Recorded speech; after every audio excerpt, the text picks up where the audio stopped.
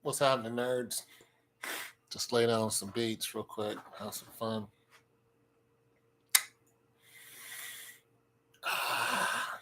Trying to do some samples and stuff like that. I'm trying to sample myself.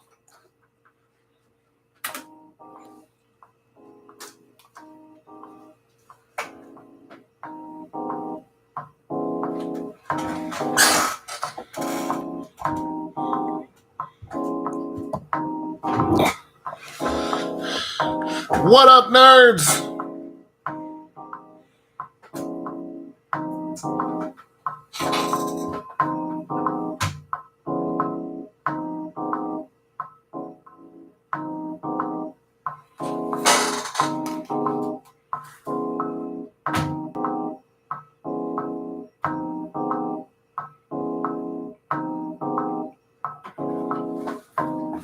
One two one two. 1 2 1 2 1 2 1 2 1 2 1 2 1 2 1 2 1 2.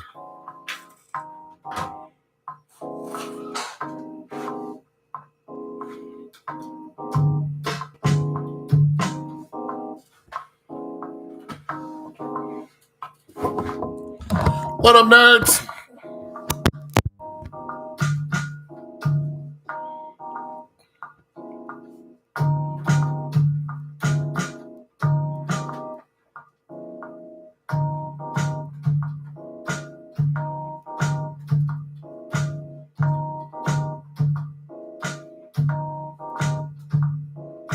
I think the sound is coming through.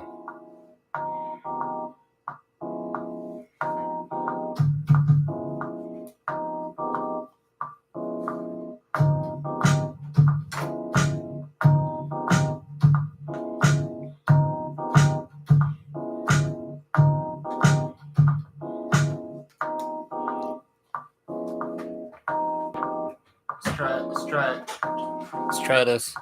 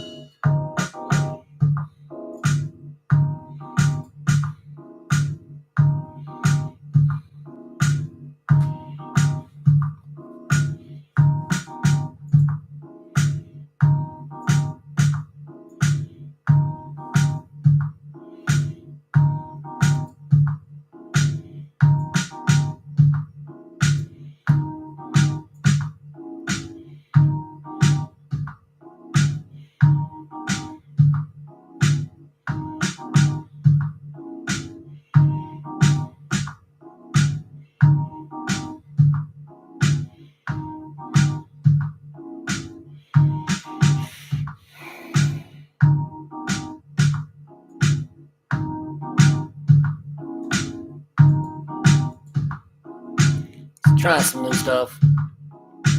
Spreader, exciter.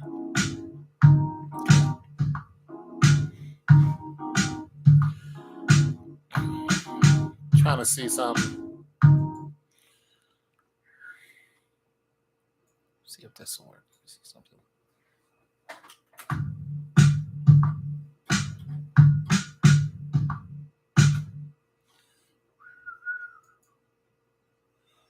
See something. All right, let me see something here. 1 2 3. Let me see something here. Lots of. Let me stop that.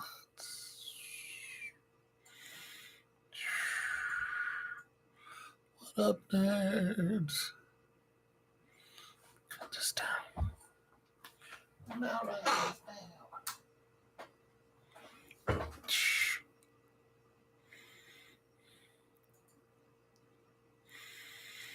One, two, 1, 2, 3, 1, 2, 3, 4. All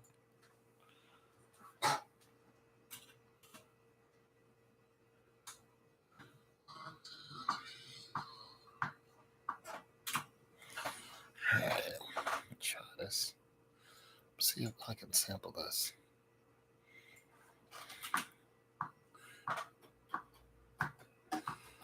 I do not know how to sample, you guys. And I really want to know how to do this, but I gotta figure. What up? What's going on, man?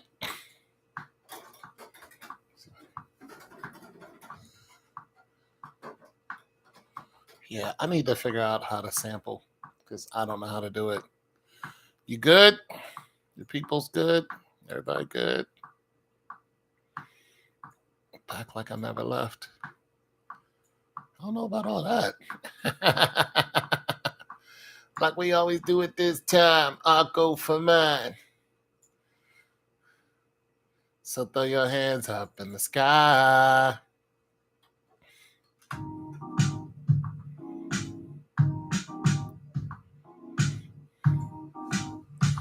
So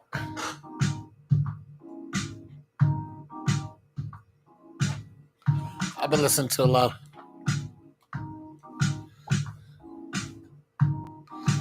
I've been listening to a lot of boom bap recently. YouTube, not the same.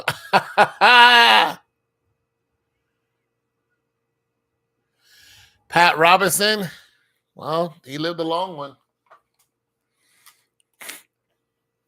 He's part of that whole. Pat Robinson's part of that whole. I think he was a prosperity preacher, wasn't he? I don't know. I don't follow those guys anymore.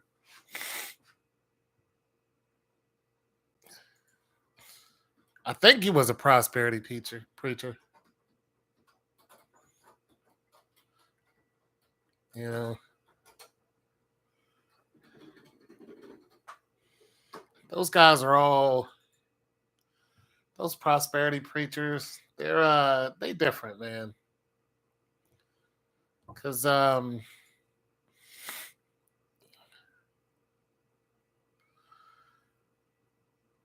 you know, they the gospel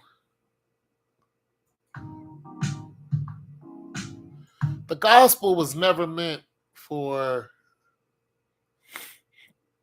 you to financially prosper. You know, I know you guys don't want to hear me talk about the gospel. But, you don't want to hear diatribes on the gospel. Even though I like talking about the gospel.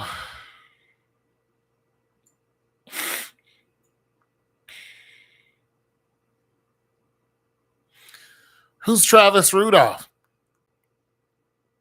Tell me who that is real quick. I mean, I can talk about the gospel, but you know, it's just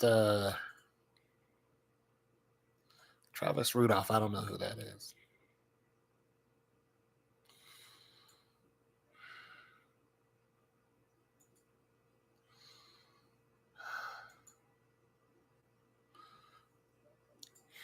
Oh, okay. Those guys are always getting in trouble. Those NFL players. Some woman is always coming out the side of her neck and blaming some NFL player for something he did not do. Yeah, set up by his girlfriend. Yeah, just to ruin their career. I try to tell you, man, you know, the women are becoming more and more. Yeah, you set up. Women are, listen, the need to procreate is a dominant force in a man's life. However, that need is being superseded by just the sheer need to protect themselves. Like when you look at Maslow's hierarchy of needs, the need to procreate is nowhere near self protection, nowhere near self protection. It's protect yourself first. You know what I'm saying?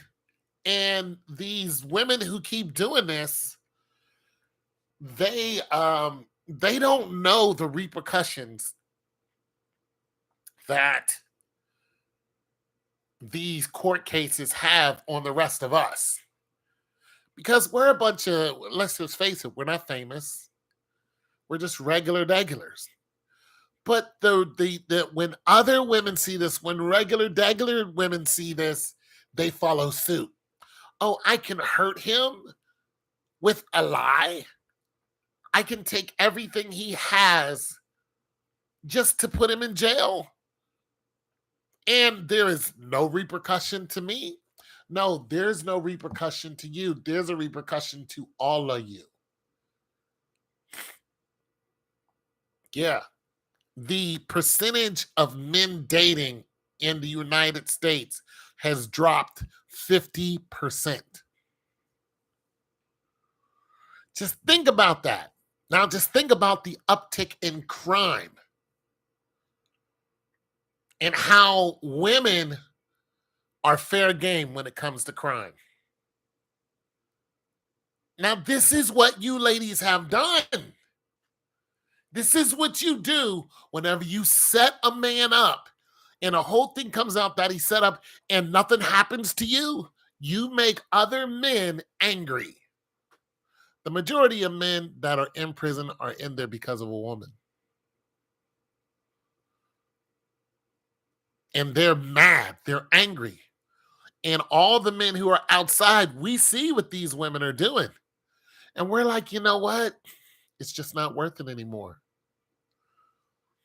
It's not. It's like you want a woman, but you're not safe in your own house. They're setting people up. I mean, you got family members just over money. Oh my God, money is one of the worst things you can have. Like having a regular, listen, you want to be safe, don't play the lottery. Don't play the lottery. Don't do it. Do not win the lottery. Get a regular job. Don't brag about how much money you have. I mean, not unless you're doing something like me. I brag about finding dimes. I actually found about 10 dimes in one day, almost all in the same spot. But you know that who cares? You know, I found $1. But you know, some of you people who have brand new this and brand new that, and oh, I just went out and bought a brand new, you know, be careful. Yeah, I'm balling with my dimes. I can talk about that because nobody is coming for my dimes. I find pennies all the time. I love it. I just found some pennies. You know, guys, you know, I found some pennies. Nobody cares. Nobody's looking at me and going, yeah, we about to do this, dude, because he found, you know, 10 pennies. Nobody cares. But let me come across, you know, $10,000. That's a whole payday.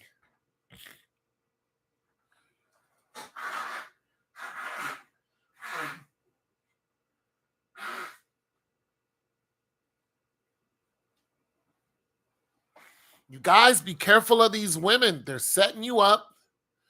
There's no consequences. Look at little TK or little TK or little whoever K. This little 14-year-old boy killed one of his. Okay, this little boy is off the chain. I won't. You know what? I won't know until tomorrow. It was for the 9th, not the 6th. You know what this little kid did? This 14-year-old boy gets on a school bus, and there's one kid on the bus. And they go target this kid, him and 3 others. They pull out a gun and are trying to shoot this kid. and the gun keeps jamming. Click, click, click, it keeps jamming. The little boy, he lived because they wasn't able to shoot him. And then that same little boy and those little boys, one of the other little boys with him, his sister was shot by the same dude. You're running with the same dude who killed your sister, who was another teenager. And all of this happened because a teenage girl and her running her mouth, and a little girl texted little TK and said, "Yo, he's on the bus by himself. Come get him." They arrested him. They arrested the other two little boys, and they arrested that girl for attempted murder. And they have a real problem because this is a 14-year-old boy, so they can't go and interview him and do all the regular stuff they can do to an adult. This kid might be back out on the street after juvenile. He might be right back on the street. But he almost murdered another 14-year-old boy on a school bus. On a school bus.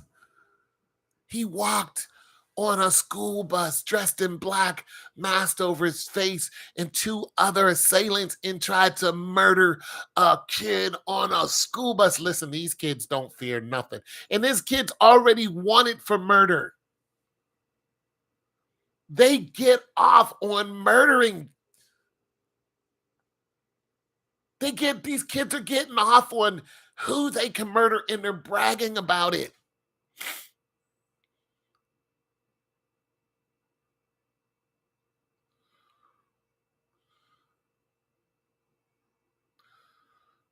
They're bragging about it. I murdered him. I murdered them. I murdered her. They're shooting women. They're shooting little girls. Don't think that your eight-year-old little loudmouth little girl can't get shot in the face, because they will shoot her. Yeah, bragging about the bodies. Don't think that little girl, little 7, 8-year little girl with the smart mouth that she got from her mother, her aunties, and her grandma, snapping at everybody and thinking it's cute, and everybody hyping her up. Yeah, that's cute. That's sassy. You're sassy. Don't think her little ass can't get shot in the face. Don't be stupid and send your little girl out there with all this attitude and all this blatant disrespect and all this delusion that she's going to beat up every little boy that's out there, and listening to all these crazy females who are carrying texts now. Don't do it. Don't put your little girl in that world. Don't do it. Because if she goes out there by herself, she's going to get eaten alive. The lions will eat her alive. They're going to chew up your little girl, and you're going to be at her funeral trying to figure out why. And it's because the music you let in your house, the shows that you watch, the violent men that you're constantly around, the constant cursing around your children. I tell the people all the time, if you curse around your children, you curse your kids to curse. They're going to be cursed. And violence is going to be a part of their life. And when they're taken advantage of, when your little 7-year-old boy is out on the block and somebody shoots him in the head, don't look at the person who shot him in the head. If that was a little crazy little boy, if he's out there trying to jump on, people and acting crazy and all this, like a lot of these families, they'll go and jump on one person. It'll be a whole family that'll jump and beat up one person. And a little boy will be kicking somebody in the face too. Do not think for a minute that little boy can't get it if they go get something and come back to that house. Especially if you're laughing at them, you're teasing them. Teach my daughter to be quiet and let your actions. There it is. You can teach her self-defense. Hell, you can teach her about guns. Do that. Teach her how to box, how to throw them bows. Teach them all that. but to be like, you are a girl. You're going to grow up to be a woman. Your job is not to go out here and kick ass unless you have to. And if you have to, here's how to throw a mean right. Here's how to throw an uppercut. Here's how wrestle on the ground. No problem with teaching your girl that. But remember, you're a woman. You're going to be a woman. These little boys out here are vicious. Don't roll up on them, get to talking smack, because they are way faster and stronger than you. There's barely any competition. They will knock your head off, laugh at you, and leave you. And when you grow up to be a woman, it is really over. Protect yourself at all times. Learn how to keep your mouth shut. Don't get into these situations. Don't do it, because it's going to be bad.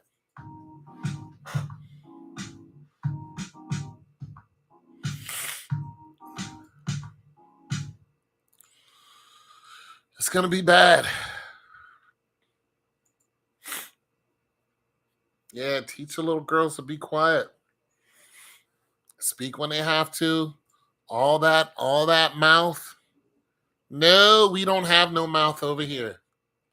Nope, we're not doing that. All that lip and head rolling and all this and I'll do that and all this period. No, we're not doing none of that. We grow up, we want to have a job. We want to be likable. We want people to come help us if we're in trouble. If somebody sees us struggling with something, that's the life we want. We want help. Somebody's getting in our ass, please help us. Help me. I'm not, even when you get old, you don't want to be a mean old lady. Because mean old ladies, they don't get help. Nobody's coming to help you. You're a mean ass old lady. Screw you. You're by yourself. You are on your own. You are mean and nobody cares now. You're 70, you're 80. Hey, you're on your own. You're a mean ass old lady. That's what you did. Now, if you was nice to people, absolutely. We're going to come help you in a heartbeat, Miss Jenkins. See, once these females get past their the stage where all the men are trying to, looking to suit them. Once those phone calls stop, once they hit 40, 35, 40, those phone calls stop. Men don't go out of their way. They don't cross town for you. Hell, some don't even cross the street for you. All that stuff that was happening when you were 18, 19, 20, 21. Oh my God, 21. You're so beautiful. Men were coming from out of town just to, help you carry groceries into the house. You know what I mean? It all dies down. 35, it's a wrap. It's a wrap. You're not the same. I'm sorry. You're not. You find a lot of these female coaches, they're having a lot of times with these hard times with these women who are in their 50s. Because these women who are in their 50s want these guys to, to do all this stuff for them. It's like, 50-year-old men do not target 50-year-old women. We don't. I'm in my 50s. I know 50-year-old women who want me to date them. I won't do it. I have no interest in a 50-year-old woman. None. They can be just as nice, but you're 50. You're probably cute as you're 50. Now 30, yeah. 30 is different. 30, you still, you know what I'm saying? You can still squeeze out a couple, children at 30. There's some value there for a 50-year-old man. There's value in a 30-year-old woman. And that's why you see 50-year-old men with 30-year-old women, because there's value there. They're like, I can see value in dealing with you. I can get a kid out of you. I probably won't leave the planet, hopefully, until I'm 70. That's the average age, 75. 75 is the average dying age of a man. I'm 75, you're 30 years old, boom. Marry you, have a kid within what, a year? That kid will be 20 when I'm old. Hell yeah. I'll get some help when I'm older. 100%. 100%. I'm 75. This kid will be a strong 20, helping me around the house. Absolutely. Whether it's a male or a female. And if they have kids early, now I got grandkids. Oh, yeah, absolutely. This is what you can't get from a 50-year-old woman. That's why you don't look at them the same. You look at them and you go, I know you don't have any eggs left. I'm not really trying to. You don't have no eggs. I'm not trying to, be all in your face and spend all this time with you. You don't have any eggs.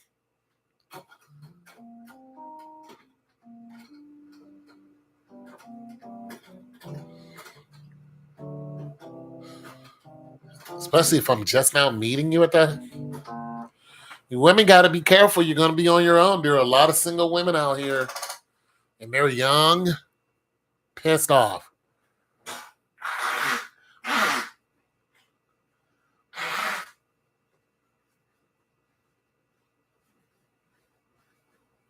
Anyways, Pat Roberts. I think Pat Roberts was a prosperity preacher. I think. I'm not sure.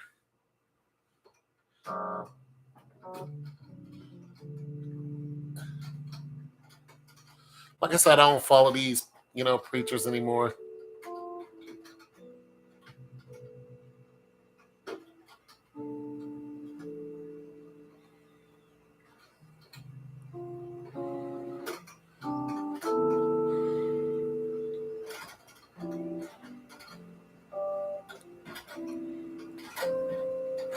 I don't follow these preachers anymore because a lot of them are just wrong. They're not saying anything worth listening to. And a lot of them are, listen, they're out there for the money and for the females.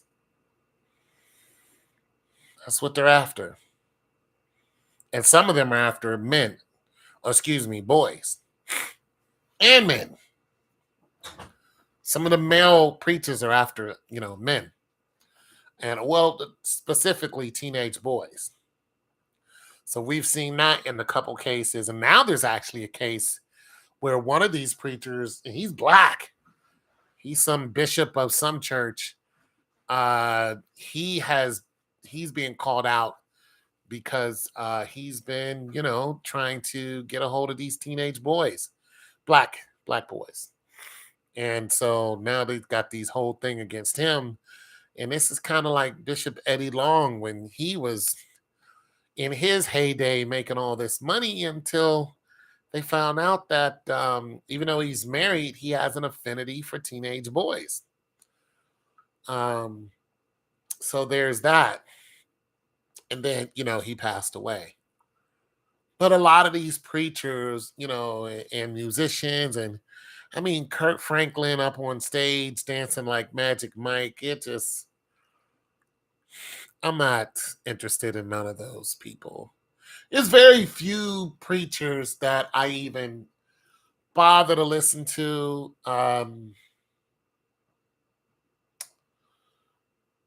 You know, I like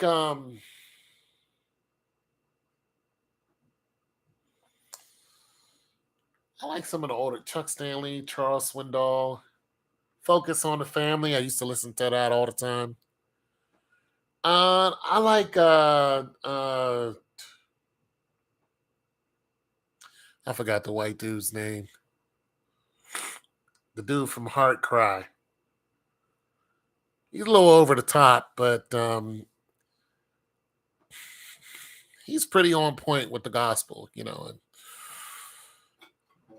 the gospel of Jesus Christ. He's for real with it because he's a missionary.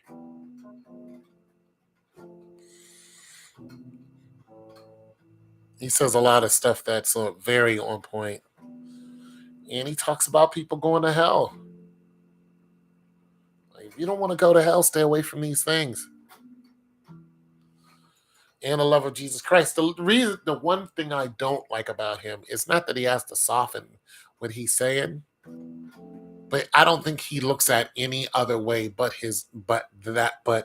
just this is one way of looking at this. Now there's either heaven or hell. This is very true. Uh, but there's also circumstances, and I don't hear him talking about a lot of different circumstances. And that I don't, you know, because listen, there are some people who are living in some very harsh atmospheres, and to tell these people to do or not to do within their realm and within their scope of reality, it's like this is not even possible for me not to, like turn the other cheek. Just let somebody hit you. And are you mad? Do you realize how fast you'll be swept up in some of these places if you let somebody hit you and just pray for them? No, you better pack a deuce and crack them in the head. Like you have to, or your whole family's wiped out in an instant. And this one reason why I'm like, bro, you can't do that. And you can't, and then you can bring up some place you've been where it's just crazy as hell. You're still looking at individual people and their upbringing and their reality. And I can't walk into somebody's home and say, hey, stop doing this, especially if it's about survival. What I can tell them is strictly what the word says. And I can tell them to incorporate God into their life. And then let the Spirit of the Lord handle them individually. But I can't tell them, look, go outside. And when you get there, let somebody, no, I can't do it. I can't. I won't do it. I will not. I will not send somebody outside believing that God is going to stop them from getting punched in the face unless the Lord said, go out and you will be protected if you go to this place. If the Lord sent them, if the voice of the Lord and the Holy Spirit compelled them to go to a place, and do not, say anything, because God is known for that. When you get here, don't say anything. Or when you get here, don't do anything. Just do this. If God sent them and says, hey, you'll be protected, and then they're protected, that's different than if I say, I don't play those games. There are people who are living in some crazy conditions. And this is why some of these preachers, prosperity preaching is just wrong. It's wrong on every level because it's all about money, and they live in these huge mansions. And Jesus Christ was born in a manger. He was born on straw. And all through his life he was not rich, even though he knew rich people. The doctor that he knew was rich. He was a rich man. Jesus was a carpenter. Name me a filthy rich carpenter who lives in these huge mansions on all these acres. You don't know not one. He was a carpenter. He went and he worked every day. He was a blue collar worker. That's what he did. So I don't listen to prosperity preaching. Um, some of these other preachers who just, they're making up stuff. Now you have preachers who are 100% homosexuals. And they are up there preaching and saying, God's binary now. Now the Lord that always says that he's a he, now he could actually be a she. Now he could actually be, well, God can be anything. Well, we believe that's what they go, but they don't look in the word and say this, but they're leading people, they're preachers.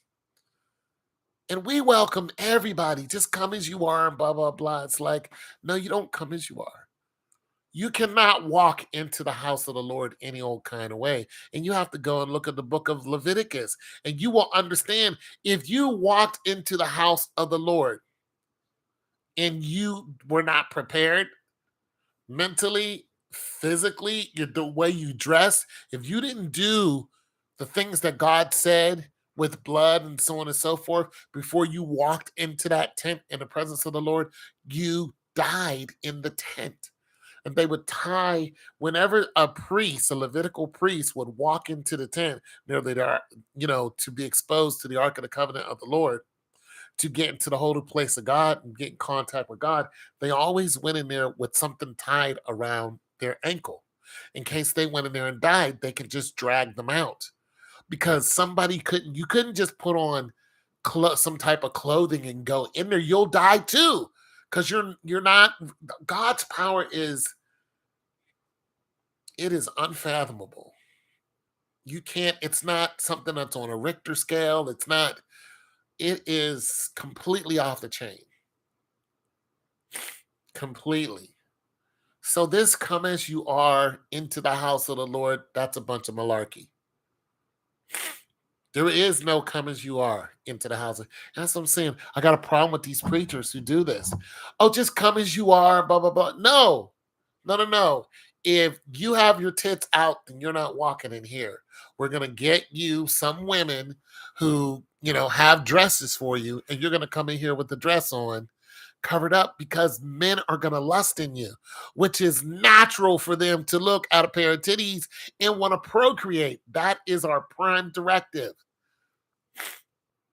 God's not having that in his house. He's going to be like, no, these men aren't concentrating on me. They're concentrating on you because they want to take you out in the parking lot and then, relieve themselves. And then they'll concentrate on whatever until it's, that kicks in again. That's the nature of man. We need to procreate. We need to, our prime directive is we procreate, we die in the next generation. Boom, boom, boom. So it's even hard to tell a man don't have sex. There's all kind of scriptures on sex. It's even hard for me to tell someone to get married. I have to always refer to the scriptures when it comes to that. Because, women nowadays, they're divorcing their men left and right. And in marriage, when a woman gets married, she feels that she doesn't have to have sex with you all the time. She feels like she controls the sex. So, once every 2 or 3 months, that's all you get. However, your prime directive is still there.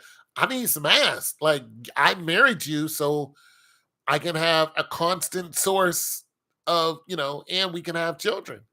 Oh, no, it's not going to happen like that. You'll get it about once every 3 months, and it'll be for 5 minutes, and then you got to go. It's like, absolutely not. So what do men do? They go and seek it somewhere else. And now there's all kind of sin going on. And they usually seek out prostitutes. And this is what the scripture says.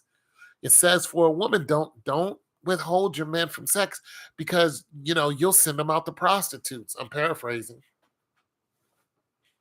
You will send your man out to seek out prostitutes. Why? Because of his prime directive. God knows this. The Lord knows this. He's like, I know men want to look at women and they want to have sex with them. I know this. I need men to look at a woman and desire her. However, there are confines that, you have to abide by, so you don't fall in the sin. You can't look at a woman and lust in her, but you can look at a woman and say, you know what? That's my type of woman. But you can't look at a woman and be like, have all these lustful thoughts in her. But you can look at her and say, you can desire to have a, godly relationship with her. There's nothing wrong with that at all. And there are, I mean, and especially when you're talking about black women, yeah, the flesh is weak, but black women are notoriously voluptuous. This is why European women try to mock them. They try to get their lips, their hips. Black women are born with these things. These are aphrodisiacs, and everybody wants them. This is why the black woman is the most oversexed woman on the planet, because everybody wants a piece of her. They're the most hypersexual woman on the planet because they look the way they do. It's just like it's madness, and they're born like that. Like, how's it possible you're born like this?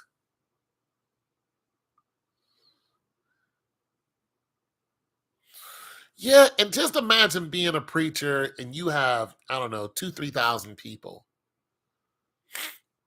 The majority of them are going to be what? Women. Women. And here's the thing, they're going to be single. And if you're a preacher for at least 10 years, you got to understand, if if that little girl is 7, that's what I'm saying.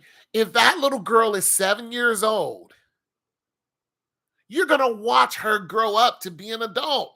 If she's 7, 8 years old, you've been a preacher for 10 years, now she's 18. Guess what? She is available. By God and country, she's legally available. And you're in a position of power. She's looking at you. That's what I'm saying. So you got to understand, like, there are confines that you have to keep when you're dealing with, being a preacher. And we're just talking about a couple thousand people in your church, let alone if Bishop Eddie Long's church is huge. Plus, you're known all over the world, and Creflo Dollar and all this. I mean, it could be really, really, really crazy. And these are single women. They hit 18 years old. They're looking for a suitor. You have money, you have fame, you're the man of God, you have a house. People look up to you, people respect you. Other women desire you, which is a huge thing. When other women desire you, then the more women that come to you. And these women are in competition for you. Like, this is not the only available woman that's been looking at you. You also have her mother, her auntie, her grandmother. They've all been looking at you. Her cousins, her sisters. You have court cases now where men are getting sisters pregnant.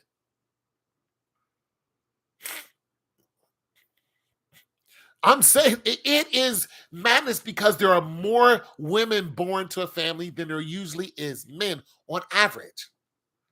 And now you have sisters. It's 100. You have sisters who, listen, and this isn't even a trap.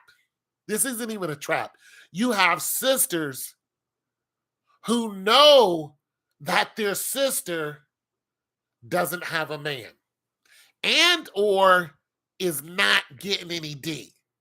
And you know what they do? Nah, I never dated 2 twins at one time. But you know what they do? If they call their sister and they say, "Hey, this guy did this for me, but he's not my man. What do you need?" Like this one sister was like, I'm dating this guy, but my sister wants a baby. So she called her sister over and was just like, he'll give you a baby. You think that's uncommon? No. No. I've had a sister call her sister on me. And listen. She has two sisters, right? She is like, well, shoot, my sisters, blah, blah, blah. She's like, even my mother, blah, blah. Like she was trying to say, hey, all of these women in my family are all available. That happened to me. She even had two daughters, just like, eventually, are you going to teach them, about all this? I was like, no. I was like, I'm not going to do that. But did that happen? She asked me this. I was like, wow, you just, and if her mom would have been like, hey, yeah, I'm with it. If her sisters would have been like, absolutely, let's go. And just think if I dated her for, until her, kids became of age, she was like, yeah, go ahead and teach them. This happened to me. I kid you not. Except I told her no. I was like, no, I'm not going to do that.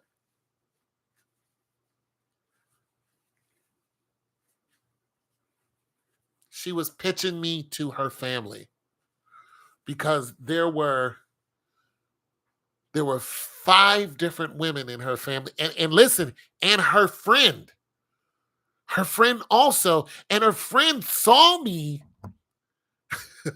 Her friend saw me. Her friend saw me at a club and walked right up on me.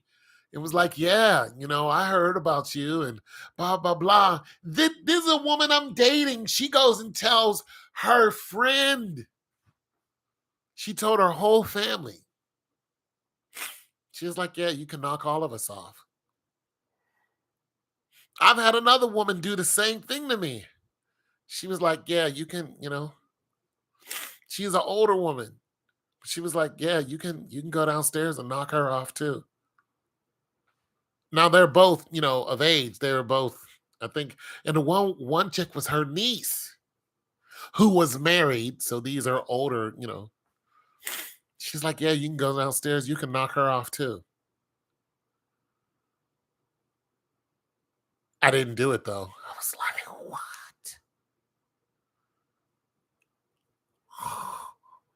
I was like, what? Bro, there are not enough women in the world. Excuse me, there are not enough men in the world. And these women, when they feel comfortable with you, this is what they do. But you can't do that because, once again, there are scriptures that are against this. But it's like, but men get caught up into these things. And once you find this situation, it's not easy to get out of. It becomes very, very, it's just not. This is why you're just like, no, don't. I don't want, because it's a bad situation. But nonetheless, this is some of the things God talks about in the scriptures. Like, listen, God's like, if you're dating a mother, don't touch the child, don't touch the daughter.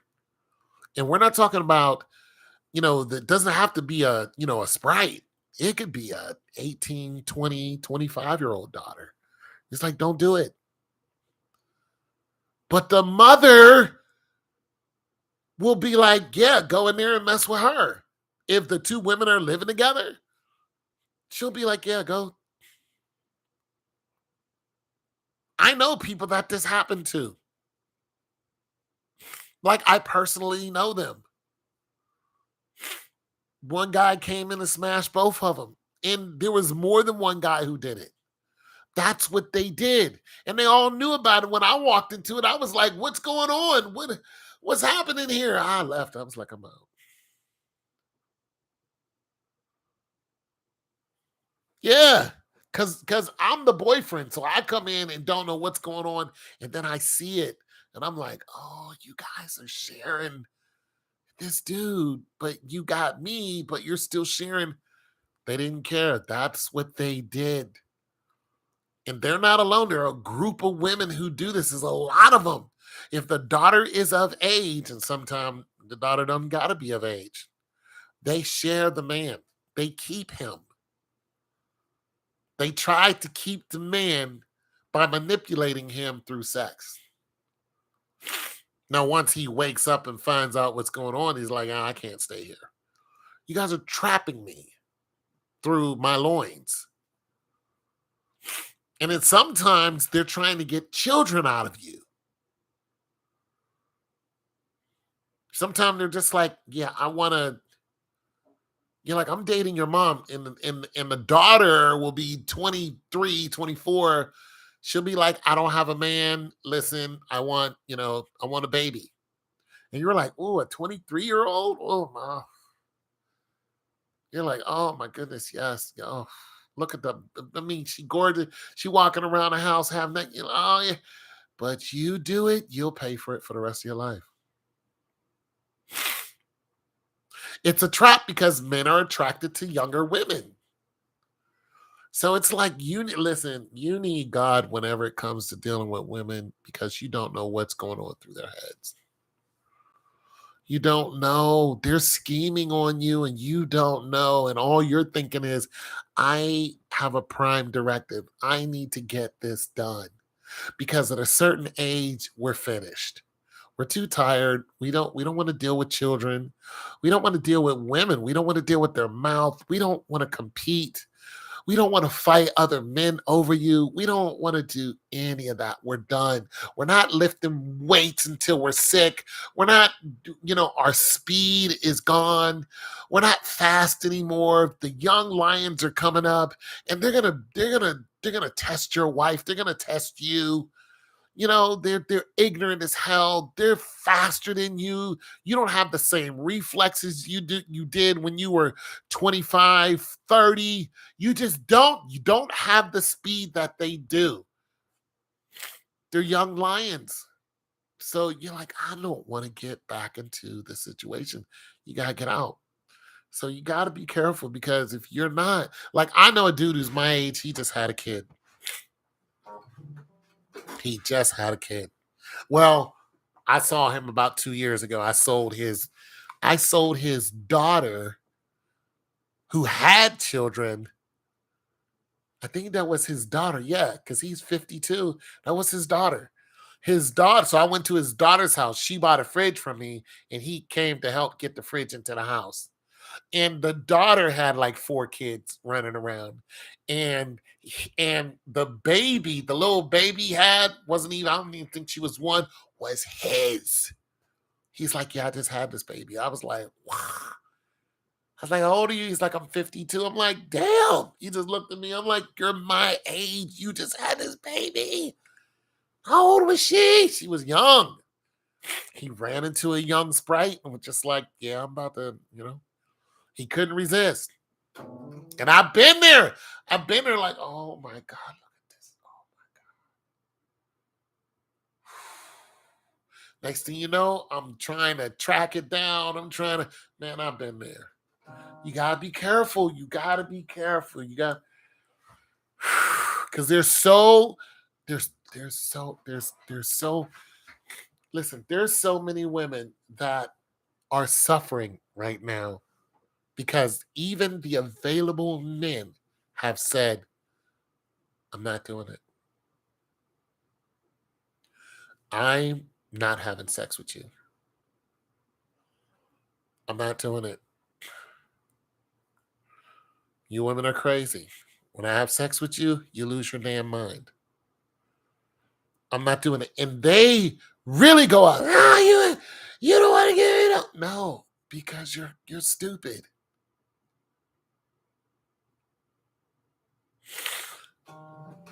I don't think it's for me. I think the Lord or really have to convince me to deal with one of these goofies. The Lord knows that. When you said I'm a grumpy old man, you are correct, sir. I am not a happy person. I'm not. I'm not enthusiastic about dating females. And I just don't look at them the same as. No, I'm a grumpy old man. I don't look at females and go, yeah, I want to. Now, do I still want to, like, do I like some traits? Love traits about them. The way that when they smell good, they smell so good. You know what I mean? The way they look, they're soft and all that. But I know they're crazy. I don't want to deal with the other men that are competing for her because I'm not protecting you and you're stupid. I think a lot of women act this way because they get off on it. They want to see men, what man's going to do what for them. And I am not. Listen, you want to act up and you want to be around. Like, I used to date this chick. I loved her too. She went out and found the craziest jailbird she could find, who would curse her little kid out. Her kid's in a wheelchair. He'd call her kid all kind of names, call her all kind of names, went to jail, calling her from jail, calling her all kind of names. She's in love with him. I said, I give. I'm like, why would you be around? He's calling me all kind of names. I'm like, what are you doing here? Because if I start calling you those names, you're not going to like it. Don't call me that. But you want this man who beats on you, talks to your child like they're nothing. You're in love with. Get out, get out, get out, get out. I can't. I can't. I can't. I can't, bro.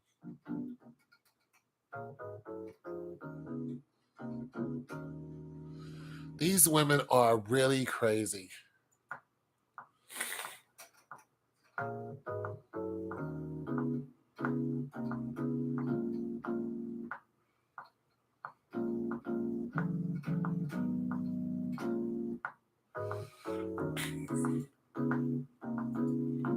They're really crazy, bro. I can't.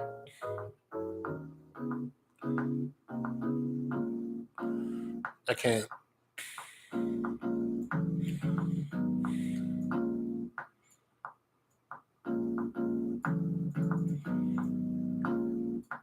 They love guys who are going to kick their ass. And I'm just not a guy who's. They love ass kickers. A long time ago. Why you ask?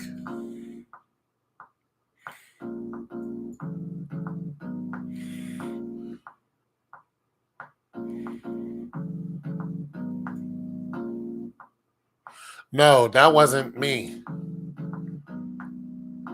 That happened around my house. That was some Latinos. I was riding my bike over by the lake, and they got into a car accident.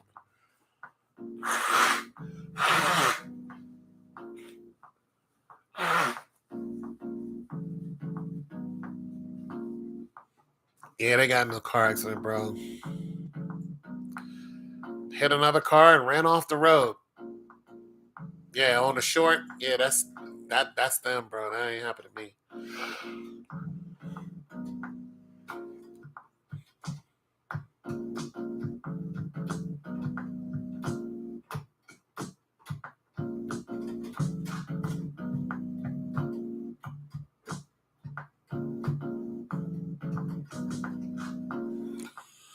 Yeah.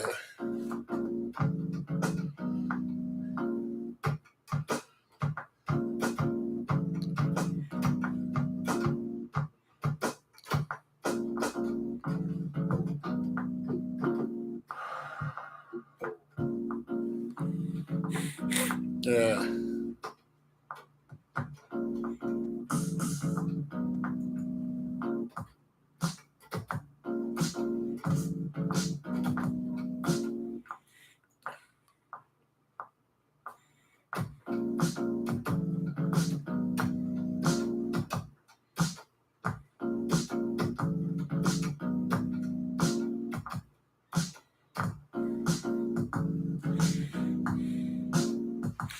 Yeah, somebody ran somebody else off the road.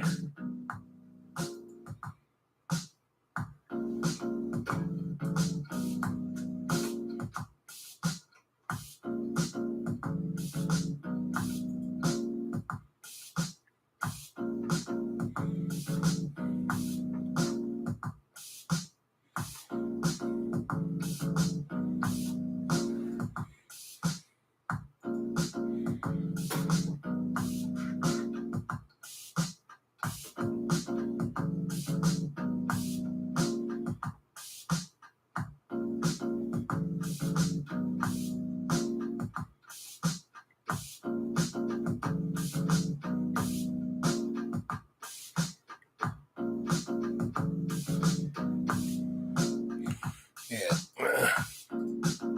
Yeah, these women, man.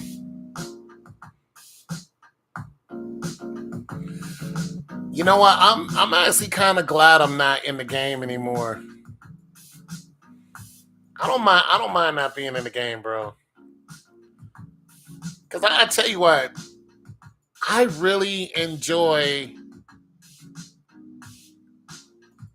just being. I really do, bro.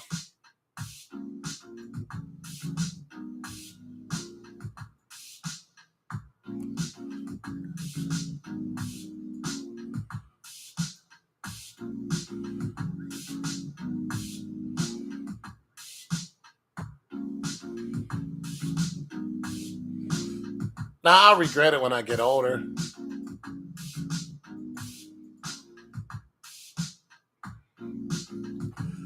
You know what I'm saying? I already know that's coming down the pipe.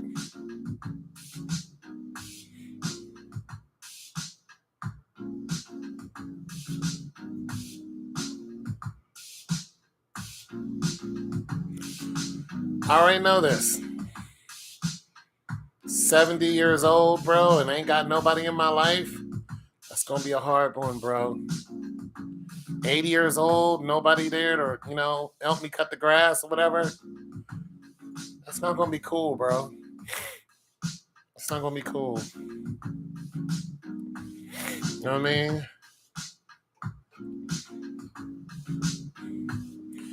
However, there are some people who are that age and they're doing good. Doing real good. I was at the gym yesterday, man. I pulled a muscle in my back. But I was there yesterday, man. I did some military presses, sit down with 75 pounds. I started off with 50, did 2 sets. 75, did 2 sets. I did some of these, did some of these. Ew. Yeah, bro, I got it in yesterday.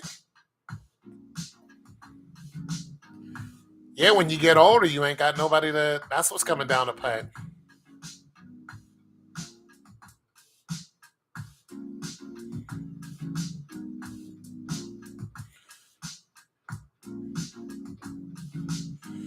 That's the advantage of having children.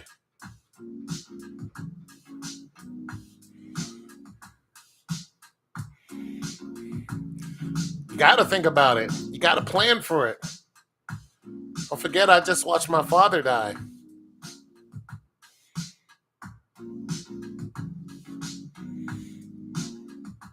Died by himself. He had to call on us for help. He couldn't move. He couldn't stand up. Yeah, I'm thinking about it. You better think about it.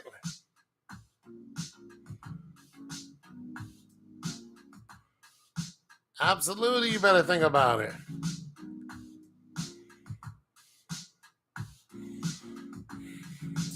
mean, besides the point. But thank you. It's just, a hurting thing to see that and then think about your life. You're like, damn. You watch a strong man go out like that, you know what I mean?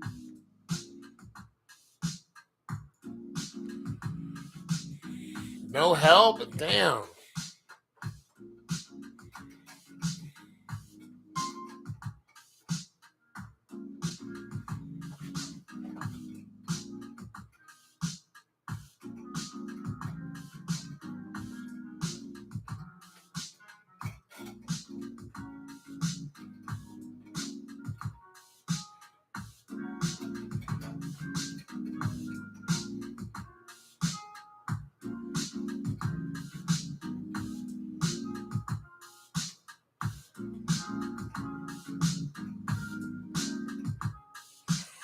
You ever hear Morgan Freeman was talk about how his wife left him. He had all this money, fame, people know him. Doesn't mean anything because now he's like, now I'm old. It's like, damn, Morgan.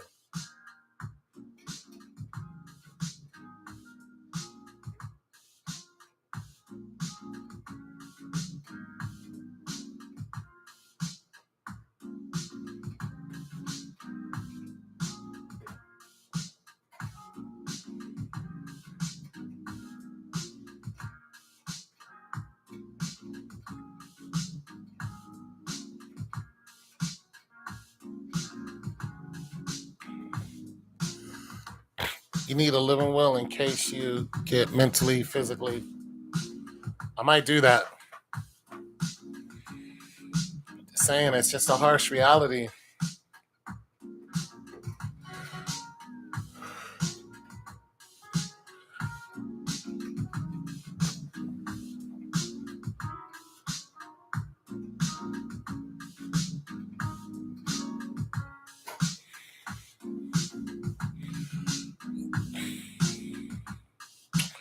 This is a harsh reality, man.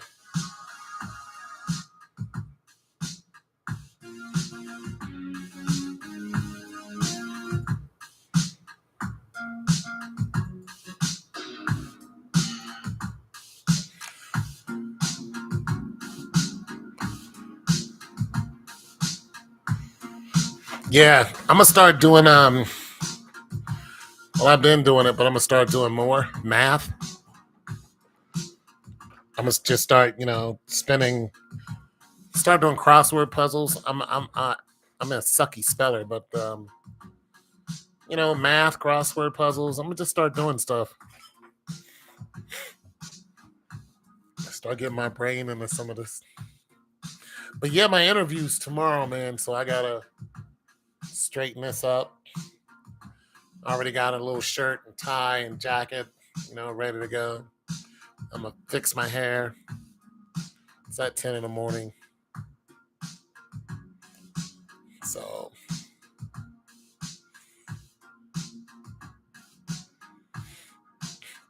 yeah.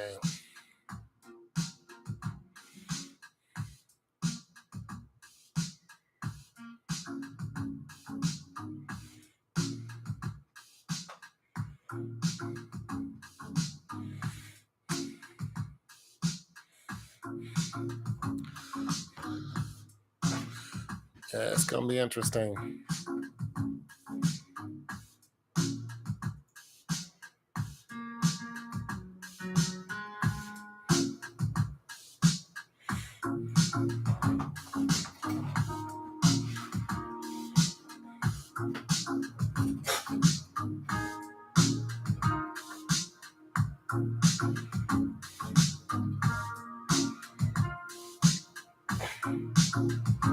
Thanks.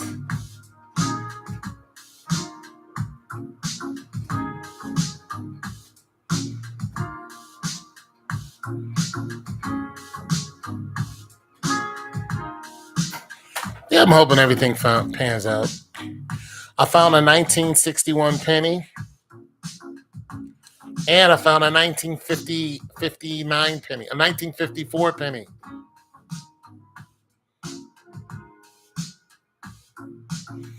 Isn't that cool?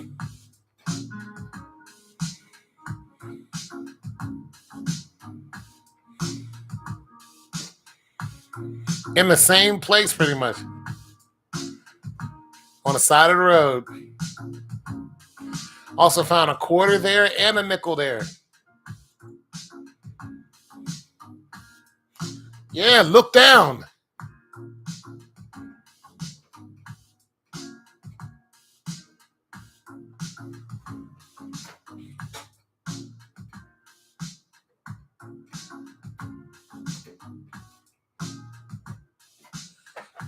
I guarantee you're gonna. Hey, I found a dime today and some pennies.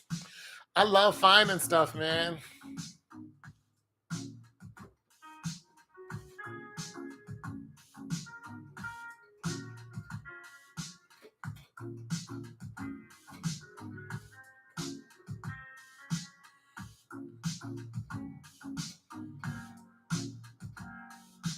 I love finding stuff, man.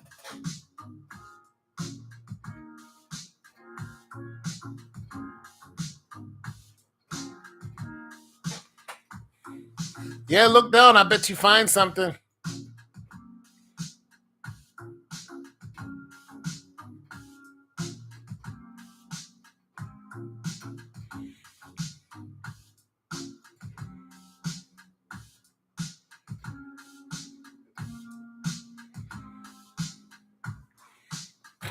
I bet you do.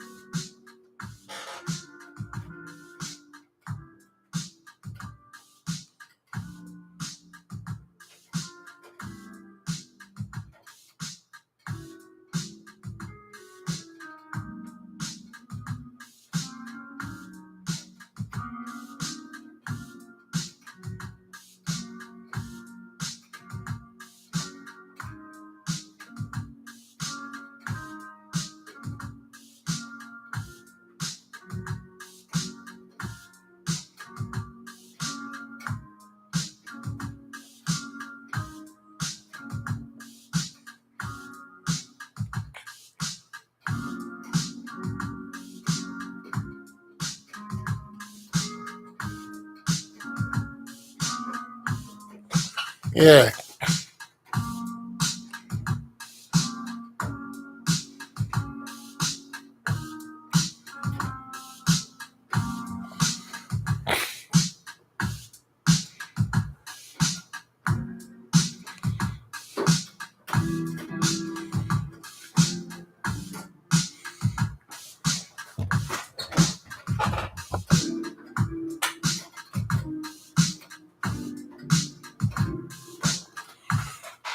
Yeah, I bet you find something while you're out there walking.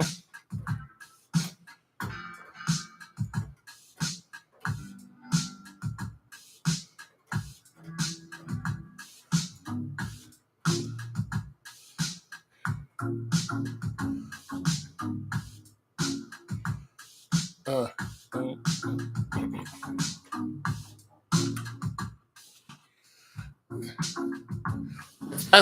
especially if you're in a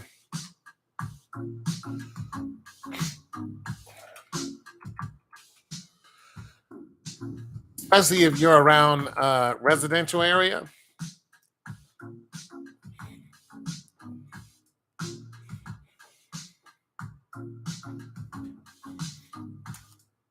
Oh, you want to play? All right.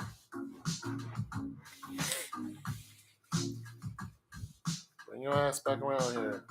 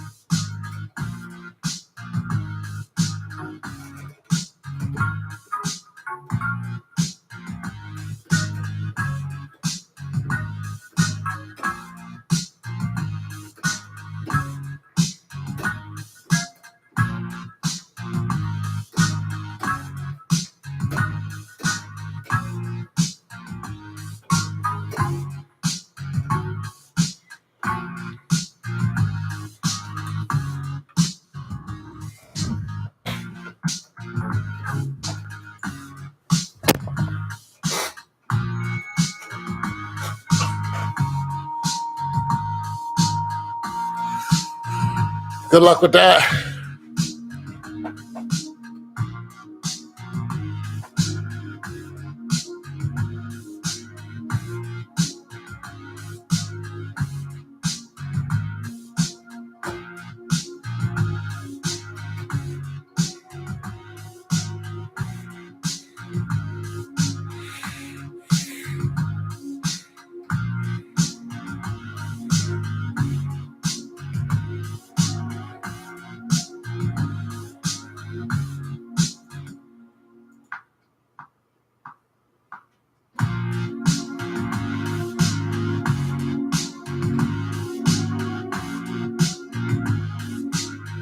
Thanks.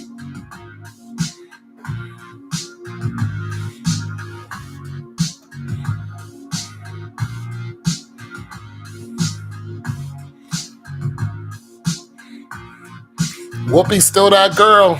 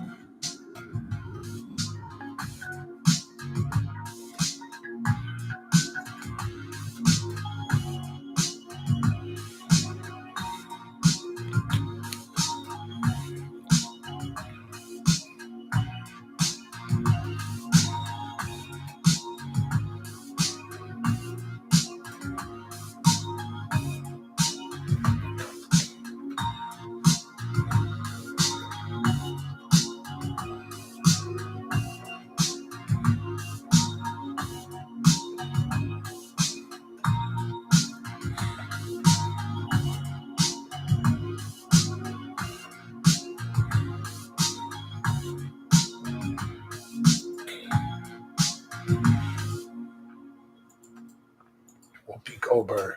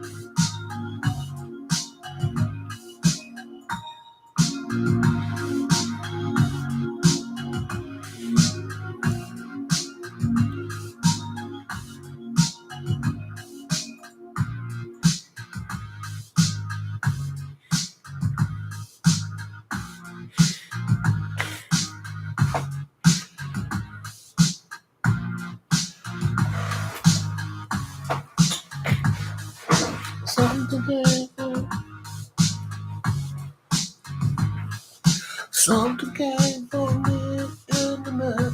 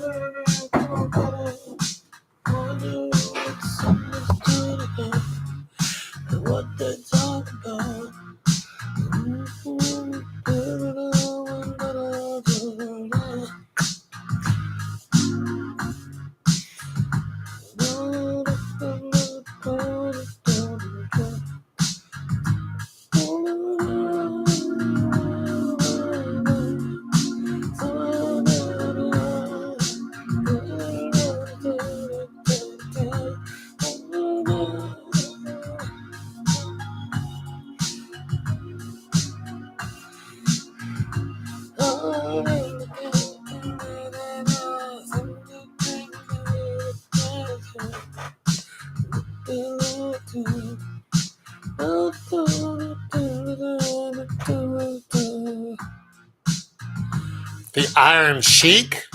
Don't know who that is.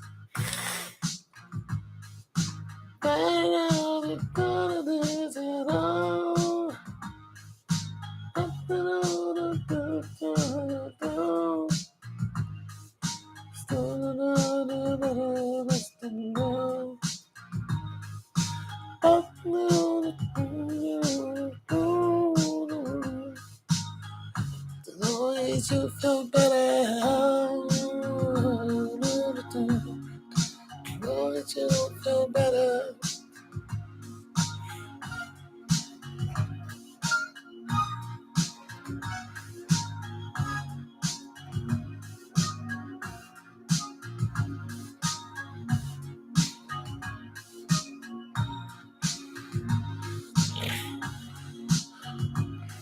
Still don't know who he is.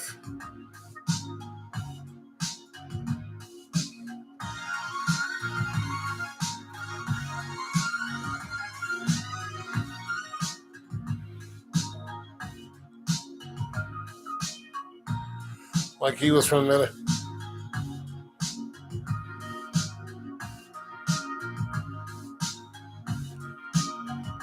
I see there's a couple other people here. How you doing?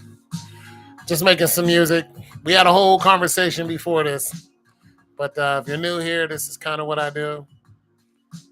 I have a whole conversation and then I just make some music and we just vibe to it. If you like it, hit the like button. Thanks for stopping by.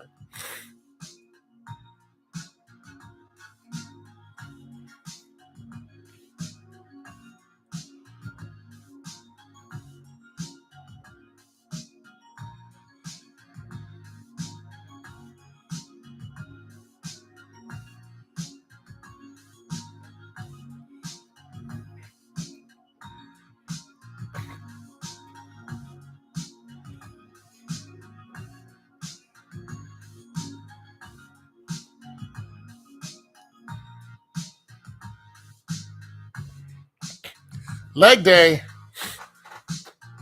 Yeah, I'm hitting legs next time I go back. I'm not going to do any squats though because of my back.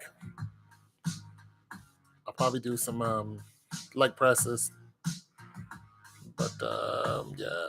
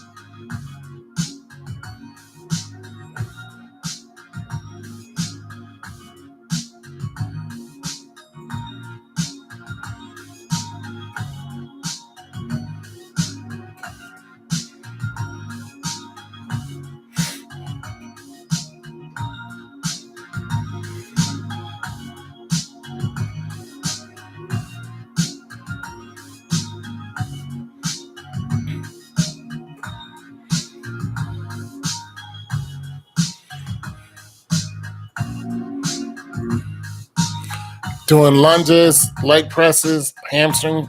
Okay. I got to get back on my hamstring game. I'm just now getting back into the bench. So what I'm trying to do is build up my shoulders because I can hit 365 on the Smith machine. But no, I can hit I hit 385 on the Smith. What up? How you doing today, Capers? So I hit 385 on the Smith machine, right? But after that, I'm thinking, yeah, now I can go to the regular bench. No. Son, 225 had my shoulders hurting. I was like, oh my goodness, I can't. I hit 225 twice. I was in pain. I was like, oh, what's going on here? So what's happening is when I hit all that weight on a Smith machine, it's hurting my rotator cuffs. Shoot, I'm dealing with it. It was hurting my rotator cuffs. So I realized in order for me to, keep messing around with 365, 345, and then jumping to 385, if I want to do that on a regular bench with that metal, where I have to control it, that's the thing about the Smith machine. You don't have to control it. You can just press on it and boom, and that's what's hurting me. Because I'm just going, damn, I'm putting all that torque into it. I'm not balancing it or nothing. I go to the regular bench press. You got to balance it, bring it down, and you can't just push on it any old kind of way, and it's gonna move. And all of those muscles are not building up. I'm building up the muscles to push something, but I'm not building up the ones to stabilize, and that's where I'm finding big problems. Yeah, so that's what I'm saying. I switched to dumbbells. So that's why I was doing 75 with military presses because I need to build up my shoulders real good before I get back on the bench. And I mean, I did 275 twice. That's fine with me. I'm not, my goal was to try to get to 405. But I don't know about that now.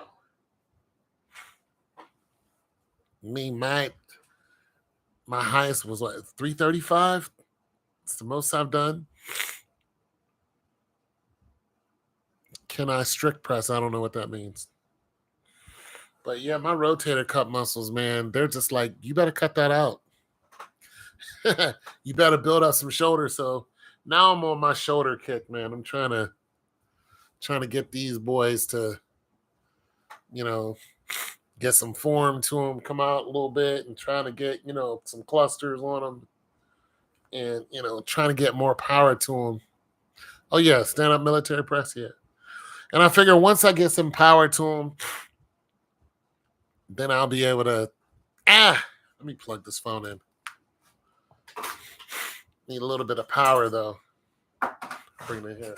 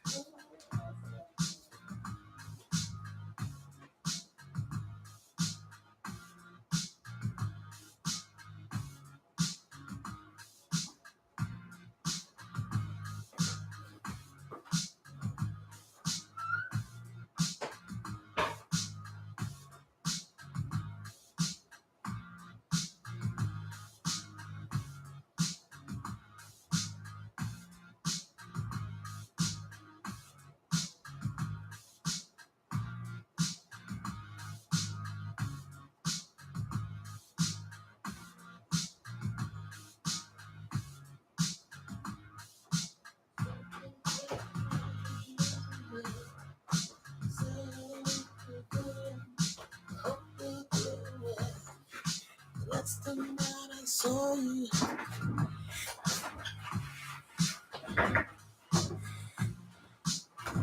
Yeah, I do stand up.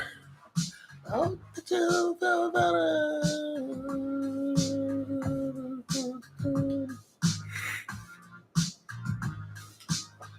This beat is pretty fly. Give it to him.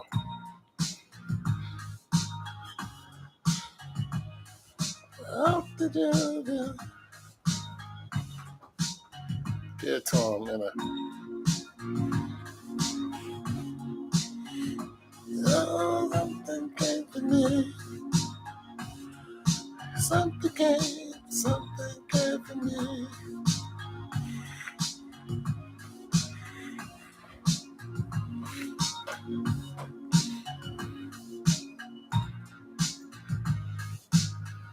It's for me in the night. Somebody else is here. Hello, how are you? We're just vibing out. Free to vibe with us if you like. If not, thanks for stopping by. Hit the like button if you like the music. We're just, I'm just making random music and chilling, talking about whatever comes to mind.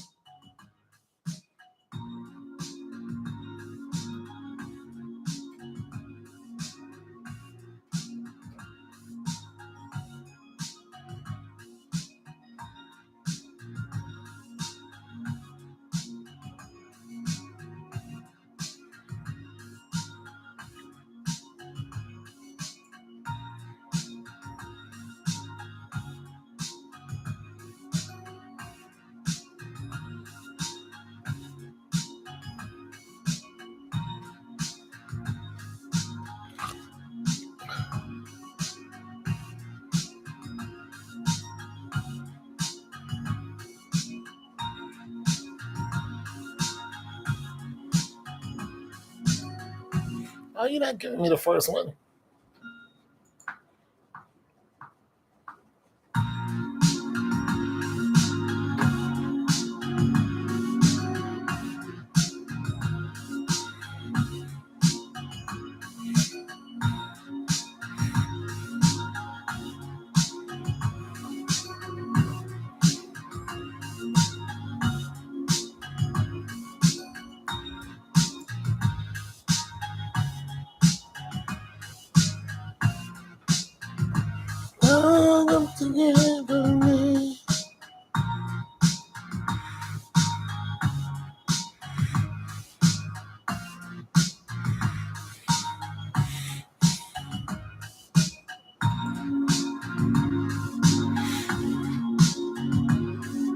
How far are you walking?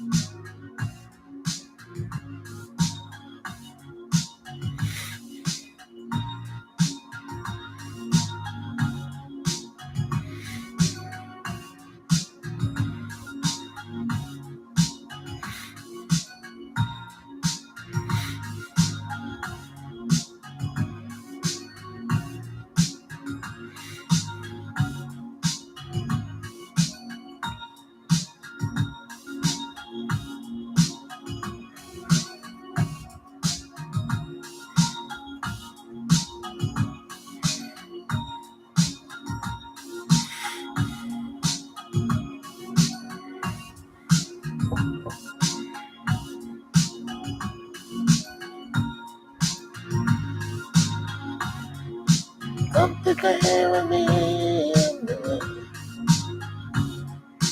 Something can better. Something can me.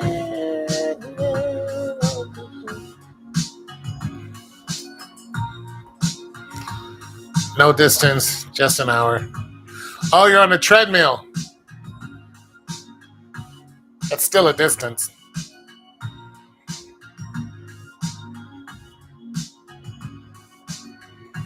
It's a distance, bro. That's a pretty cool song.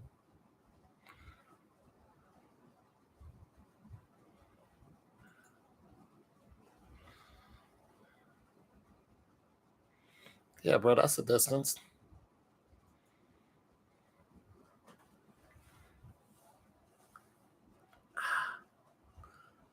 Get that little. Oh.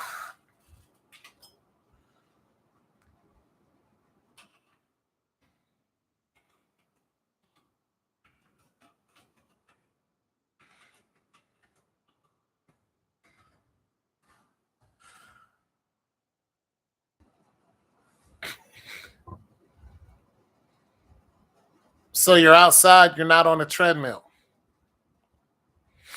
Bro, I don't even know. You're not walking around.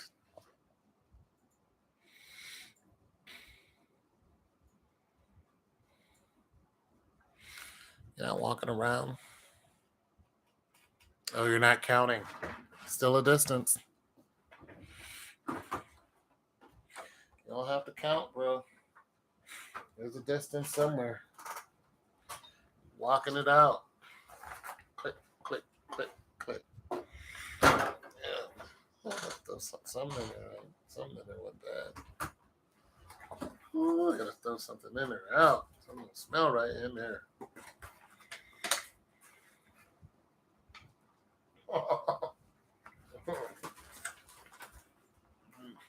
Me being a Neanderthal.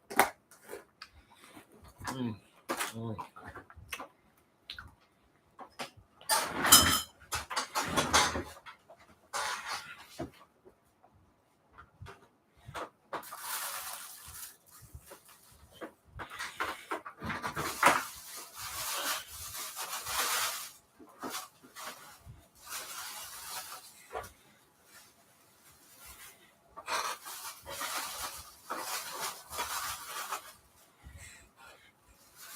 Something in there smells terrible.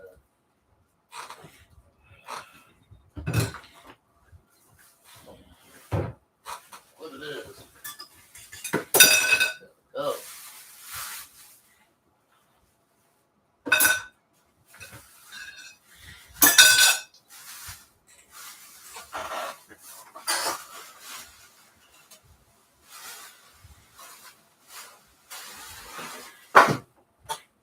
What that is? It's got to go.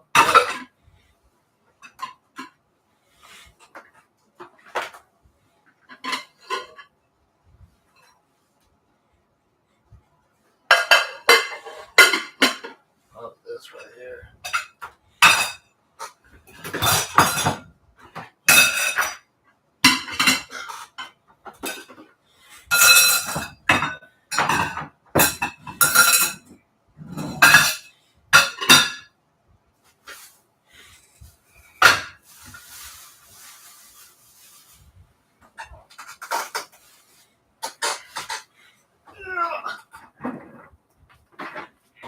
That knees, boy, the knees.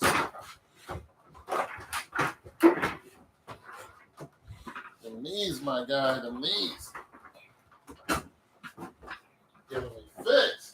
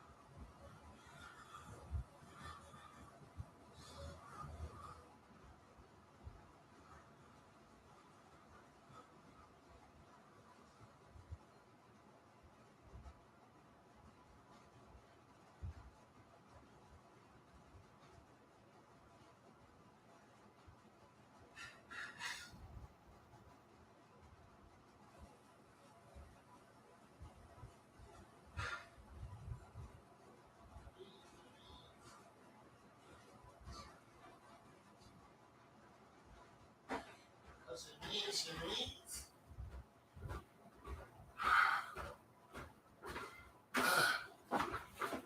That smell.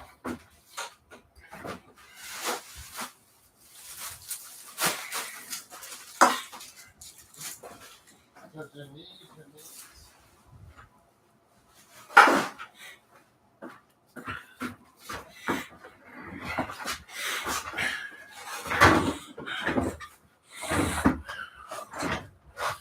Time is my focus on distance. Around 25 minutes. I count. You count when you run? I miss running. I miss it a lot.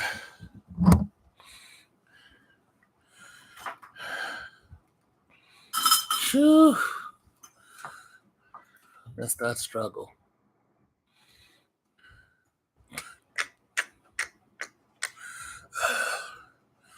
Coughing up.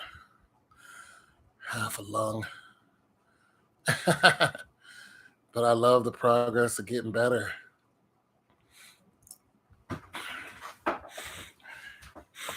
Love it. Like, okay, half a mile. Let me get a half a mile in. Woo, struggling. Come back a couple days later. Okay, not so bad. Ah, ah.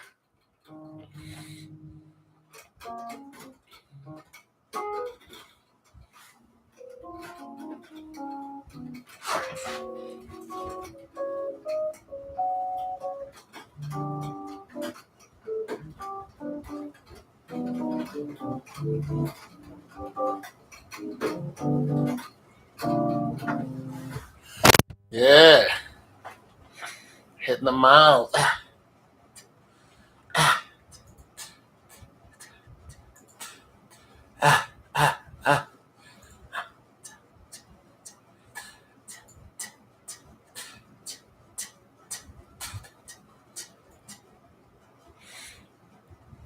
Nothing like it.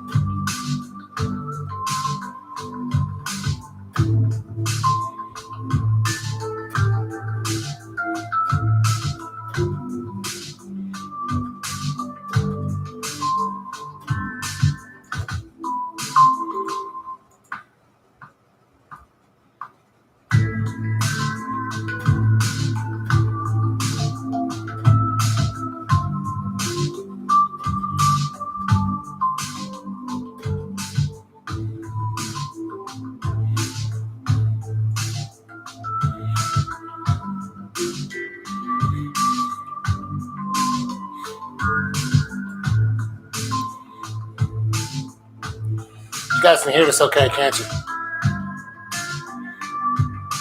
Let me know if I need to turn it up.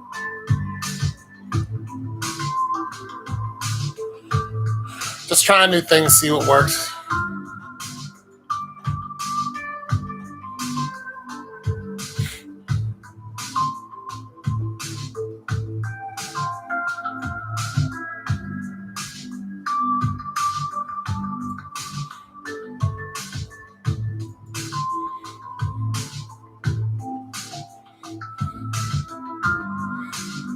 That's hard though.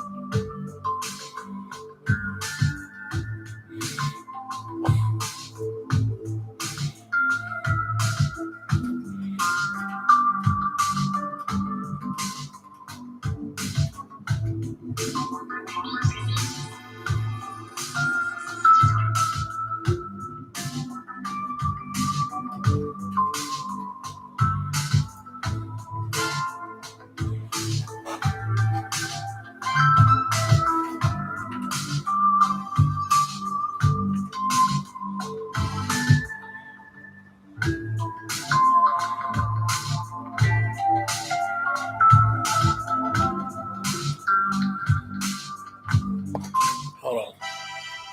There's a lot of it's because I'm not using the bus. There's a lot of reverb. So the reverb is kicking back.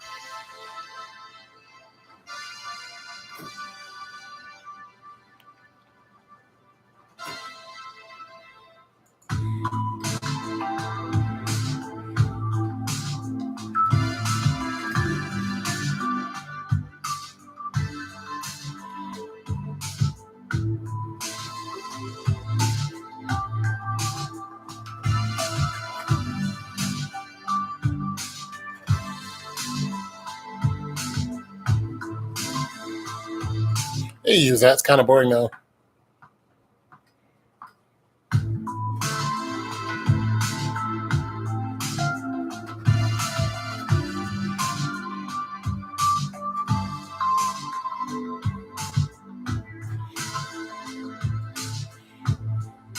Thanks for the like.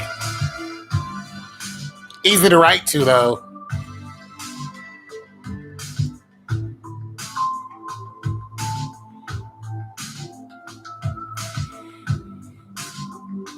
Oh, you go right to this real good. Big Tone. Like the little one. Shoot. The interview is actually tomorrow. I gave you guys the wrong date. I thought it was on the 6th, but it's the 9th. And my goofy ass was sitting up here with a suit, with a shirt and tie on, tight ass suit jacket, you know, waiting for the video meeting to start. I got the calling in. It's like, why ain't nobody pick up the phone? I'm here. Let's go. I went back and looked at the date. It's a 9. I said, I feel a little stupid right now. It's all good though.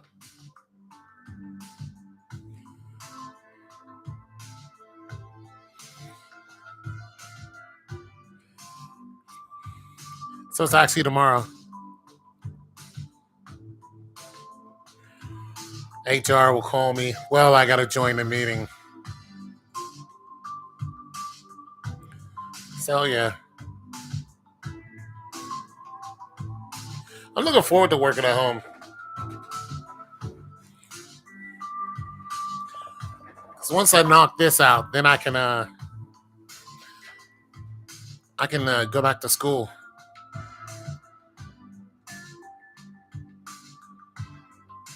Yeah, it happens.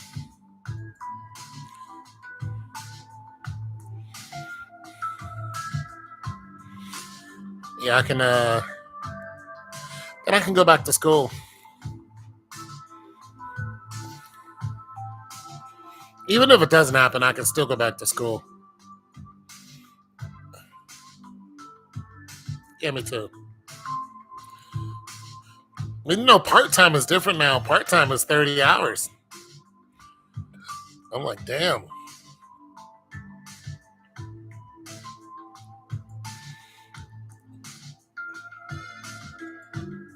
Part-time's 30 hours up in this piece.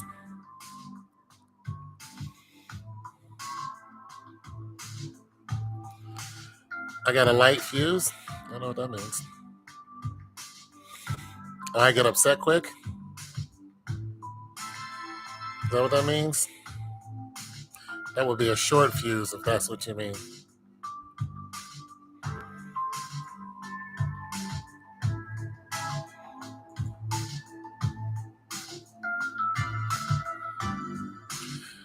Natalie, you're island queen. Natalie ain't no island queen. She's American.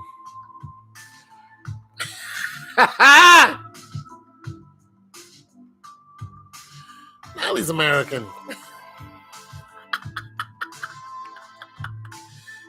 Island queen. Natalie's American. What, DC? What happened? Fill us in. What, DC woman?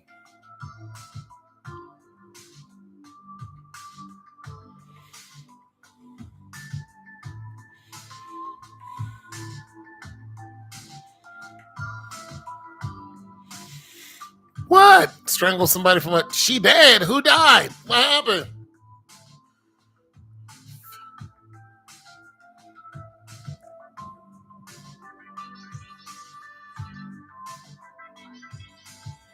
Who died? How?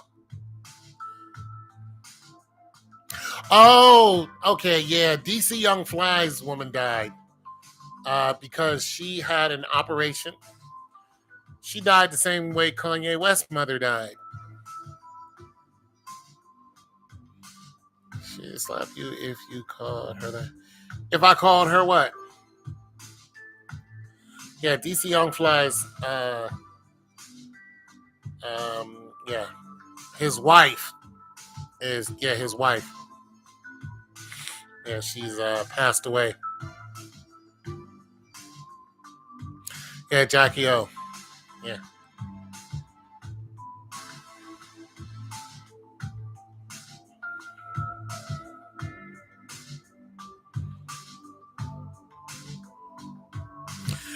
Under the knife. She went up under the knife and didn't recover. Yeah. Yeah. She is American. Natalie's American. What are you talking about? She's born in America. She doesn't have a green card. She's American. Where and how do you recommend a beginner get started on Logic? Okay, so she's American. What? That's not a slight. It's the truth. Natalie's American. Now her parents are from the islands, but Natalie's American. She's first generation American though. Now that you can say. How do you get started on Logic? Okay, so if you have GarageBand, then you have an idea because Logic is just the next level to GarageBand. Yeah, she's Haitian. Her parents are Haitian.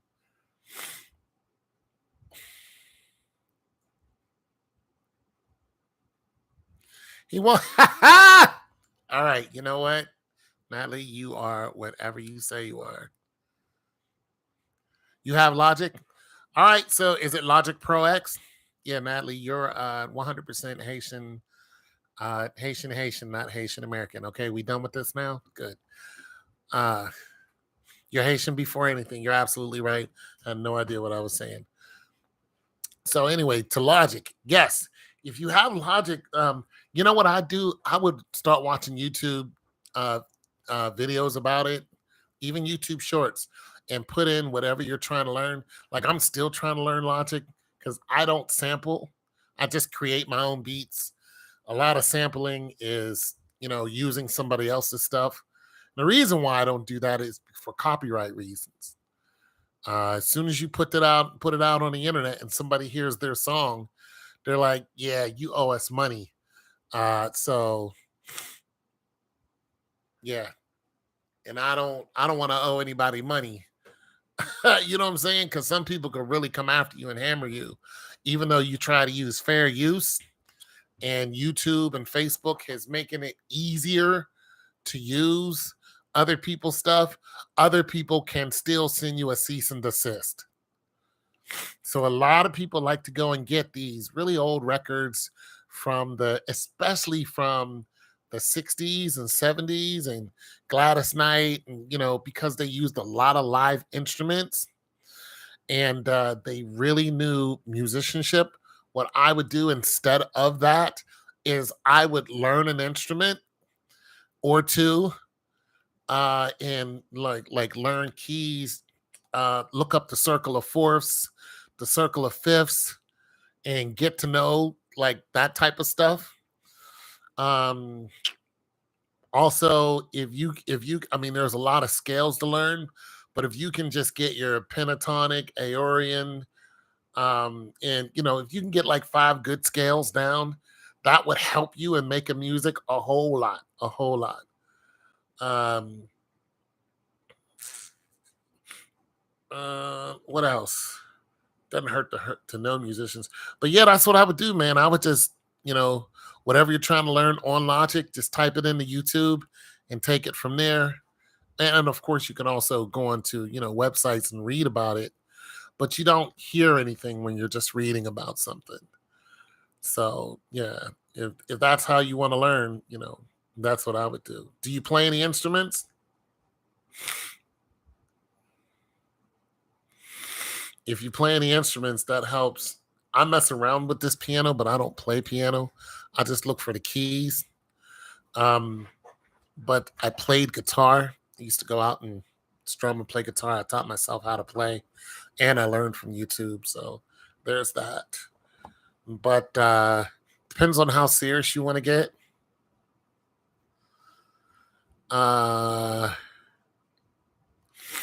Yeah, because they're staying in a hotel.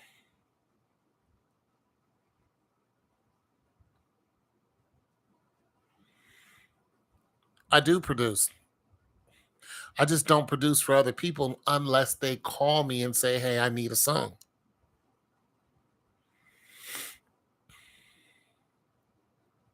Or you're asking Hardaway how they felt about it. My bad. But yeah, that's how I get started. And like I said, there's a lot I don't know because I'm not 100% serious about it. I don't make a lot of money doing this. I just kind of mess around. So yeah, I think that person left. But yeah, yeah.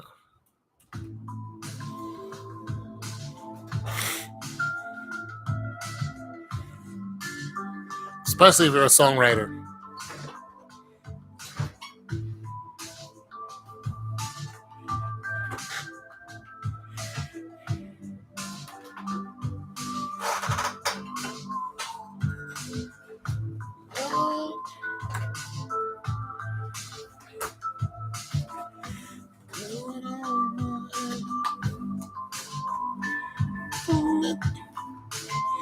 During the studio time. Yeah, people will buy songs from me, and sometimes they'll call me and say, "Hey, can you do this?" And then I charge them for that. You would if you did studio time. I don't want, the only studio time. Well, I don't want nobody over here. Philadelphia. Yeah.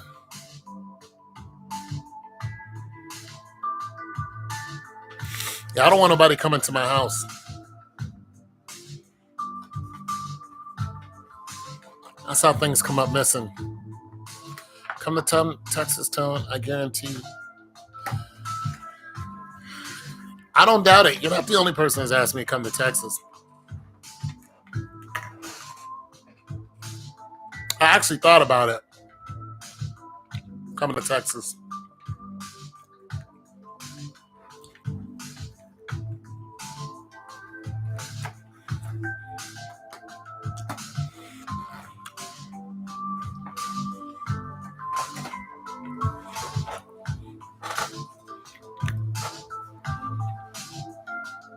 Some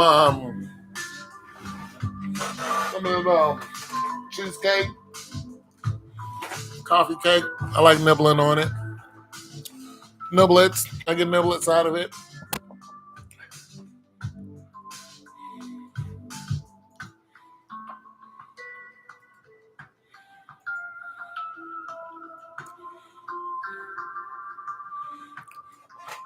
I might come down there and visit. Tell you what, I can do that. I can take a weekend and come down there and hang out for a minute. Grab a telly.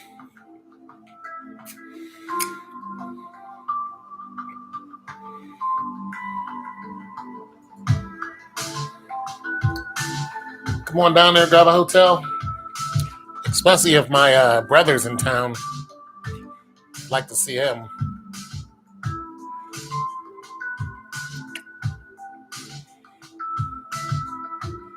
Come down there and hang out.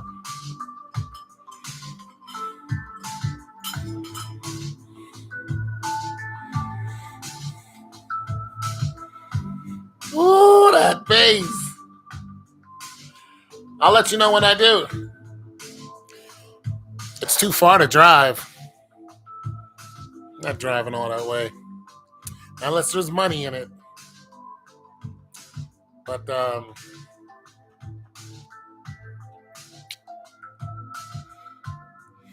Nat is not getting out the house. Nat needs to eat some, Nat's not going nowhere. Nat's got her own program. She is not coming out the house. We already know that.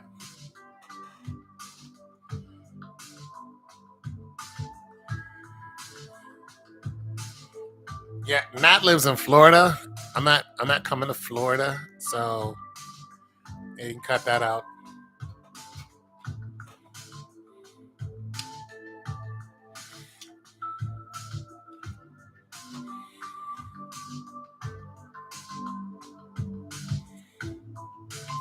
She's not coming out, bro.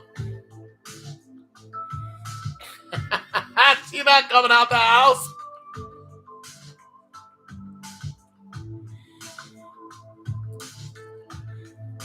I'm not looking for a queen, but if I happen to find one, then it is what it is.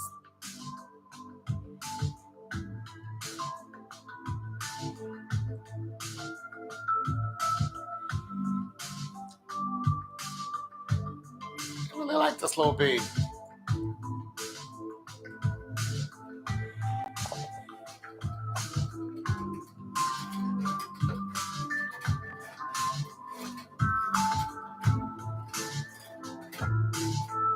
See?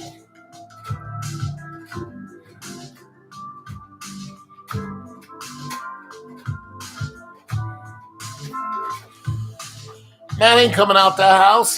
She in there. I told you before. She got a nice little spot.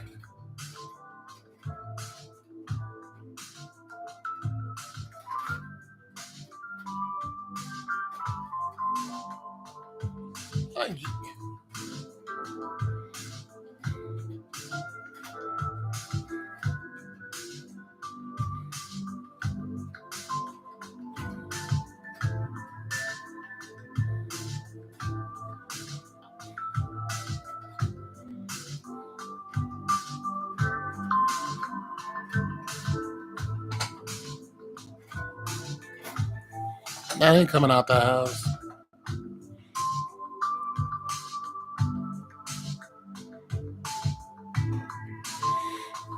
You could go to Florida, stand outside of her house. She's not coming out. Like, Natalie, somebody's here to see you.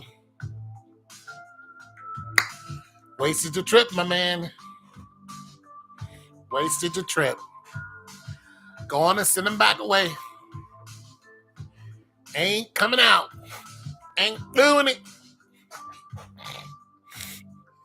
She's not going outside. She ain't coming out. Like, nice try, but What, the sun is out? Is that the sun? That's the sun. You know what?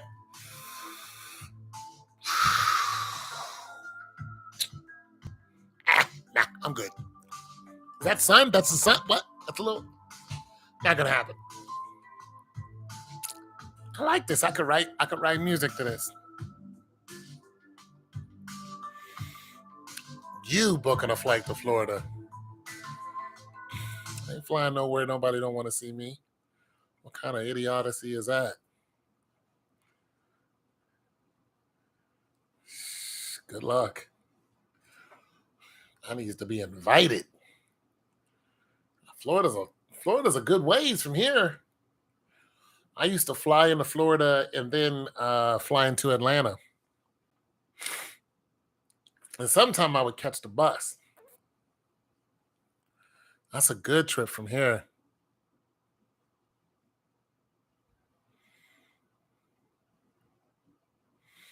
Take the 20 to 10. Yeah, but from Ohio. That is a trip. I used to get on a Greyhound to go see my little girl. Used to have to go that route. Fly over the Everglades on Spirit.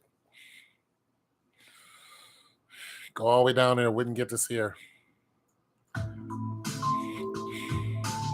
Yeah, I don't go where I'm not invited. I would have to have business to make those trips. Like I would have to make some kind of money. I was actually thinking about going somewhere. I probably will here soon. I want to make a trip somewhere. I want to do something. I don't know where I'm gonna go, but I'm going somewhere. Take a trip somewhere. Hell, I might go camping for the weekend. I'm thinking about just doing that.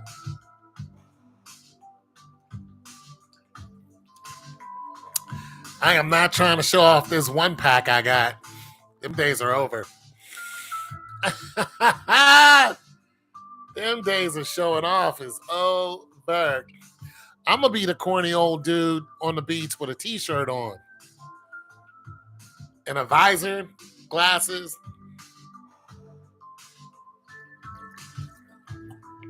one of them broken down chairs with an umbrella. Yeah, that's me. Come to Dallas,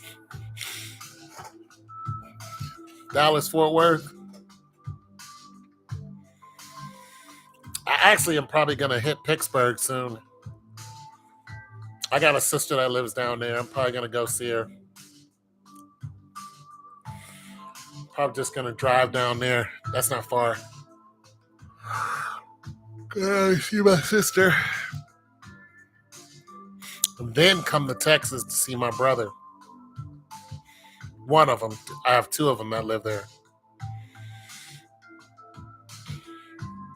Shoot down there. Actually, I have a whole bunch of people in my family that live down there. And one of them lives in Atlanta. I'm not going to Atlanta. So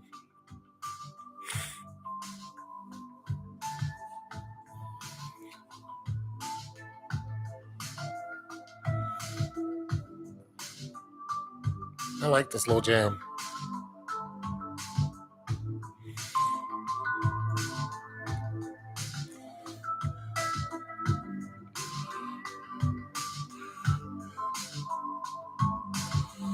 Wow. Didn't have to do much to it. Yeah, I do. I want to travel.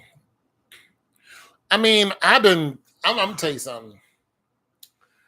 You know, I live alone, so I look at a lot of YouTube shorts, and I love to see those places that are way far off, and they're just beautiful. And some of those places, man, I'm like, you know what? If I ever went there, like in Switzerland, some of the hills of Switzerland, I'm telling you, if I ever went there, I would never come back.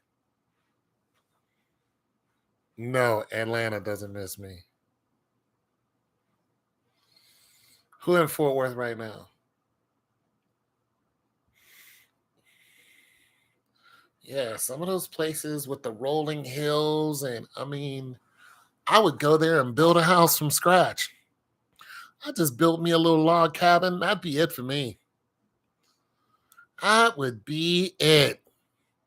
Be like, can I buy this land? Yeah, go ahead, buy it. That'd be it.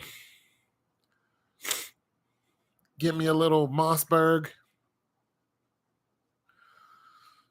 I'm telling you, I wouldn't need much.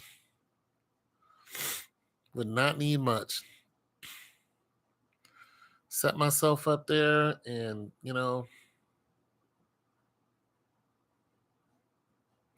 I used to have this coach when I was like 12, and we played baseball. We sucked, but the coach, this guy was great. He was great, man. This dude was he like when I tell you he loved the game, he didn't care about us losing like we did, like we would lose. This dude, well, my sister used to live down there, but this dude, like we were terrible. He was a good coach, but we just were terrible. But we were kids, so every time we hit the ball, he's super excited. He was just a great guy, and we had losing years like every year. And at the end, the last year I played for him, we actually won a game. And I've never seen a grown man so excited in my whole life. Plus, this dude had a really cool car. It was a muscle car. And what he did was, after we won the game, he's like, I'm going to take you guys out, to my house. And, we're going to have this big old cookout, him, his wife, and kids. Went to this guy's house. He built it from the ground up in the woods. Beautiful. I mean, that house was beautiful.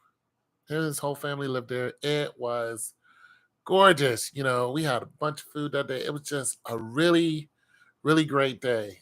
No, and I think that the next year we had played for him too. But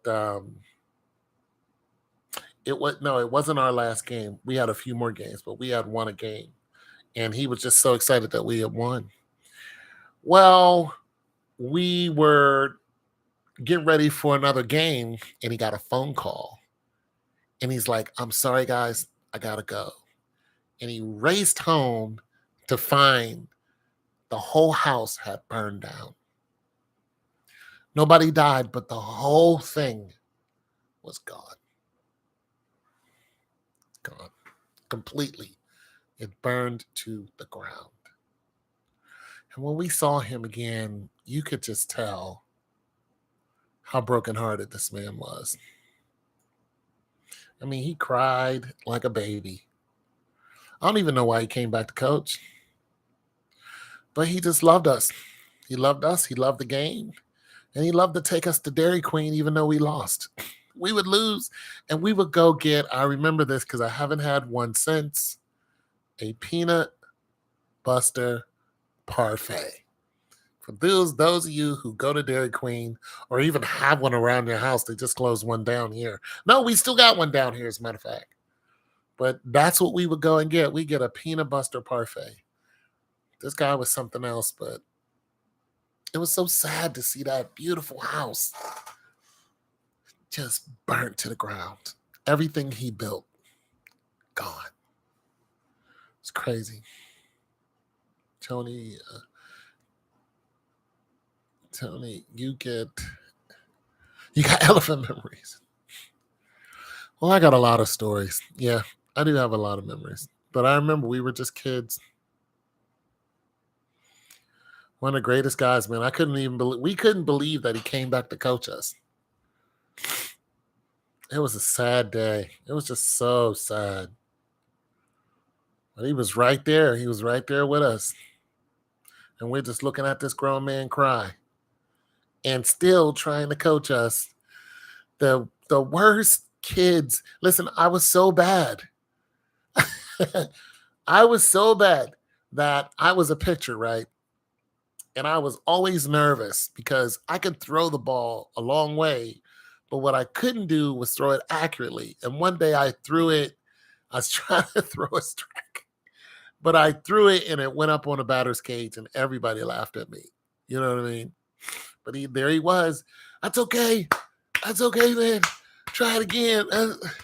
But I was trying to not throw the ball so hard because I just couldn't control how hard I would throw the ball. And so I throw a strike and then I throw just the craziest pitch you ever.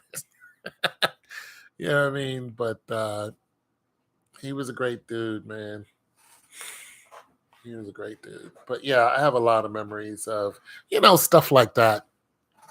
I had some great people when I was a kid because I had a hard time as a kid. So, but there were some great people that helped me think outside of, just the crazy life that I was having. And they would help me, with a lot of stuff as a kid because I really, really, really went through it. I really did. And I just remember these men and women that helped me out, and I looked forward to seeing them. And some of them I wish I can go and beat up, and the other ones, I'd love to thank them, but they're probably gone by now. Some of them are probably out of here. There's just no doubt. There's one guy named Mr. Arnie. Mr. Arnie was a great dude. He's a black dude too. The old chubby dude. This guy knew ballet. I thought ballet was corny until I saw Mr. Arnie doing it. And he would put on shows doing ballet. This big old fat black dude. My mind was blown. I'm thinking ballets for little girls, and white people. Nah, this dude was the complete opposite of what I thought. And he was there doing ballet, and I'm like, he can't be serious. And then he put on a whole show where we went into this theater place, and he came out and he danced to Mr. Bojangles. Mr. Bojangles. Well, man, I'll never forget that in my life. I was completely floored when I saw this dude dancing to Mr. Bojangles and ballet. I'm thinking some jazz or some, no, he did ballet. I said, you know what? I am. Ooh. Yeah, we were the Bad News Bears. Yeah, we were the Bad News Bears. Mr. Arnie was great because he used to he's somebody who really loved, dealing with us, and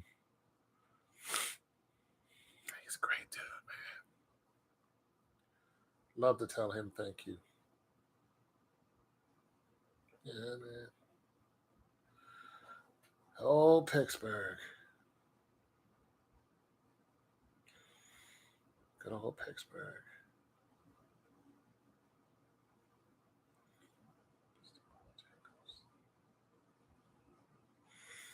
He jumped so high in the sky. That music helped my songwriting too. Because listening to people like Gordon Lightfoot and Jim Croce. Yeah, it's surprisingly, the next person who I heard about doing ballet that I looked up to was Lynn Swan. So I didn't know Tupac did ballet. And of course, John Travolta, he's a dancer. So I was like, whoa, wait a minute. John Travolta's an actual dancer. And I just looked at dance differently because, I was a street dancer back then. You know what I mean? So I looked at things differently when I saw that. People dancing to different stuff. Mr. Bojangles. But street dancer. I used to break dance and all that. This is an easy song to write to. I don't know what I'd write about with this one, but it's a little sad. I would have to flip this song and make it something happy to write about.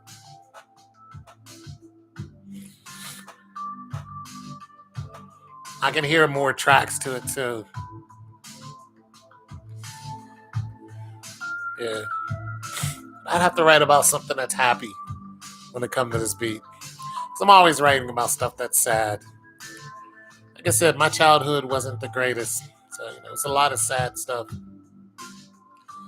And I can easily write about some of the, sad experiences. But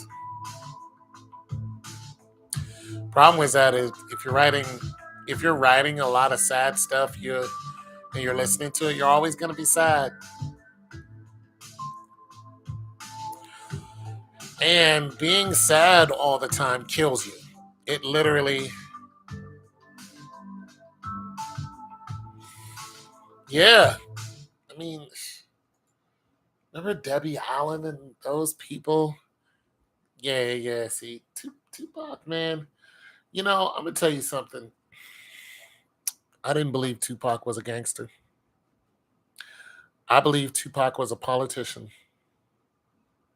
When Tupac came out spitting that, we gangsters and we all this, and I was like, you are not a gangster. You done some gangster stuff.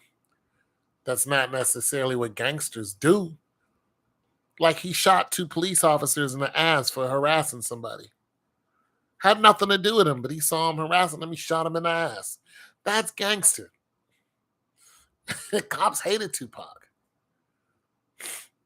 But he wasn't like the street gangster type. Nah. That dude went to jail. And them boys jumped in his ass, literally. Yeah. He's talking about when he went to jail and how they was, doing him. When he came out, his next album, that dude had on a suit and glasses. He did not want to go nowhere near no jail. All that gangster talk, when I was watching him, I was like, bro, you only doing what they telling you to do. You run around here lit up like a Christmas tree, bro. Just a target and a half. And I knew when he got shot, I said, Biggie's going next. Now, Biggie, I believed, was a gangster. That was a gangster-ass dude. But I knew that Biggie was going to die shortly. After Tupac got shot, I was like, he's going to die. Trench said that he was not. No, he's not a gangster. Trench was more gangster than he was, but Biggie was definitely on some gangster-ish. Biggie was a gangster. You ever listen to that song called Story to Tell? I got a story to tell. You know what that song is about? He was inside somebody's house banging their girl. And the dude came home. When old boy walked up the stairs into the bedroom and saw Biggie knocking his girl off, Biggie jumped out of bed and grabbed a gun and was standing there looking at old boy. Dude was like, yo, it ain't even like that. Went into his closet, pulled back, whatever was on the floorboard, grabbed $100,000 and handed it to Biggie and said, yo, just leave. Biggie took the money and left, and that was the end of it. That's what Story to Tell is about. And the dude was a basketball player who was in the NBA at that time. Yeah, Biggie was on some whole other stuff. There's a dude, I actually knew this cat. He was like, look, I used to live in the spot Biggie would come to. Whenever he came down there, they'd be like, yo, Biggie's coming, and people would take off running.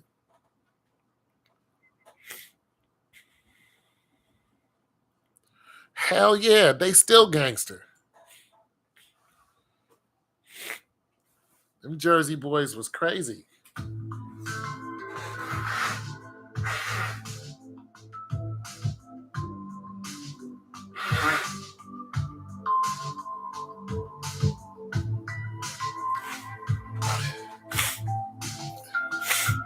But we love Naughty by Nature.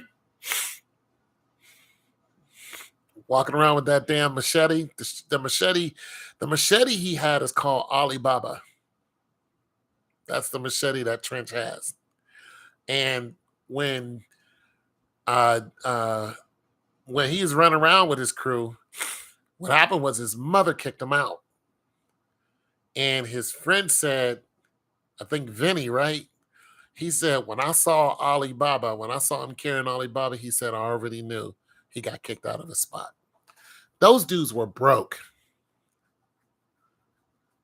They were broke. And they made it up out of there. Life After Death's album? Yeah, I think so.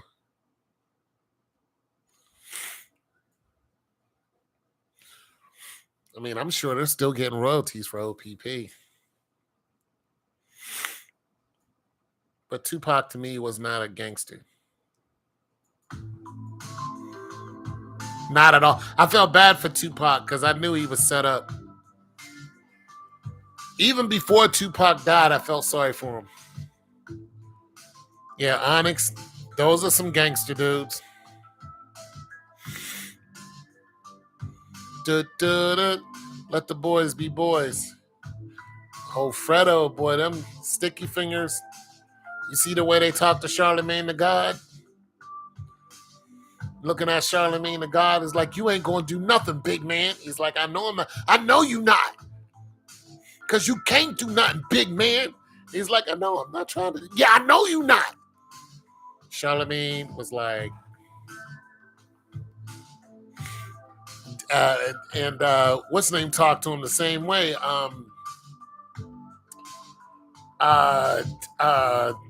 The Broad Street Bully, Benny Siegels. Benny Siegels came up there doing an interview, and Charlemagne said something out his mouth. Benny just looked at him. He like, you know what you are. He'd let Charlemagne know, listen, don't play with me. I'm not the person to play with. And he was just sitting there downgrading him on his own show. Charlemagne ain't do nothing. See, because Charlemagne used to run his mouth the wrong way. And what he and people got tired of it because Charlemagne would disrespect women up there, talking about what he wanted to do to them and all this other stuff. And people just had enough of it, you know. And one time Charlemagne mentioned Little Kim, talking about how he didn't like how Little Kim looked. And are you out of your mind? Are you out of your mind to go on the #1 syndicated radio show in the country and talk about how you don't like Lil' Kim because of her surgery? No, you keep that to yourself. You're in New York. Man, them boys came to the station and they just waiting for him. They're just waiting for him. Like, maybe you don't know your history of how Tupac got shot and where he got shot. He got set up, going up to a studio. Like, you need to, like, man, there's no way I wouldn't have said anything like you don't like. I'd have been like, as soon as they mentioned her, been like, oh, okay, yeah. She got an album, is she still working on music? Blah, blah, blah. I would have deflected the whole conversation. Yeah, I can't wait to hear more music out of her. Big ups to, to Brooklyn. And that would have been that. But he gave his opinion like he was untouchable. They was waiting for him. And when he got outside, these two big old black brothers just was like, so what's up? He's like, what you mean? What's up? And they punched him in the face. And he had to run. Like, keep your mouth shut about, certain people if you're not ready for that pressure. Like, he different now. He kind of, he step a little lighter now. You're not ready for that pressure.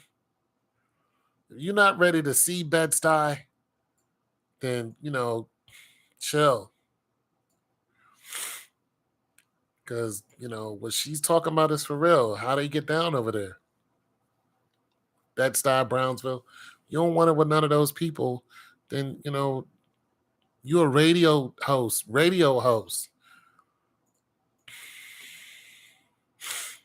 Do that. Even me, I'm a square when it comes to those people. I know better than that. These people are some gangster. That's the life they live. Like when I get around gangster energy and they get to talking crazy and start aiming it at me, I don't say nothing. Because I know anything that you say, you're gonna be wrong. And if they want to wind up and take it to another level, it will take no words to do that. You that's how they live. That's the energy that they constantly have. And when I realize that it's gonna go to another level, then I just get in defense mode. But I don't say nothing. They'll be talking and blah blah blah, yeah, blah blah blah. You ain't gonna do nothing, and I'm just standing there. I'll just be like, because I know it's they're about to pop off because that's the energy that they have.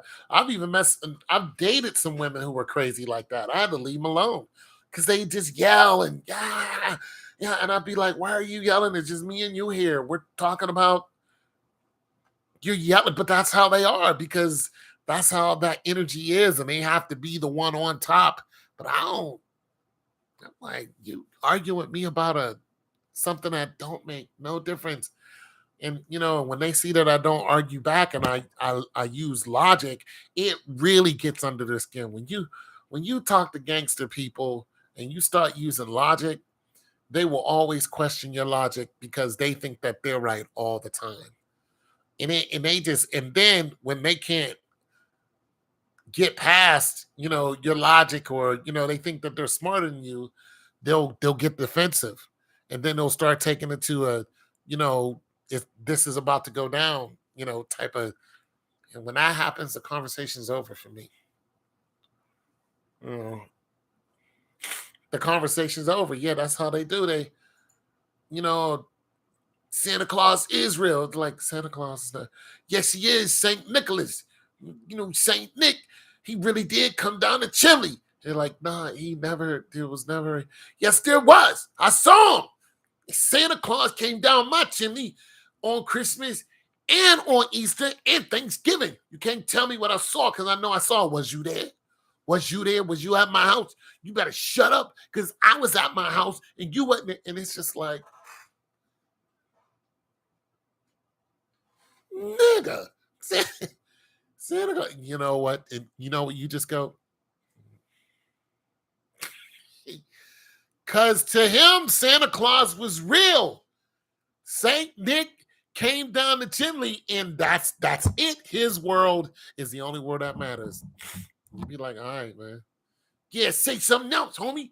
Say something, and then you gotta be like, all right, man, like, hey, listen, Santa Claus is real. All right, but don't come over here. What? What? I smacked the fine. All right, all right. Santa Claus ain't real. The reindeers too. Tell me Rudolph ain't real. What's wrong with this dude? Who brought this dude over here? Out of here, man. Rudolph always real, man. Rudolph was my nigga. We used to hang on 45th. All right, man. Rudolph is real. But that's how idiotic they are.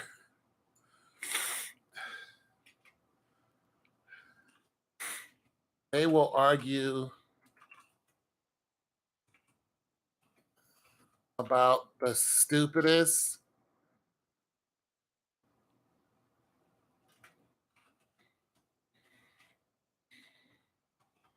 Then they'll start, and then they want to fight with you, and then they want to get guns and knives, and it'll go from 0 to 100 real quick. Then I'm about to stab this dude over Rudolph. Man, Dancer, Prancer, Donner, Blixen. You can't tell me they weren't real. I knew all them cats, man. I grew up with them.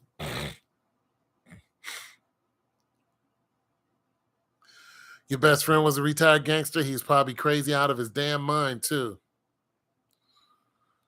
You asked him something logical, he'd be like, wait. Why are you asking me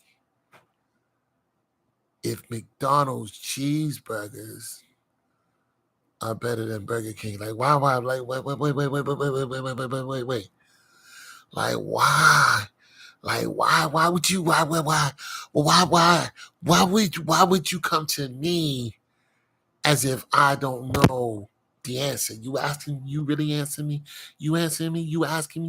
You asking me this? Yo, something wrong with you, son. You need to go ahead. You need to go ahead.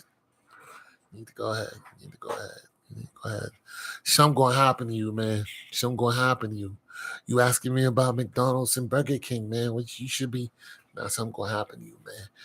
You'd be like, I just asked this nigga about hamburgers. Now I'm gonna die over hamburgers. I think I'm leaving. And you just back up, you be quiet. Just look at him like, because if you start clowning like, I just asked you about hamburgers. That's all it's over. It is over. There's this one dude. Forgot what city this was in. I think this happened a year ago too. This guy just came from the club. Bunch of other people. You know, people do when they come from the club. They go to where? The Waffle House. He went to the Waffle House. He saw a bunch of party people in there, black folk. He didn't know them.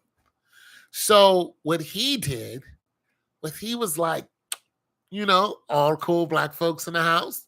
I tell you what I'm going to do. I'm going to give out $20 to every table. And that's what he did until he ran out. And he was like, hey, you get 20, you get a 20. He was like Oprah in that piece. And then he came to, you know, the last person, he was like, I don't have any more. She was like, what, you ain't got a 20 for me? He's like, I'm sorry, I ran out. She was like, what you mean you ran out? He's like, I don't have no more money. Oh, okay. I see how you going to do me. All right, I'll be right back. He's like, wait, what? What you mean, huh? I was giving away money. She went and called her boyfriend, who was out in the car or something, and came in and went and told him this dude was handing out money to everybody, but when it came to me, he didn't give me money. He came in the store and was like, where you at? They beat the dude up and then shot and killed him. And I know what Natalie's going to say. I already know it. Is that true? Because Natalie don't believe half the stories I say. But before you say it, Natalie, I'm going to look it up for you. I'm just going to.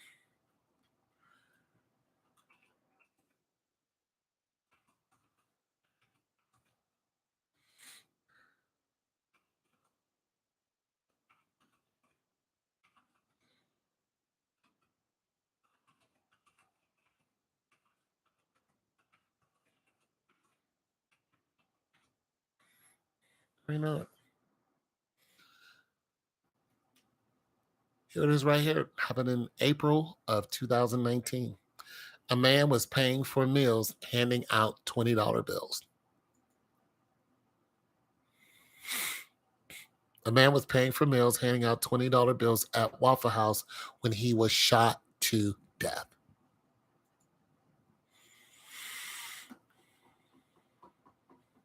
I already know you're going to do it. Because you don't believe that this craziness is out here. Your mind, because you're so closeted, you don't believe that people are out here really wilding like this. This is the reason why you like my story so much, because I am your nigga news. Next on Nigga News. Yeah, I'm the nigga news. You can get 2, 3, 4 hours of nigga news right here. And you know it really happened. Like, wait, that happened? I understand why you listen to me. 100%. But it is true. It's right here on Nigga News. This happened in Gainesville, Florida. 3 in the morning on a Sunday, not far from the University of Florida. His name was Greg Brewer. Brewer.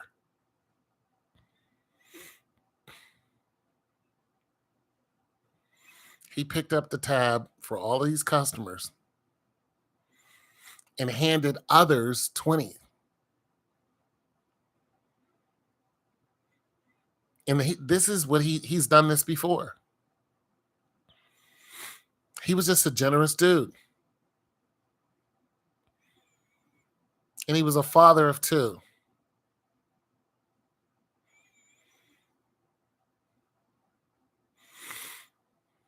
Some people even have him tipping the waiter on Snapchat.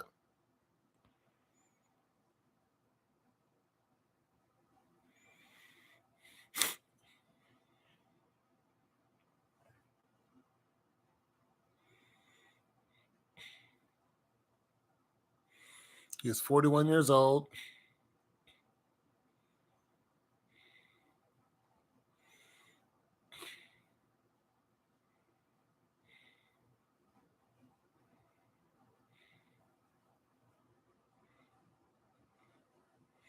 The woman said she was going to spit on his face.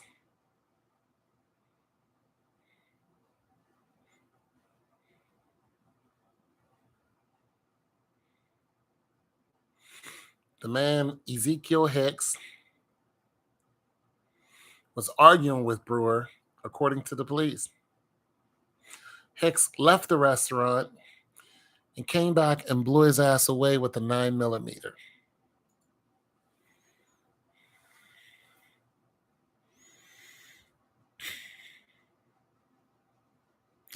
They were upset because he ran out of money. You can't be nice to niggas.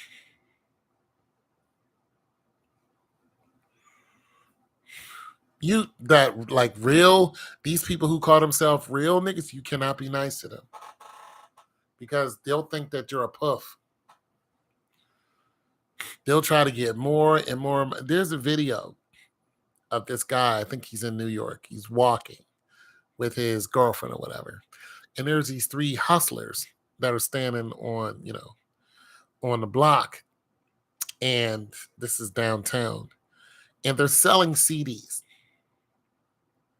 So they asked him if he wants to buy a CD, and he's, how much is it? And they're just like, whatever. He pulls his wallet out. He opens up his wallet, and he ended up giving them all his money. They got him for all of his cash. All of it. Right there on video. You got to be careful and just say no. Not unless they're by themselves. And even then, just be like, no, I'm good. No, I'm good. And keep walking. When I was in New York, I was downtown. And I was standing outside of somewhere, broad daylight. And no one looked at me in my face. No one. Unless they were trying to sell you something. Or you said something to them. They just look right past you. They keep their eyes straight and keep going. And none of them are smiling. You don't see people in New York walking down the street like this. They look like this. And I had heard about this when I was a kid. There was a woman who's from New York. She's like, this is how people walk down the street in New York. Just with their face. And this is when I was, 13, 14 years old. She told me about this. I went to New York. It is true. They're not happy.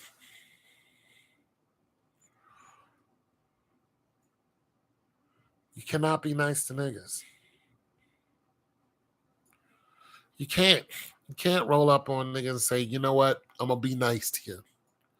They're going to be like, we about to take this dude. If you give them $1, they're going to be like, yo, son, you got 2? If you live near them, they're going to come see you. If you're going to be nice, to, people like to strangers like that, you have to do it from a distance. If you want to be giving, you got to do it randomly till they don't know who gave.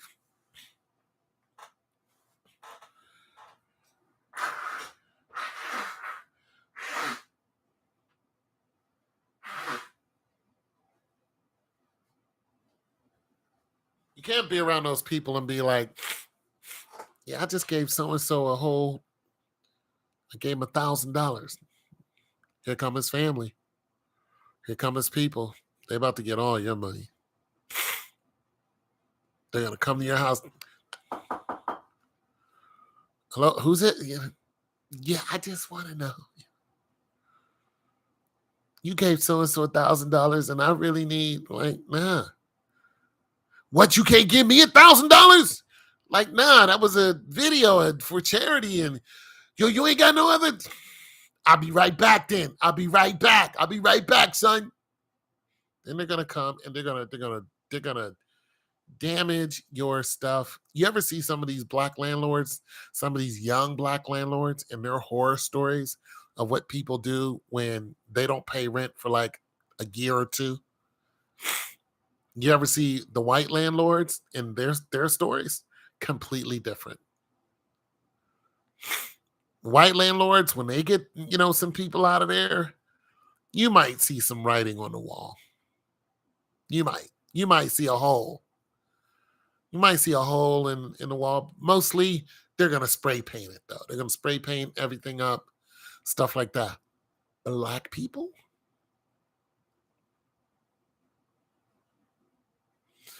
Black people?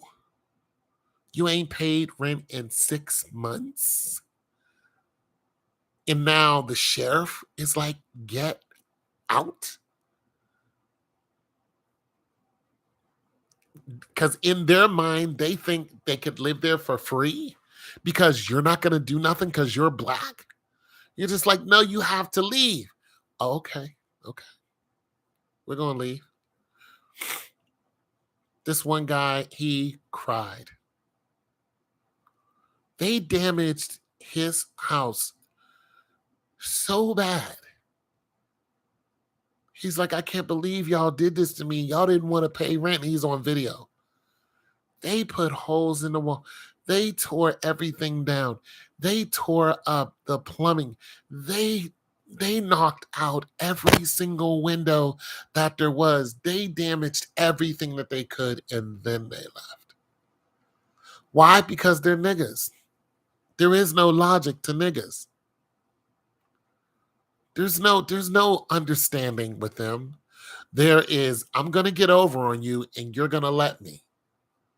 And I'm going to keep doing it and keep doing it and keep doing it until I get tired. And then I'm going to bring my family here. We're going to do it. And we're just going to do it until, but as soon as you're just like, no, you're not. No, you're not. I'm calling the police. Now they want to kill you. Like, wait a minute. This is the law. You just can't abscond with somebody's rent because you don't want to, but that's the way they think.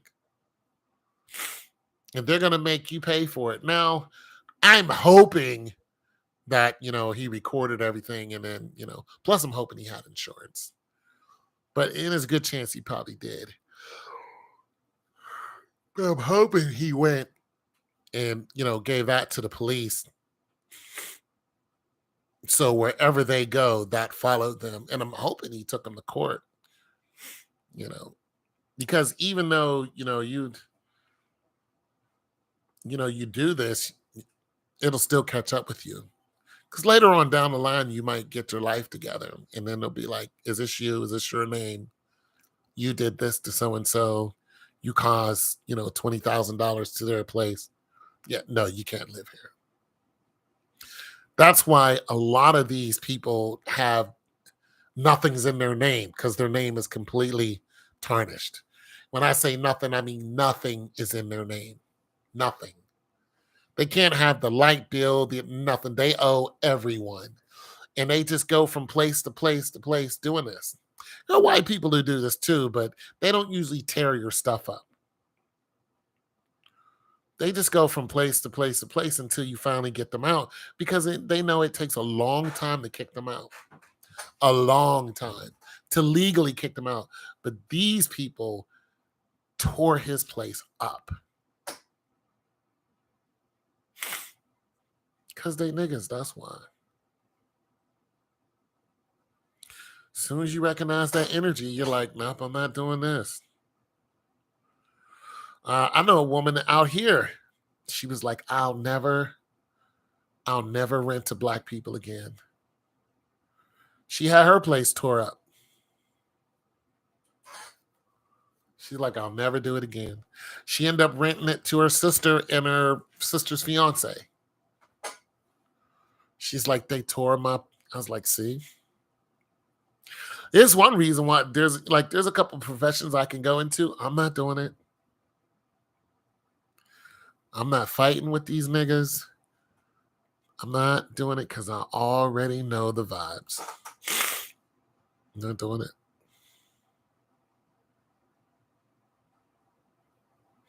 And there's some good paying positions, but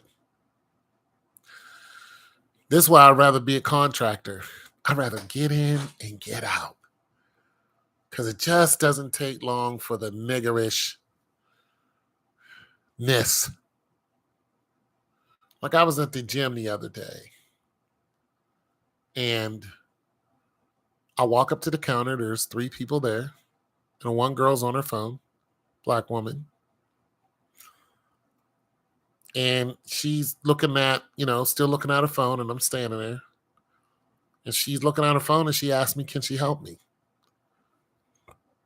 Instead of just getting in front of, me and going, can I help you? I was like, yeah, I would like, massage bed. And she's, looks around to see if somebody else can help me. The other 2 are doing something. They were customers, and she didn't want to help me. Just niggerish, just niggerish, just unbelievable. And, other people do this too. I used to go over to this little Mexican, little spot up the way from here. I ride my bike over there and go get, one of their, little sandwiches for about $14. One of the little wraps. And I rolled up. They know my face, but the girl that serves everyone was on her phone. And the 2 dudes who are the cooks, they see me coming and they start telling her, yo, there's somebody there. There's somebody there. And I'm sitting there looking, and they're like, yo, there's somebody there. And I'm looking at her. And I said, you know what? I'll wait till you're done. And she's like, how can I help you? And I said, I can wait till you finish. And she finally stands up. She's like, I did stand up. I never went back there. I ride past them all the time. I don't go back. Poor customer service is mostly done by females. They think it's cute.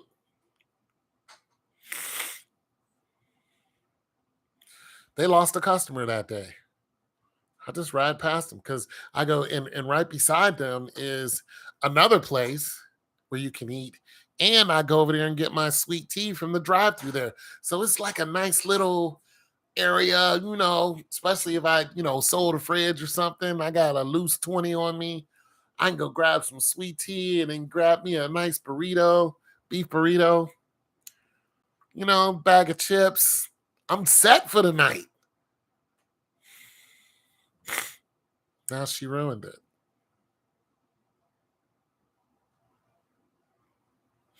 Why, Natalie? Because that's what they are.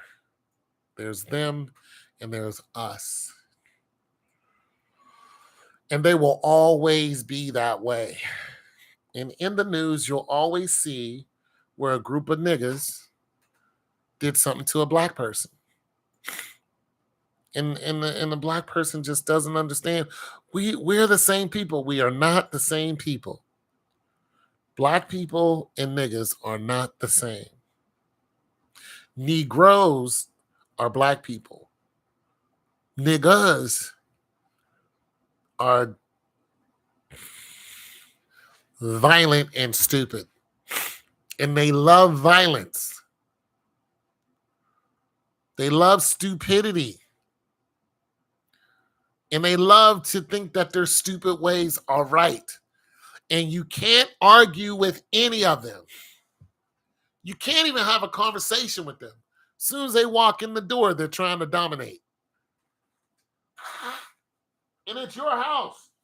Like, wait a minute, it's my house.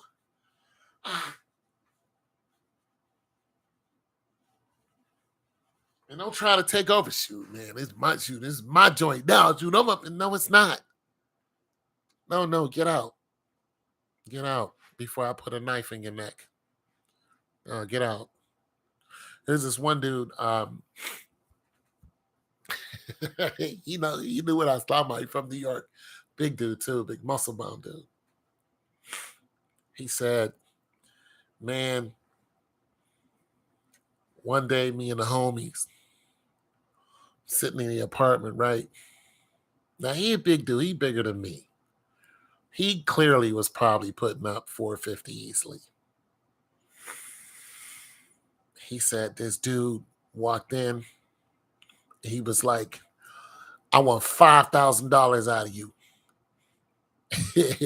Dude, he said, I just looked at him. He's like, man, I ain't got $5,000. He said, listen, when I come back here tonight, you better have $5,000. He ain't no dude from a can of paint. You better have $5,000. When he got back, the police arrested him. He really came back to get $5,000 from people who didn't owe him any money. And he picked a big dude to say this to. This was not a small man. This was a big muscle-bound dude he was talking to. So you knew he had the biscuit. You knew it. And dude knew it too. He was like, yeah, we already knew what it was. He had the biscuit on him. He came in and was like, I want 5 G's. You don't give it to me? Bet that. I'll be right back. That dude came back ready to get it in. 5-0 arrested his goofy ass.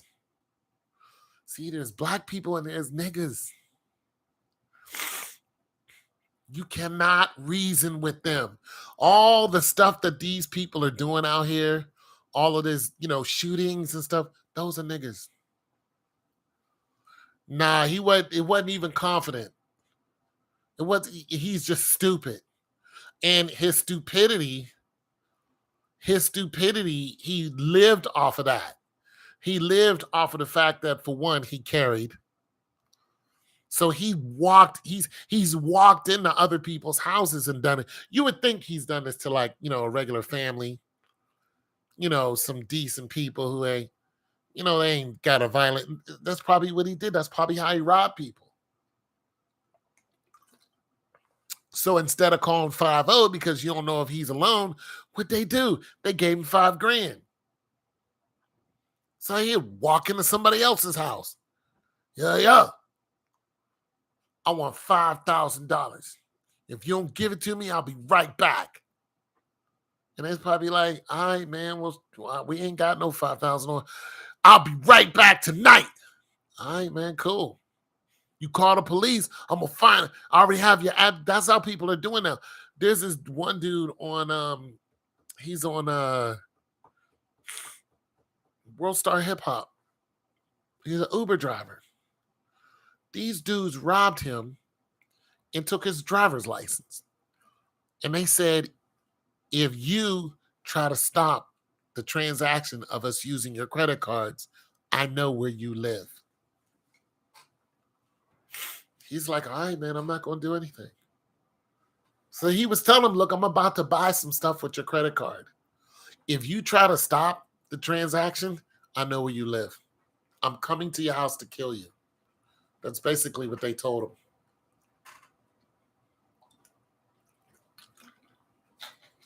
His picture right there, they can see his face. Camera right there. You're in an Uber. Your face is not covered up. Camera right there looking right at you. It's like, I'm going to come back and kill you. That's how some of these bozos get down. You call the police, we're going to come kill you. Those are niggas. These people tearing up everything, those are all niggas. Those are not black people. Those are all niggas. People stealing. The reason why Walmart got shut down, niggas. And white niggas too. Mexican niggas too. They all in on it. Chicago. Listen, there was a shooting in Chicago and the police were right there. There's a group of people hanging around and it was like in the suburbs. This just happened. It's in the suburbs. Everybody's out hanging out. Police are over there. He pulls out a long pistol and starts firing into the crowd. He's right there on police cam. Police can see him on their camera, looking right at his face. He just pulls out a gun, starts spraying people. They have no fear of God. They have no fear of death. They have no fear of jail. They have no fear of jail. Jail doesn't scare anybody anymore. Not these nuts scares me.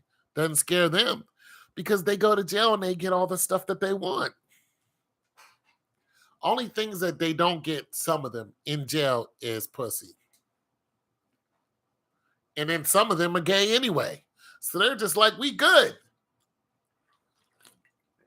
But the ones who ain't gay, some of them struggle. They're like, yeah, I ain't really trying to breathe without my woman. And listen, you got some gangsters and they're like, yo, I need to get out of here. But these new dudes, nah, they go to jail and they're just like, I'm good. I'm good. You see how they turn on each other? It's a different animal out here now.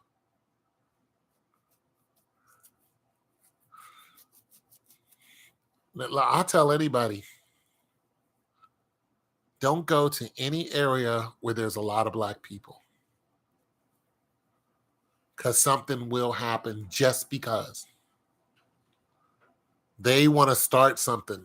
And then they want us to feel sorry when something happens to them. I don't feel sorry for nobody who's out there starting trouble. When it finds you, and it will, I do not feel sorry for you. Especially if you're doing something that's really dangerous, like some of these pranks. Some of these pranks are the worst thing in the world.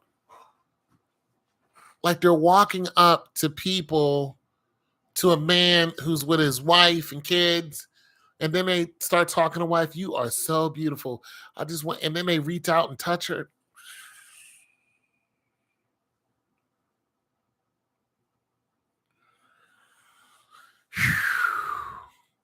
Some of them cats get pistols drawn on them.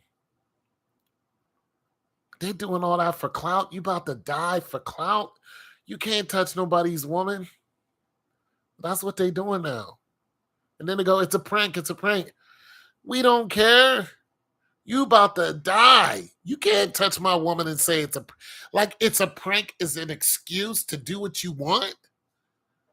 Boot Gang started all that stupidity. I was so glad when they threw his stupid ass in jail.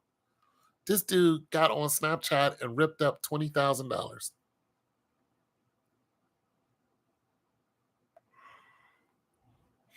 He would go to street vendors who, they set up, getting ready for people to, whatever they're selling. And he would just go and jump on their table and wreck everything. And there's this 60-year-old man who's not going to chase down Boot Gang or fight him. His stuff is completely destroyed. I was so glad when the police got a hold of Boot Gang.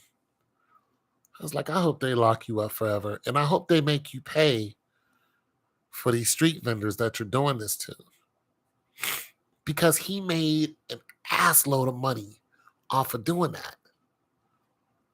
And when the young people who not going to work for anybody, when they saw this, they all start doing the same thing. So there's a bunch of older people, 40, 50 years old. We not tracking down a 20-year-old. We can't run as fast as they can. And they're in groups.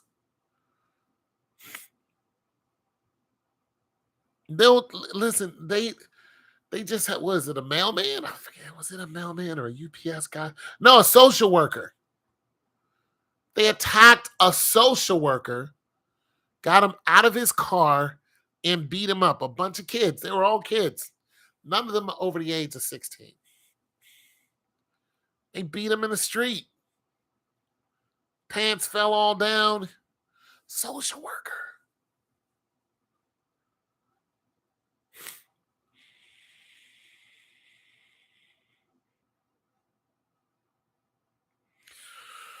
Stay away from niggas. You'll be disappointed if you think you can help them. You can't. They're robbing churches.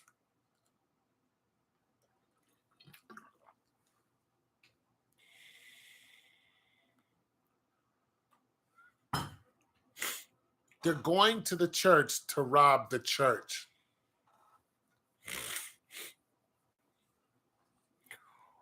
You have no fear of the Lord if you rob in the church.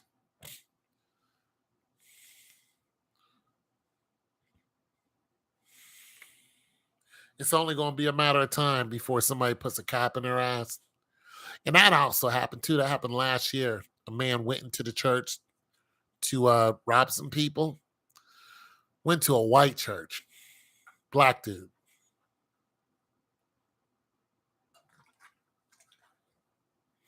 Pulled out a piece and started firing. He was met with extreme prejudice.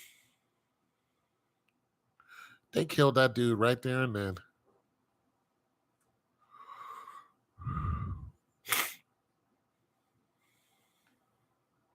Yeah, like 3 people stood up and started firing on him. He didn't even see it coming. He thought he was the only one who had a gun.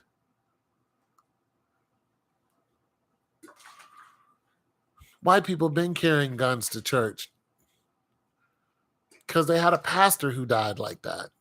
White dude just rode right up on him and shot the pastor. White pastor. Just killed him right there in front of everybody.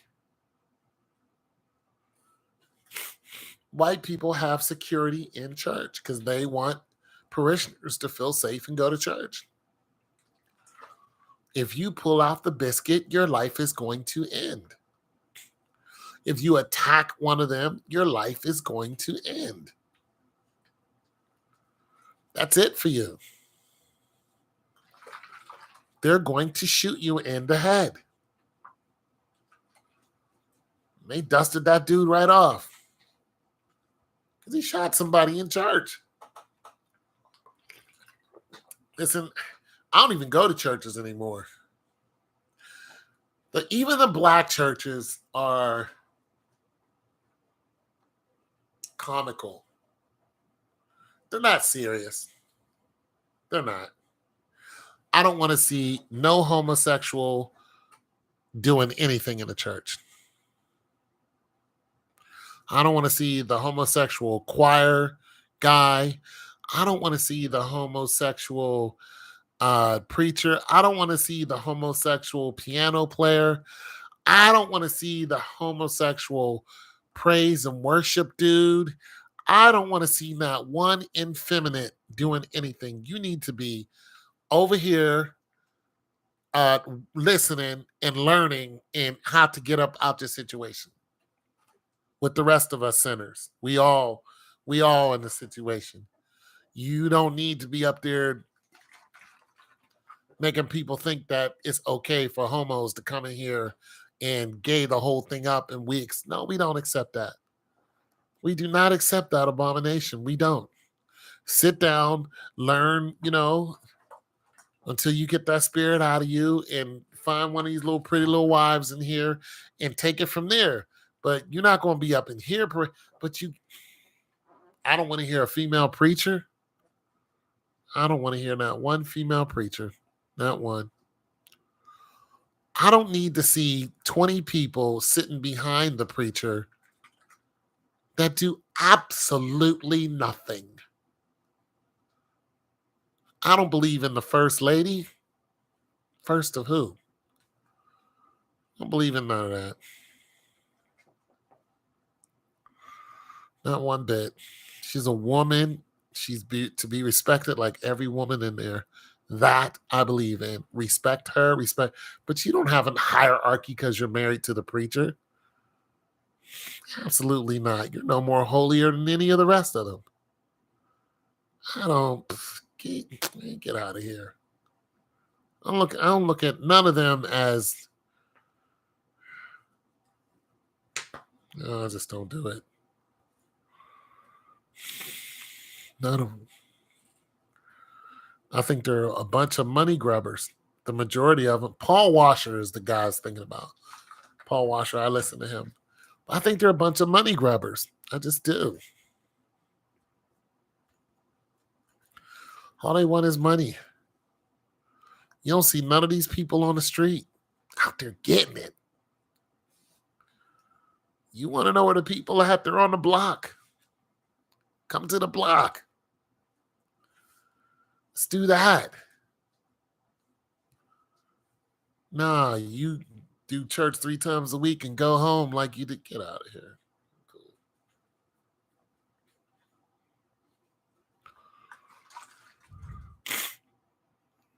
It's too much.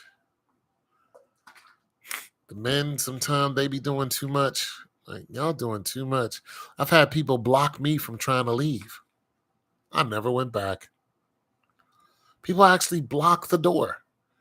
Like, no, I'm leaving. This is not a jail. I'm leaving. No, we're going to stand in front so you can't leave.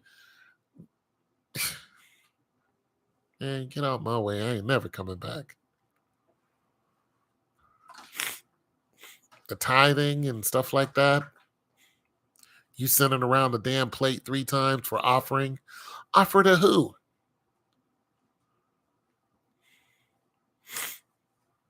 This is not tithing. No, I'm done. The tithing of 10%. Get out of here with your lies. Lies. It was never money. It was meat in the storehouse. Then you're paying for somebody's kids to go on some trip. I'm not. I don't have any kids. Not here. I'm not. We're sending around another plate because our kids, they need to go to Disney World. You won't get a dime out of me. For the high school trip, they're going to, you will not get a red cent out of me to send kids to Disney World. Not.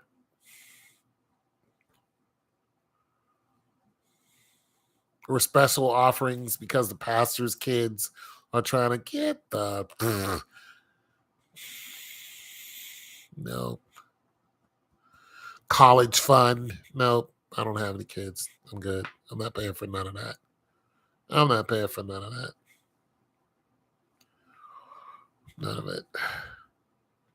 I don't know anything I would actually come out of my pocket for in the church other than the electricity.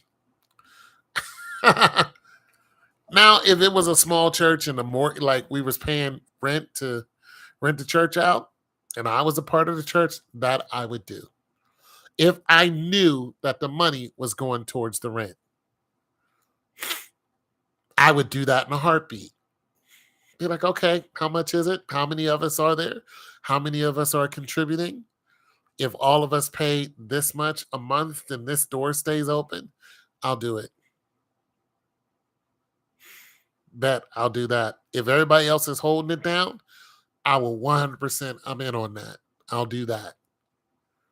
Or, the electric or whatever, if that was my part, I would do that.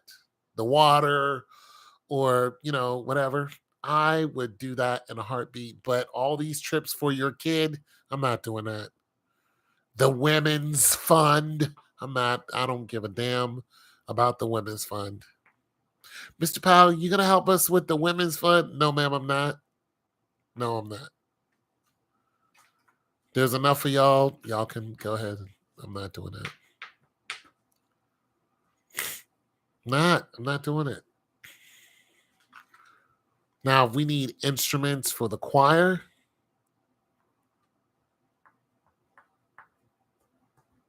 And I can see some receipts. And you're not taking it home. And, I might pitch in with that. We need some tambourines or, stuff like that. I might pitch in. I might pitch in on a drum set to praise and worship. I might go in on that or a receiver or something. I'm not opposed to that. This serves the Lord. I'm not opposed to that. If we need to go visit a church and we need to rent a van, I'm not opposed to that. I'm not opposed to that at all. If it's fair, if everything's fair, not at all. I'm not opposed to that. If there's 10 of us and the van is going to cost, however many, and we split it up 10 ways and, divide it even, I'm in. Here's my part. Boom. I know I paid my part. Boom. But see, stuff like that starts to fail. Oh, we're not going on the trip. We decided we're not going to do it.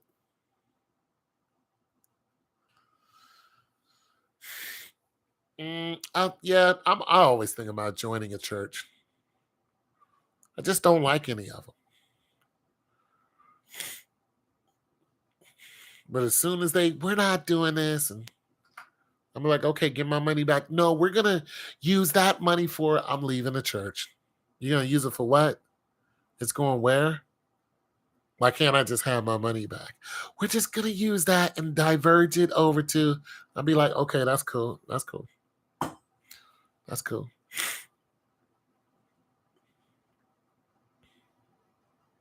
I'm going to go ahead and diverge my money somewhere else.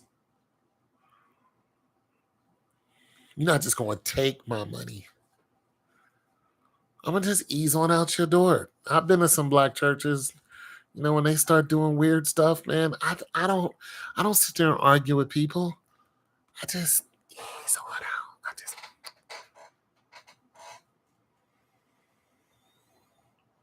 turn around, about face, and this. They don't even know that I'm gone. They don't care either. I'm one person, and I'm not a millionaire.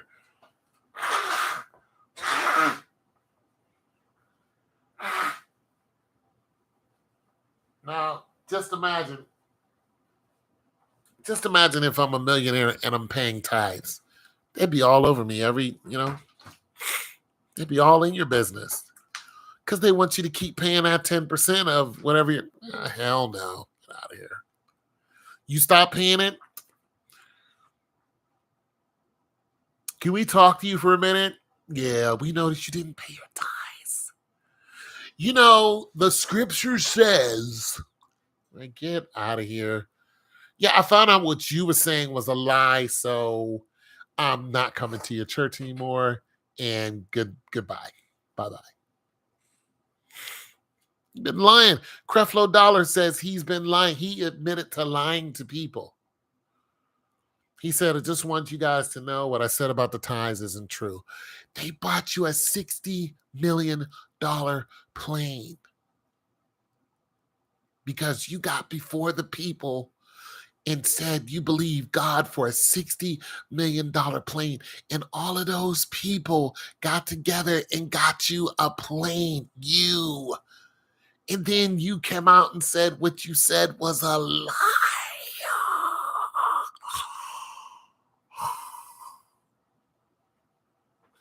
Pimping at its best. That's pimping 101. That's what you tell that chick that you about to put on a stroll. Hey, go and get out there. We about to, take over the whole block.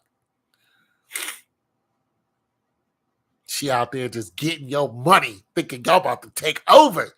Y'all ain't taking over nothing. You got the rest of his girls believing the same thing. That's what pimps used to do. Whisper in her ear, tell her anything she want to hear. Just get out there and get my money. Nah, I don't rock with you preachers. You gonna joining the church? I know you ain't joining the church. You don't want to come outside.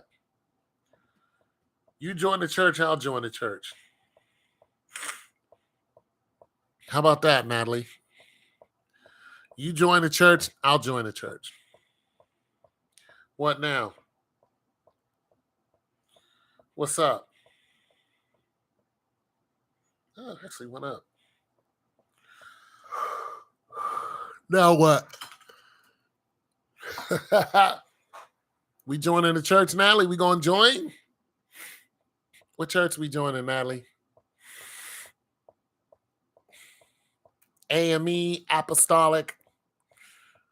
Come on, you want me to join the church? You join the church. Church of God in Christ. No? Yeah, you about to get all the way around now. You ain't joining no church. You've been reading. What's that got to do with the answer? See? Not doing it. Not doing it. I already know. I already know what you're about to do. You about to hit me with, it's a long story. I know your tricks. I can see them coming.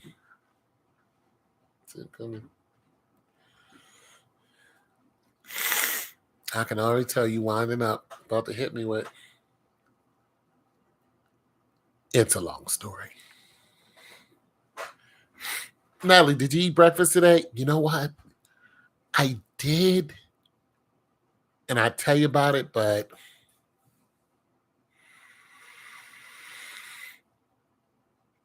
it's a long story.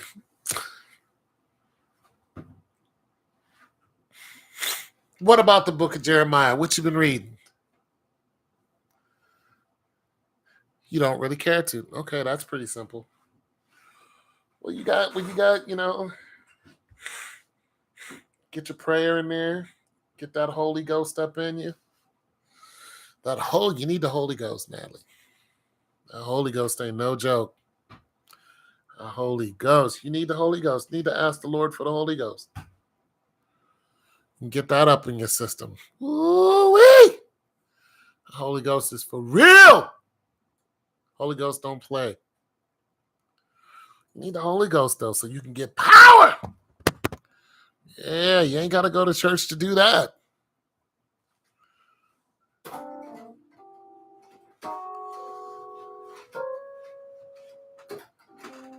Get some of that Holy Ghost up in you.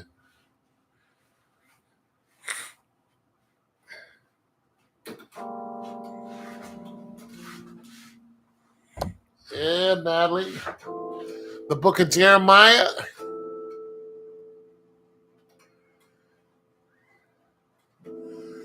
He's forgiving.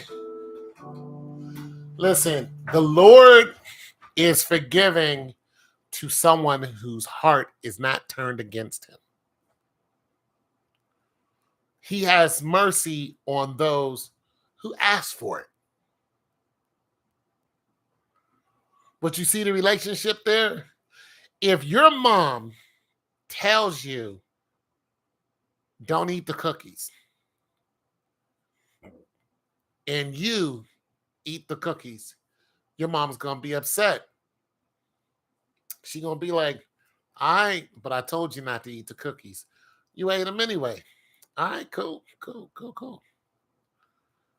I'm making some more cookies. Don't eat the cookies. You're like, all right. You eat the cookies again, your mom going to be even more mad. She's going to be like, I told you not to eat the cookies and you ate them again. I see you. I'm making more cookies. Don't eat the cookies. She makes cookies. You eat the cookies. Guess what happens next? Your mother makes more cookies, but then she hides them from you. She makes sure that you don't get any more cookies until she's ready to give them to you. Does she forgive you? Yes. Does she have mercy on you? Absolutely. Is she upset with you? 100%. But she hides them from you. And you want cookies. You know there's cookies or something, but she ain't gonna give them to you. No, because you was hard-headed. Then eventually she allows you to have some. Then she makes some more. And you're like, you know what? I'm not gonna go in there and eat them cookies. I'm gonna go ask her, can I have some cookies? Now the relationship has changed because you're putting her in her rightful place for what you want. You want something, but you know she is, controlling that what you want. You know she is an authority on that and what you want. And you recognize that, and that's what your mother wanted. Come in and ask me for them. I'll give them to you, but you ask me for them. But if you just go and do what you want, there's going to be consequences. I'm going to hide them from you, or I'm going to stop making them, or I'm just going to make them for your sister, or I'm only going to make enough for your sister.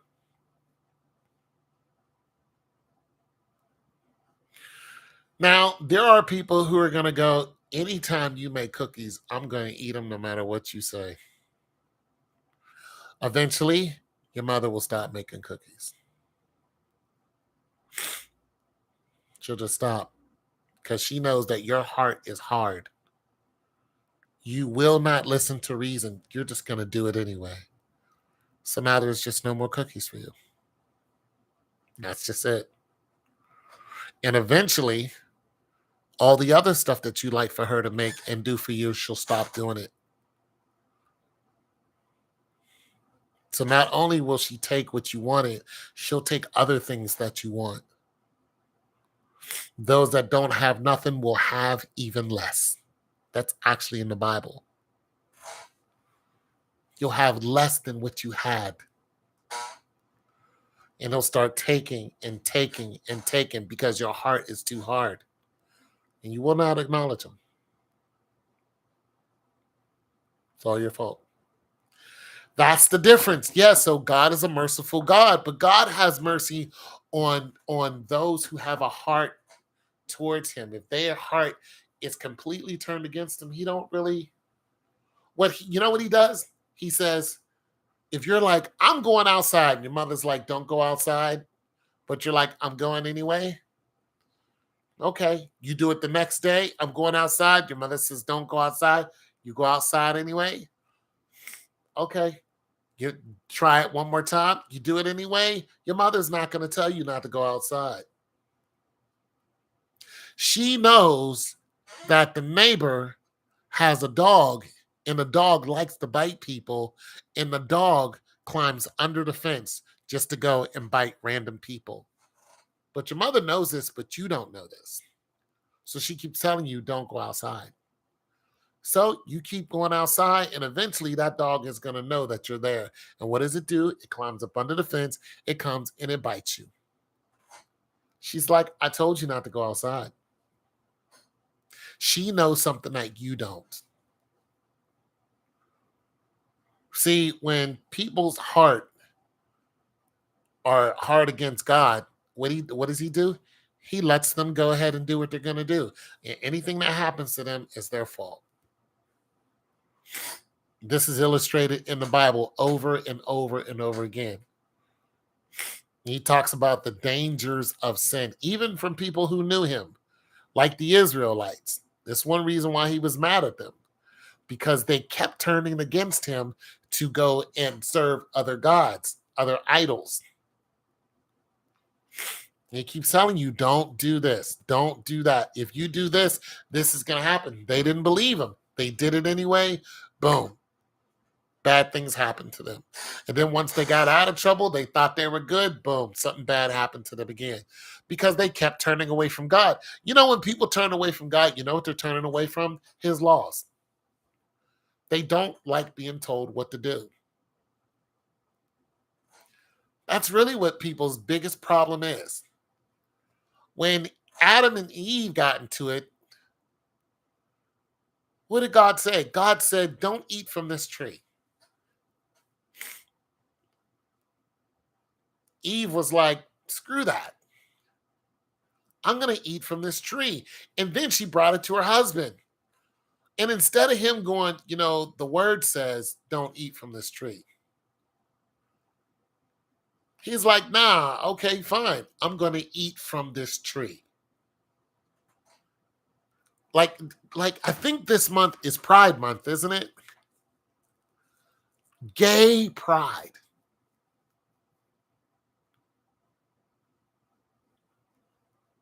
Gay pride. Let me tell you something about.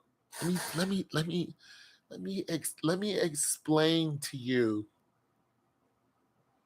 why gay pride and Pride Month, a whole month of being proud of being gay, is a horrible thing to do.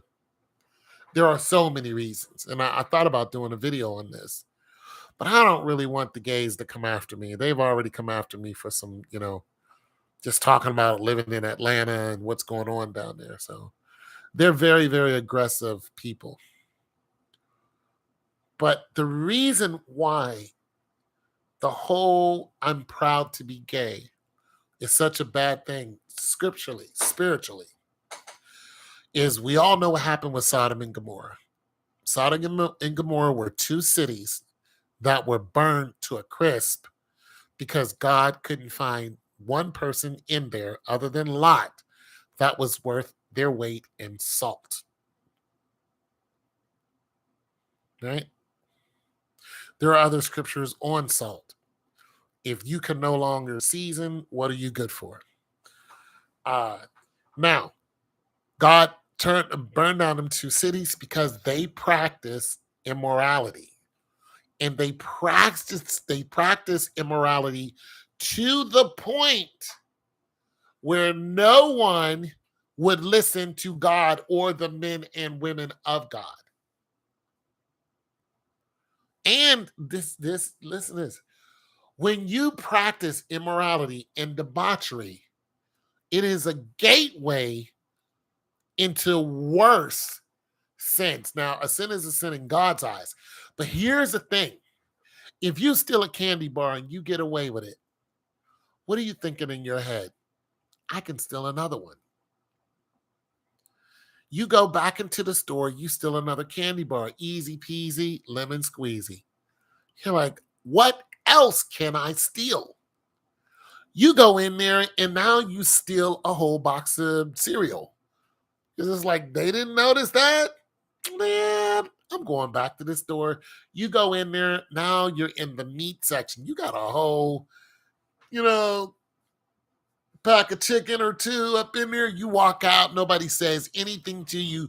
You're returning on a regular basis. You got ribs, you got beef, you got boneless this, you got a whole thing, and you just keep doing it. Why? Because it's easy.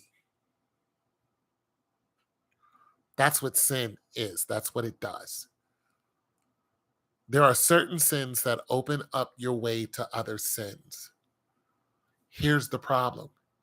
Have you ever noticed somebody who's stealing and they say, I can't stop? We call them kleptomaniacs. We like to put a name on it. Boom, you're a klepto. No, you have a kleptomaniac spirit. It's a spirit inside of you. You think you can't stop because the spirit inside of you is telling you you can't stop. It's the same thing with pornography. It's the same thing with fighting, with drinking, with a bunch of other sins. The spirit is in you saying, go do this. This is why certain things are so dangerous, because when one spirit comes, even in the Bible, it says the spirit will leave the body when it finds out that it's clean. It'll go to waterless places, which is in hell, and it will bring back 7 more spirits into that body. This is what the scripture says. Now you're smoking, you're drinking, you're screwing, you're fighting, you're breaking the law, you're stealing, you're doing just a whole bunch of other stuff that you weren't doing before, and you just started off wanting to know what weed was like. Now you're a whole wreck. You want to see a true illustration of this, watch Soft White Underbelly, and you'll see people who were normal, and then they interview them a year later and they look terrible. Because that's what sin eventually does. It takes you further and further and further away from God. And this is why Sodom and Gomorrah was destroyed. Because those men started off with just adultery, screwing women, and who weren't married. They weren't married to them.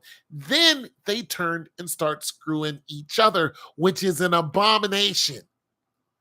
It says that clearly in the scriptures, but here, listen, and in the scriptures in the book of Deuteronomy, it says, do not cut off your manhood. A person who does that will go to hell. What are they doing to kids now? They're taking pieces of their arm and they're making it into a phallic. That's what they're doing. They're telling little girls, you can be a boy. Take these drugs. They take a piece of your arm and they make it a phallic that will not produce sperm. You need a vas deferens, you need scrotums, you need a whole litany of things to produce sperm. They don't do none of that. They just give you a phallic that does not produce sperm. You cannot give a sperm cell to a female and it maturates and out comes a child. It is impossible for you to do this if you're a female, no matter what you look like. Yeah. Yeah, and make them believe that this is this is the problem with Sodom and Gomorrah. You're seeing the same thing. And God burned it down because it wasn't an abomination. It cannot happen. A man cannot have a child. They're trying to put a child in a man's ribs and the baby gestate. It is impossible. That baby cannot come out of that man. That baby cannot even grow in that man because a woman's hips have a certain distance to them. And they're you guys know the deal. It's just amazing what goes through birth and how that child actually comes out. If a man was able to have a child, for one, where's it coming out? For two, it would break the man's it would break his ribs for one, and his lower body would be separated too. It would be violent, and he would die. Not to mention, the man doesn't produce enough blood to carry a child. The child wouldn't even make it to term. Wouldn't even. There's nowhere a man can carry. The large intestine fills all that up. There's nowhere a man. It's not possible. Now you understand why Sodom and Gomorrah was destroyed, because of the ideology that this can actually happen and spread and go on. And what's it doing now? This is why Pride Month is so dangerous, because it's spreading. You're causing other people to believe this lie is true. And what happens when I told you the analogy about your mother? Eventually, she'll stop making cookies. You know what's at the end of that? She'll start punishing you. because she'll see that you're going to keep taking what you're not supposed to take. You're going to keep going outside when you're not supposed to. You're going to keep ignoring her authority, even though she knows what you don't know. You're just going to keep doing it. And the more rebellious that you are and you think you can get away with it, the more you're going to get away with it according to your mind. That's why the scripture says, do not lean toward your own understanding. Because according to you, I can keep going into the store and stealing. I'm getting away with it, but no, you're not. They're waiting until you steal a certain amount and then they're going to come and put you in jail for a long time. That's what they're waiting on. They see you stealing. They're watching you steal, but they're waiting until you tally up unto a certain number and then boom, now it's not a misdemeanor, it is a felony. Now you're going to jail for a long time. We just got rid of you. And we're setting you as an example. But what happens when you and your friends see this is what I'm talking about. When you start spreading a false narrative, hey, we can walk into any store and do this. What happened in Chicago? They were walking into the store and taking the food and taking TVs. And eventually, what happened? They started arresting those people, but those people were, other people kept doing it. And then boom, and boom, and boom. And now what happened? Walmart said, we're closing 9 Walmarts in this area. All of them are going bye-bye. We lost millions and millions of dollars. And they warned them before they did it. They said, we had enough. This is what Sodom and Gomorrah represents. When the people in the position of authority warned you to stop what you're doing, you didn't listen. They put you in jail. You got out. You did it again. Then you encouraged your friends to do it. You didn't listen. You kept going. Then boom, they said, enough. We're going to destroy the very source of your sins. And that's what God did. That's why pride is very dangerous, because it's spreading a lie. And it's one that God hates. He hates, for one, he hates idolatry. He hates fornicating too. Listen, one guy explained this to another guy. He said, you know why men, why AIDS spread so much? He said, what do men think about all the time? Sex. We do. We think about it all the time because it's our prime directive. It's in our DNA to think about sex all the time. Civilization says, hey, you can't just run off and just have sex. You need a wife to do that. So, boom, we're civilized. But back in, whatever caveman day, you looked for a way to procreate because that's what single cell organisms do. They want to multiply. They spend all of their days trying to figure out how to multiply. That's what we are. So, lost my train of thought here because, I love science. But nonetheless, so Walmart decided to take and remove all of their Walmarts. You had the politicians come out and say, listen, Walmart, we don't believe that you're closing down all of these stores in one Chicago area because you're losing money. We believe there's other reasons. You don't like black people. Well, what? What? You don't like black people. The politicians came out and was like, you're doing this, you're going to hurt the black community. What? They ransacked those Walmarts, tore everything off the shelves. One guy stole like 9 TVs. What? I mean, I don't know where you guys live, but if you live near any major city, there is Always, okay, so every store that there is set up on a grid because the city is set up on a grid. If you look at where Walmart is placed, it is set up on a grid somewhere. It's strategic, is what I'm saying. All of the stores are strategic, especially Walmart. It's strategically set up so they will benefit. If you go into a Walmart in the north end and then go to one on the east end, you will find that they have different foods. If the people on the north end eat a lot of curry, you will find different types of curry. You will find different foods that can be made with curry.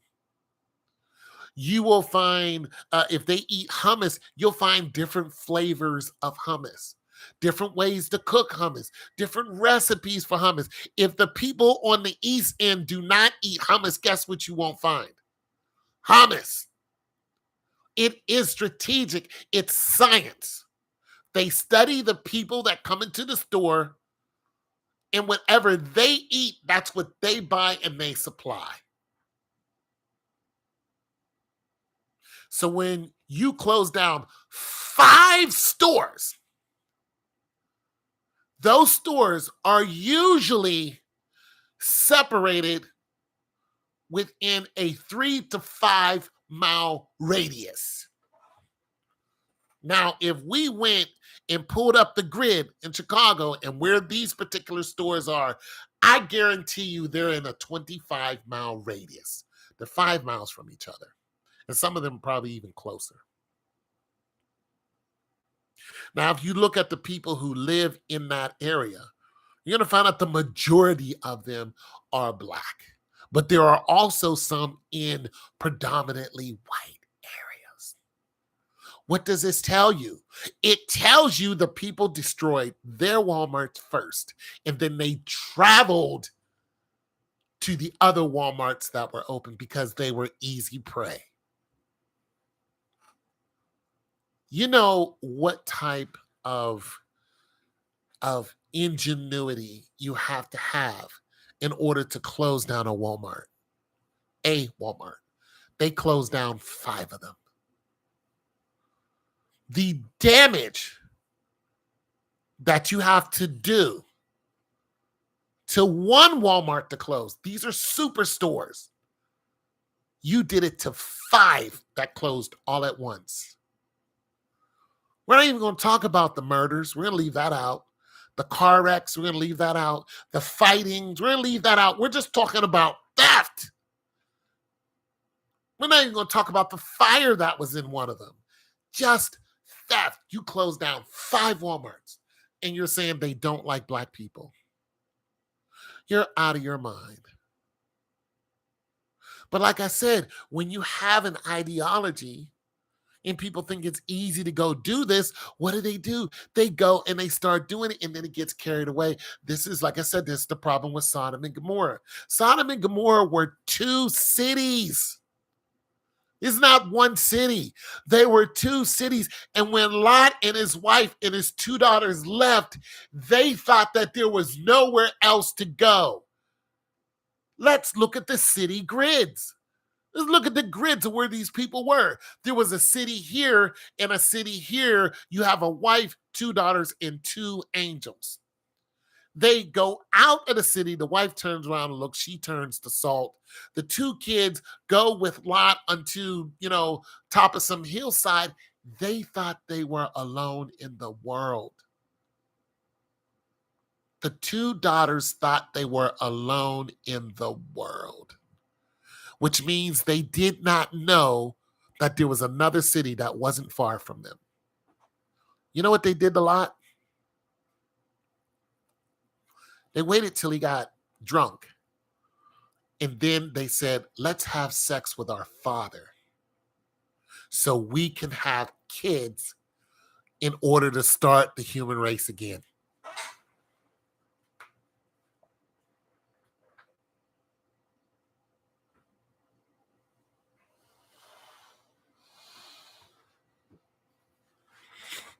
They thought they were by themselves. They didn't realize there was another city not far from them. This is why ideology is so dangerous. This is why pride is so dangerous. Now you have pride going into Africa. Listen, this is the cradle of humanity, Africa. You have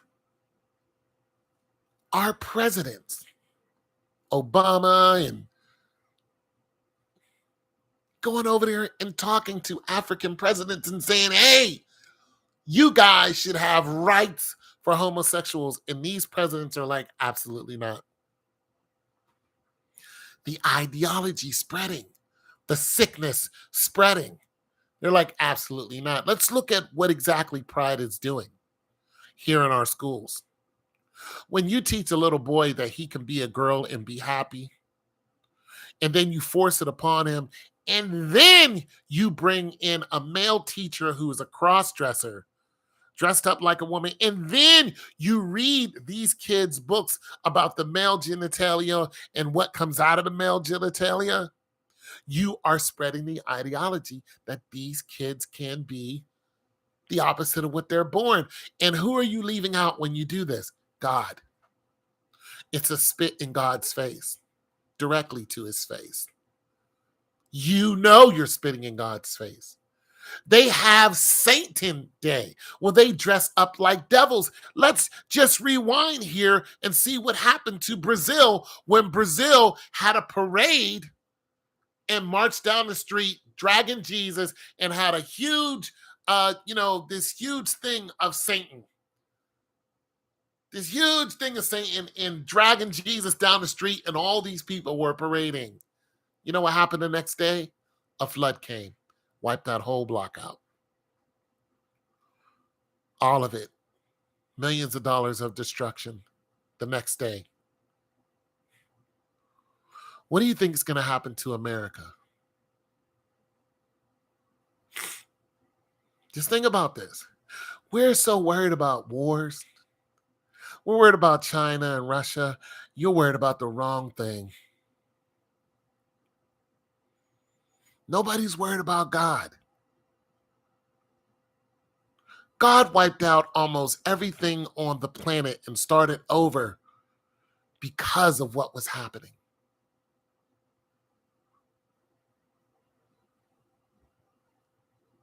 He wiped out Sodom and Gomorrah in one night. 2 cities burnt to ash. If you go to Sodom and Gomorrah right now, you'll see that the stones melted.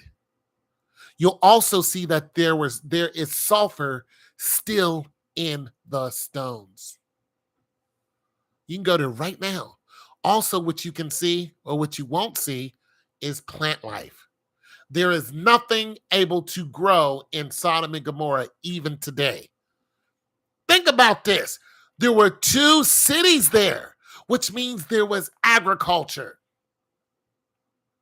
You know what the Romans used to do whenever they would come and invade somebody's land and you piss them off? If you were hard-headed and you pissed them off, and they told you, listen, don't do this. And you're like, we're going to do it anyway. What the Roman army would do is they would come in and they would kill a bunch of you. Then they would take, some of you for slaves, men, women, and children. They would use you for slaves. And then the land that you had, especially if you were good at agriculture, they would pour salt all over the land. Why? So nothing can grow. Nothing can grow in Sodom and Gomorrah. What do you think is going to happen to America? Do you understand what a nuclear fallout does?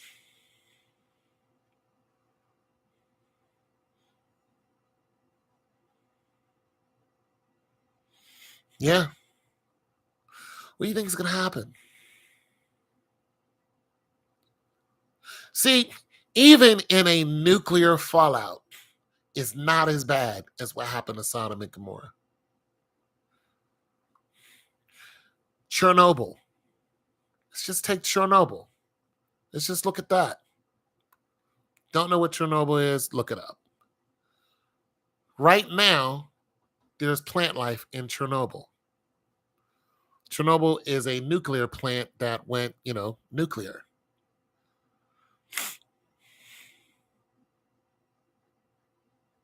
No human can live there, though, because of the radiation there.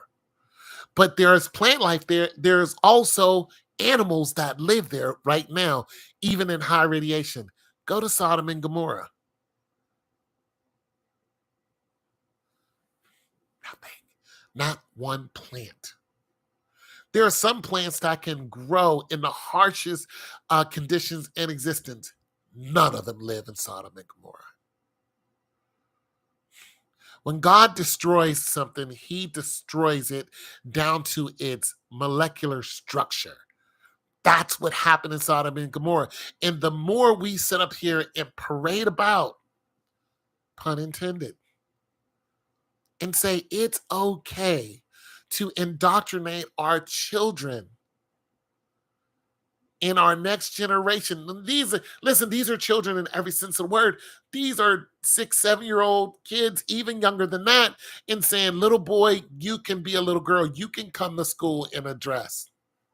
If that little boy believes that and he comes to school in a dress, he's not looking at Sally anymore. If little Jimmy is 7 and little Sally is 7 and he got the hots for Sally, which, it happens. He's like, yeah, Sally my girl. And Sally like, you damn right. And then these teachers get to him and say, you know what? You don't have to like Sally. You can like Thomas. And he's like, oh, nah, I'm good. I'm going to like Sally. No, listen, Thomas. You and Thomas have the same thing, but this is what you can do with those things.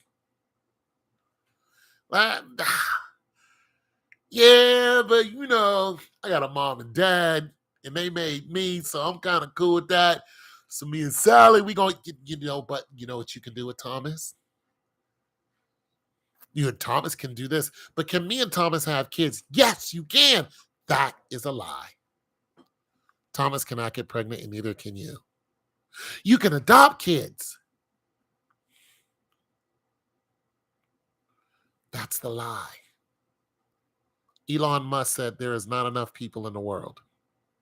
He wasn't lying.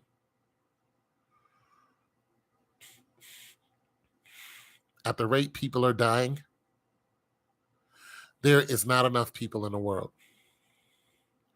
Not only that, these diseases that keep showing up and they keep manufacturing, they're going to wipe out millions of us. You got people who are building bunkers. You can forget that. Some of these people are building bunkers because they think that they're going to survive a nuclear winter. You will eat all of your family before you survive a nuclear winter. You'll eat your kids and children. And just in case some of you think that's a little brutal, that also happened in the Bible. Where the people were at war and they were starving, they started eating their kids and children, and dead soldiers. It happened. It happened.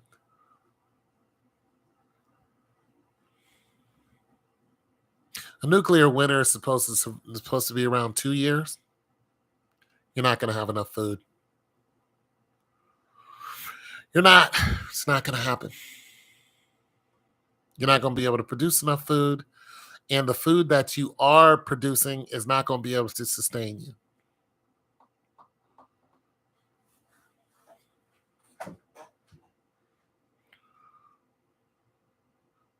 Listen, when God wipes out America, you're not going to come out of your bunker and then remake America.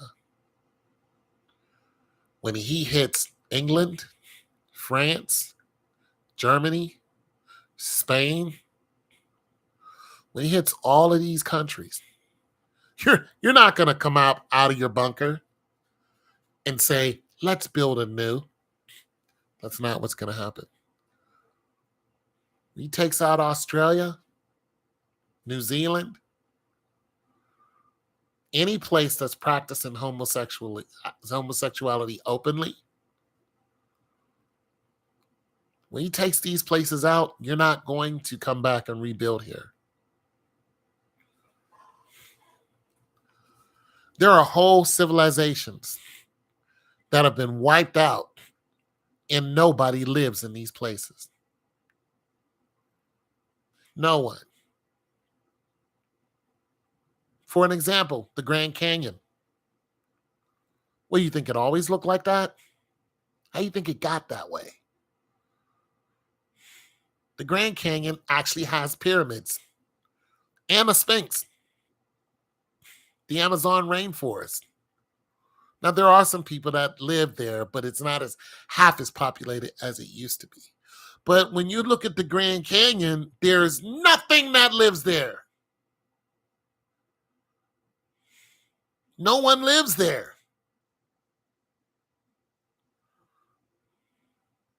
I'm just trying to tell you, people, do not celebrate Pride Month. Do not encourage people. Do not tell people it's okay to be a homosexual.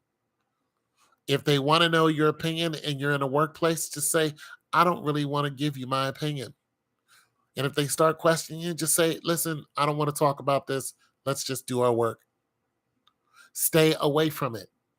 If they're asking you to come down and march with them and celebrate, just say, no, I'm not joining this. I'm not doing this. Why are you homophobic? I don't need to tell you anything. This is where I stand. I'm not interested. And I'm going the other direction. Period. Dot. Do not encourage your girlfriend because they're two gay chicks and you think that's cool or hot. It's not. Two gay women cannot produce a child. You understand, it all comes down to an abomination before God's eyes. That's what it boils down to. This is an abomination. You cannot procreate. A lot of diseases that have come through sexuality is because of some type of abomination.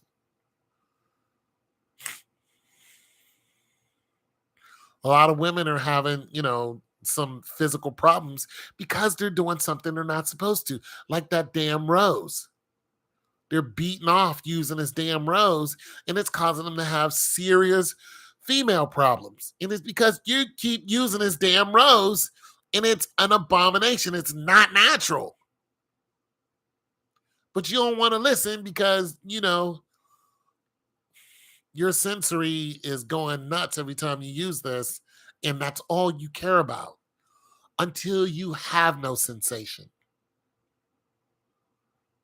Not only that, you're no longer able to procreate.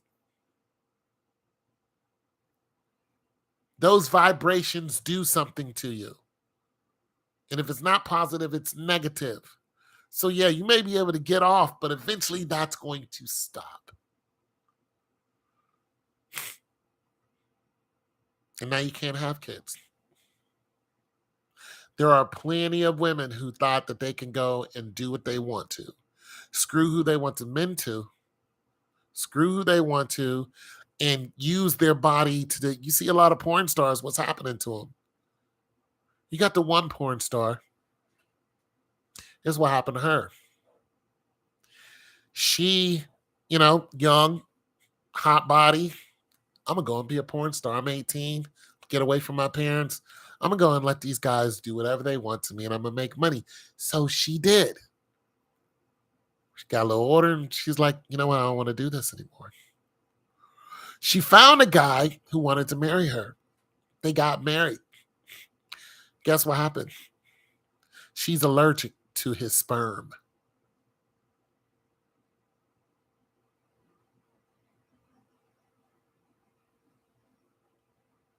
Think about that.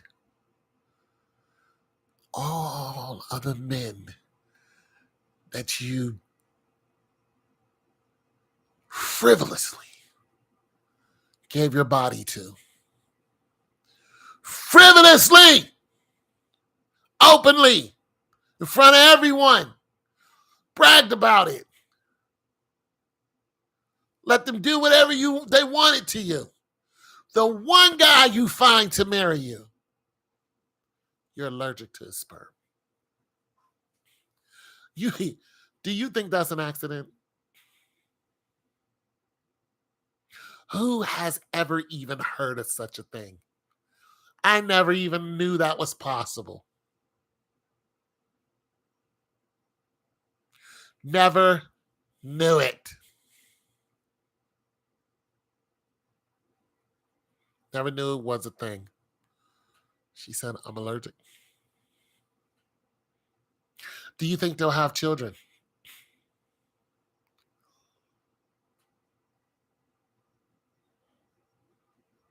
You think children will come out of their union?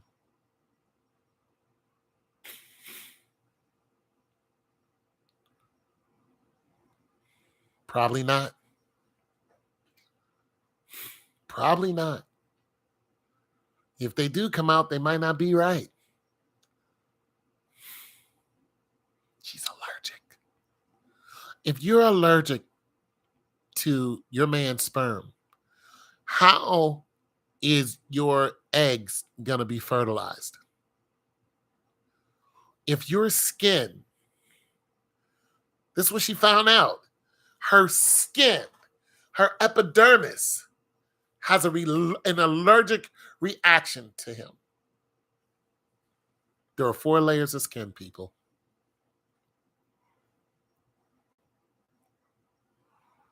What are the chances the rest of her is going to have an allergic reaction? What are the chances that her eggs will not be fertilized with his sperm? It's a good chance. In other words, you may be married, but you will have no children. You will be barren.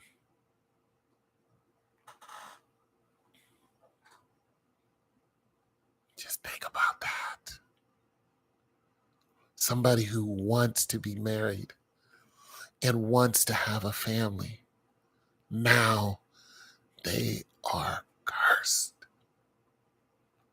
because of what they did. They didn't see it coming. You will live the rest of your life desiring the one thing that you can't have. And you will live a long life.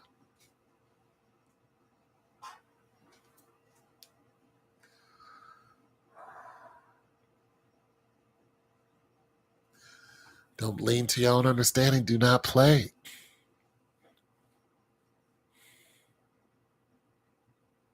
Now your husband, he's young like you. He's going, what? You can't have my children. What do I do with you?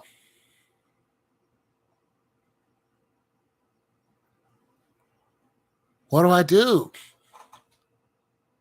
What do I tell my mother, my father? That they're not going to have any of my grandkids running around. What do I do? They'll probably try to adopt, but that's not your blood. They'll probably try to get a surrogate. Still, that's not her blood.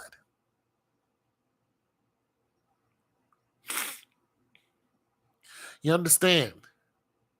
This is what God does.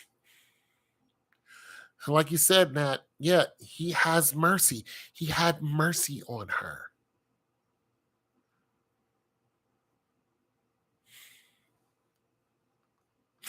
He had mercy on her. But he punished her. He still punished her. Because she wouldn't listen.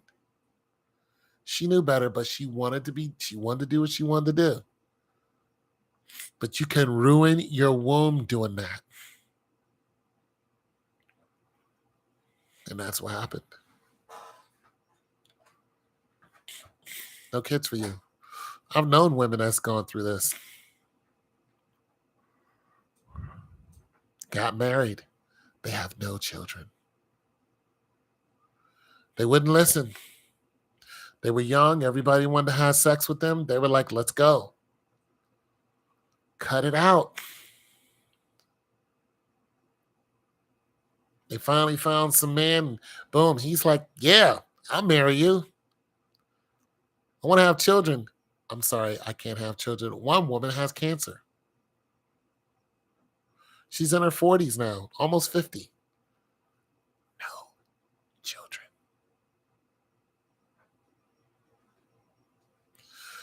That is your most valuable ability, women, is the fact that you can have children. That's the reason why men put up with you. She can have children.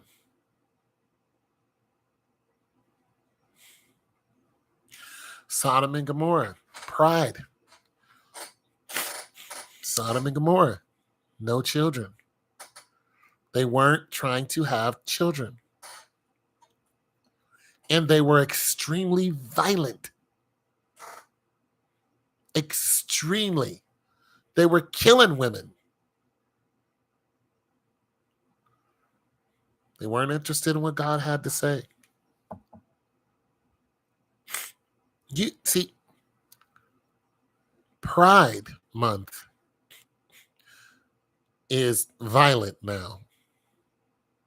Even some of the gay people are like, I'm not celebrating Pride Month, because they realize what it actually is. It is not a celebration of a lifestyle. It is a proclamation to take over. It's what it is. We're going to take over heterosexuality. We're going to take over any written law that's against us.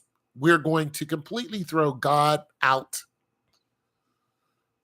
We took him out of the schools. Look what started happening in your schools. We're 100% against the church, not unless the church has a gay pastor. And now what do you see more and more? You see gay pastors arguing that God made them this way, and God is the one who ordained them to be the head of a church. And they believe that the Lord is going to let them into his house, even though they clearly know the scriptures say a man and another man is an abomination. It says a man should not lay with another man. This is an abomination. They know, they not only know these scriptures, they have them highlighted, and they go right around them. They go right around them. Every now and then, the Seventh-day Adventists, Jehovah's Witness, the Church of Latter-day Saints, they'll show up here, and as soon as I see them outside, I'll tell them to go back to where they came from. And they'll be like, we're just talking about the gospel of Jesus Christ. I said, listen, you guys believe that black people's skin is dark because they sinned against God and God punished us. You believe that we were once white, but we sinned against God and now our skin is black. And the guy goes, well, that's just a misunderstanding. I'm like, really? You guys also don't believe that Jesus is black, but yet he was, he's sub-Saharan. You believe that Jesus was a white man. How's that even possible?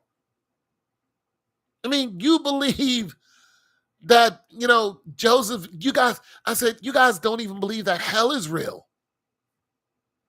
And I could have just went on roasting them, but they turned around and walked up out of here. You know, when I said, you guys believe that Jesus is a white man, they said, we don't know what color he is. I said, yes, you do, because it says it in the Bible. It says in the Bible he had skin of bronze and hair of wool. Does that sound like a white man to you? They just turn around and start walking. No, the scripture says, don't let anybody in your house that has another belief than you. Don't even let them into your house. Church of Latter-day Saints, Book of Mormons, the Jehovah's Witness, none of them. Don't allow Jehovah's Witness in your house. Stop them right at the door. They don't believe that there is a burning hell up under our feet. They won't believe it. They don't preach it. They think that hell is right here on earth. You have no idea. And I tell them this every time they try to hit me with this, hell is right here on earth. I'm like, name me one place where the worm never dies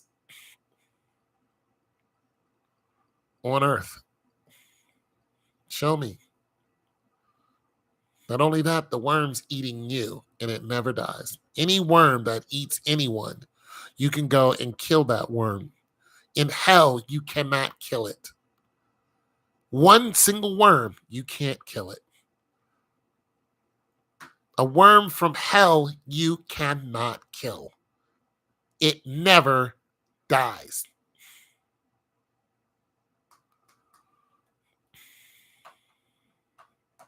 They try to use the Valley of Gehenna and say, you know, that's hell right there. Valley of Gehenna is not hell. It's not. There are no worms inside of that fire. And people like to think that they're worms. They're just little. These creatures that are in hell are larger than you. They are colossal. They're so big that you could be standing on and in one and not even know it. In hell, you are lowest on the food chain. This is not very making beats. Well, I'd have made 2 already. You want to hear some? Well, I don't believe I'm yapping, but we're actually talking about the scriptures because you're not the only person here. There are people who've been listening to me for hours, and we've covered plenty of topics, including music. And I'm talking about Pride Month. I'm talking about the abomination of homosexuality and how it's affecting, you know, the world. So, yeah. You know, tell them again.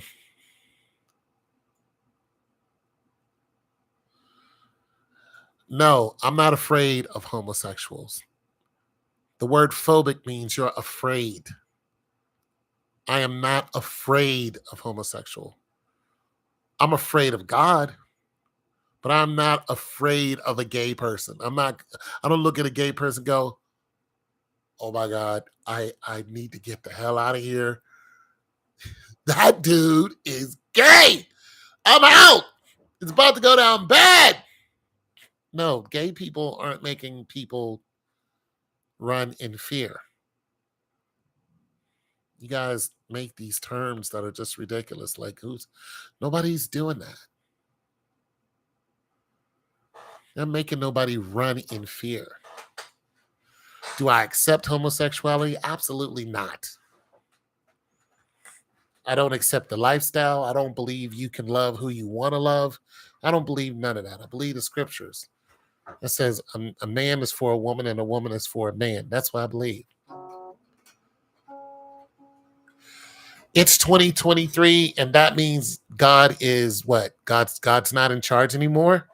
When did God step off the throne and say, you know what? Guys, do what you want to. When did that happen? What year did that, because I didn't get the memo. When did the creator of heaven and earth and hell say, you guys do what you want to? The scriptures that I wrote The 66 books I told you to live by, just take that and, you know what, toss it into, San Andreas or something. Just toss it right into San Andreas fault. Don't know where San Andreas is? Look it up. When did that happen? It's 2023. You should love homosexuality. Two men having sex. I should love that. I should love the inability to procreate. Let me ask you something. If everybody started having, being homosexual, where's our children coming from? I'm just curious. Test tubes? Where, listen, if everybody decided to, we're all going to be homosexuals, where are our children going to come from?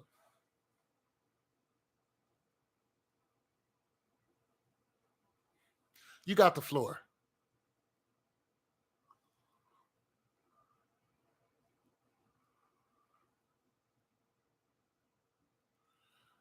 Homosexuality is everywhere in now. In nature. Other animals do it, and it's 5% of the population. Genius. The rest of the world can't populate. Let people do whatever they want. Homosexuality is an abomination before God. God hates it on every level, every single level. And as far as your 5%, that 5% is growing at an alarming rate. As a matter of fact, you guys, or you who believe in it and practice it, and those who do it, you're pushing this to children who don't have a say. They're walking into schools and there's rainbows that used to mean something else, but now rainbows have been totally hijacked and now it means homosexual. You're not a homosexual. You just have a no. No. You're not a homosexual, but you clearly advocate for them, and that's dangerous. You're part of the problem. You accept it into your house. I will not accept it into my house. Nah, bro, you're meant to. How? How is mine dangerous? Because I don't want to see another man humping another man in the ass. I'm deranged because I don't want to see two women with plastic dildos screwing each other and nothing comes out of that. Nothing productive comes out of that. With two men banging each other in the ass, what productive comes out of that? Explain that to us. What productive? What nature? What animal is doing this? Explain this to us, because animals do it too. It's in the animal kingdom. Let me tell you something. The only thing that you're referring to as far as in the animal kingdom is not two males getting it on. You may be referring to asexual creatures, which is some lizards are asexual and worms are asexual. It means they're both male and females. They're not two males getting it in and then there's children coming out of it. Where are your children coming from? You still didn't answer my question. You just went right around it and said 5% of the population is homosexual. No, that's growing. But I said if everyone decided to be gay, then where will your children come from? You did not answer it because you can't, because it's an abomination. Look up the word. So what about what? Nah, bro, your mentality is dangerous. So what about what? You ignored multiple things I said. I read everything you said. Everything you're saying, I'm reading so everybody can understand the conversation. I'm talking to you.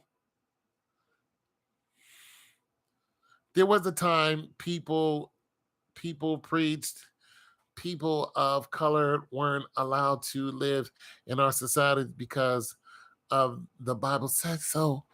What? Mm.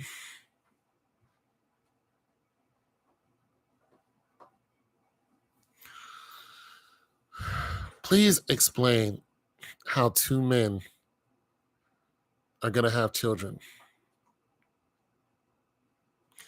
The Bible also says that slavery is okay. No, it does not. So if you follow the Bible, do you agree with it? No, no, no, no. You're not talking about the Bible. The Bible didn't say slavery was okay. You're talking about a scripture where the Bible didn't say that slavery is okay. The Bible is talking about if you have slaves or if you are a slave to serve as if you were serving God. That's what the Bible's talking about. If your master's not there, still serve as if you were serving your master in heaven. That's what the Bible's talking about.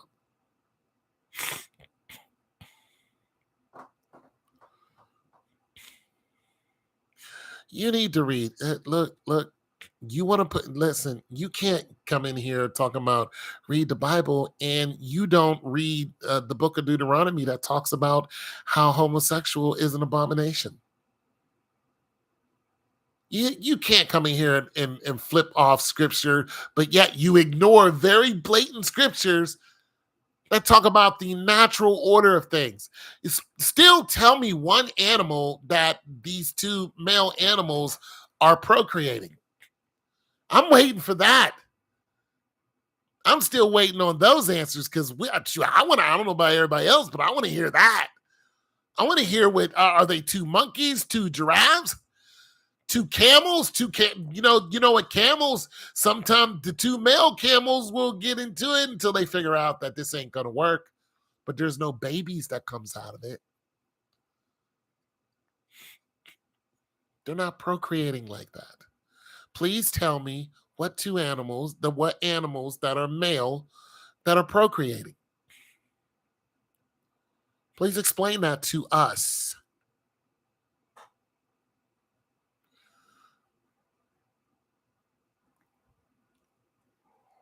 Well, you got nothing?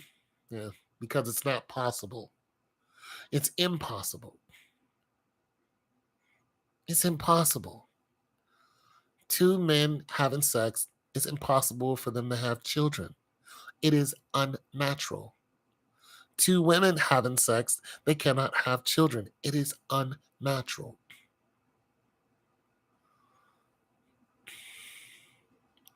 And the scriptures tell you that it is unnatural. So you need to go read. But you won't read that. You won't read something in complete contrast to what you're trying to pitch. You're sitting up here, just let people do what they want. No. Listen, this is becoming a godless nation because of that, what you're saying. Let people do what they want. When? Just take Christ completely out of everything.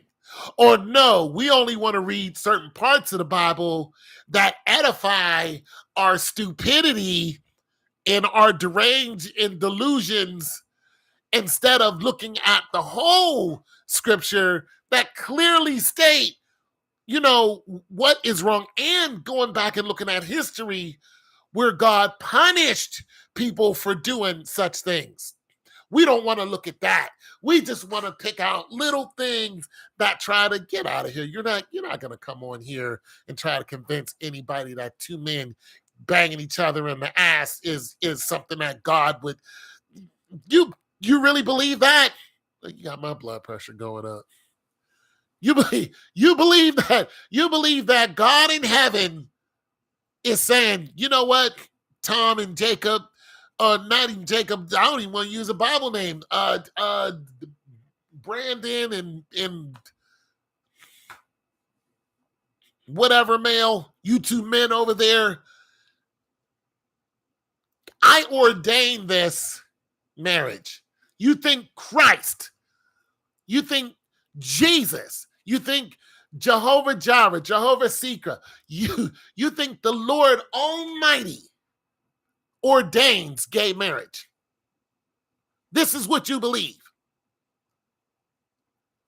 No, because you won't talk about what I say. I'm not going to keep trying to, talk about what you said, and you won't comment on what I'm saying. So I'm not, no, that's the done deal. That's a done deal.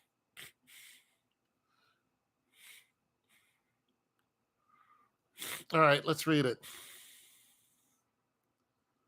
Komodo dragons can, some type of fish can, and whip-tail lizards only, you're talking about asexuality once again, only have females.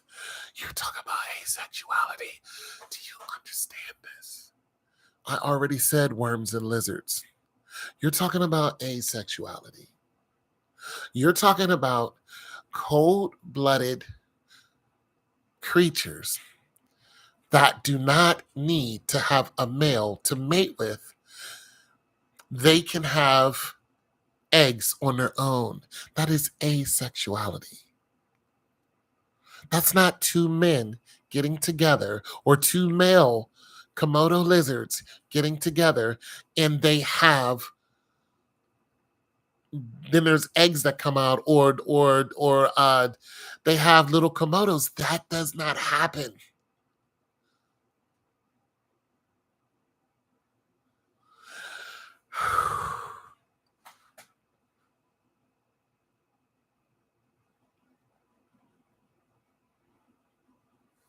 All right. Okay. Hold on a second. Hold on a second. Hold on a second. He will ask you, when you meet God, he will ask you why you treated his children with hate. Who said I hated them?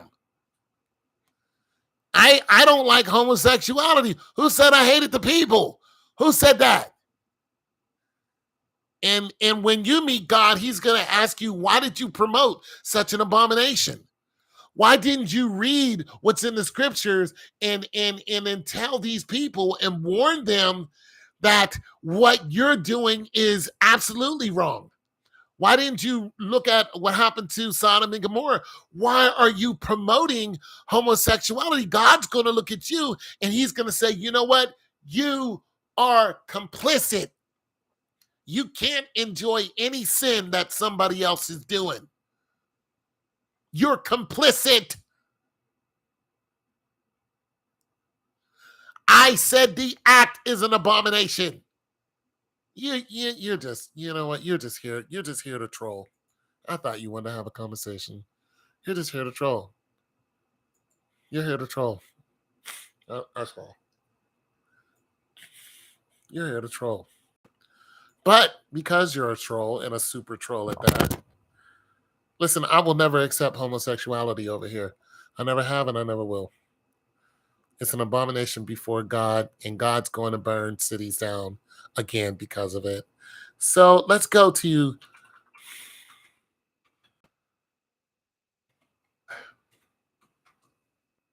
the Komodo dragons. I'm liking that part. At least that part. You might, we can get into some logic on that, but everything else you're saying is just you're just trolling.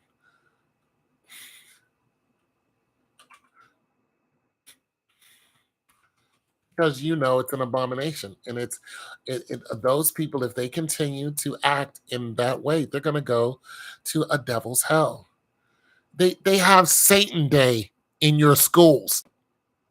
While you're happy that these people are parading around, they're convincing your little boy and your little girl that they were born wrong. They have Satan Day. There are cross-dressers in your school, and you like this. You like cross-dressers in your school. This is what you like.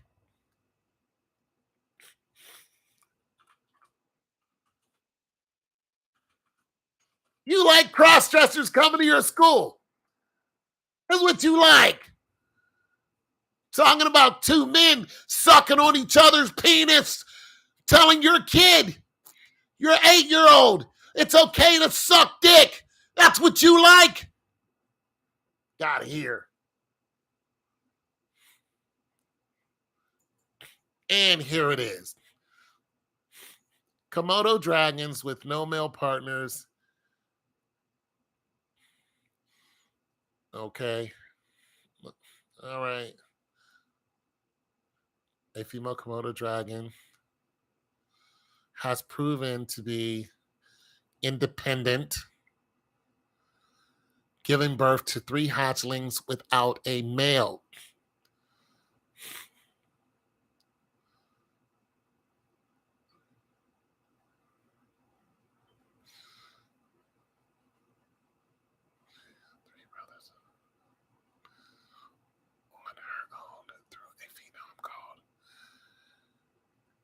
Okay, she produced three children on her own through parenthenogenesis. So let's look up what parenthenogenesis is, because I'm not even reading your comments right now. They're extremely rare among vertebrates. Species can do it, which is 0.1 of vertebrates, according to scientific. They're able to confirm the successful breeding between. Stop it!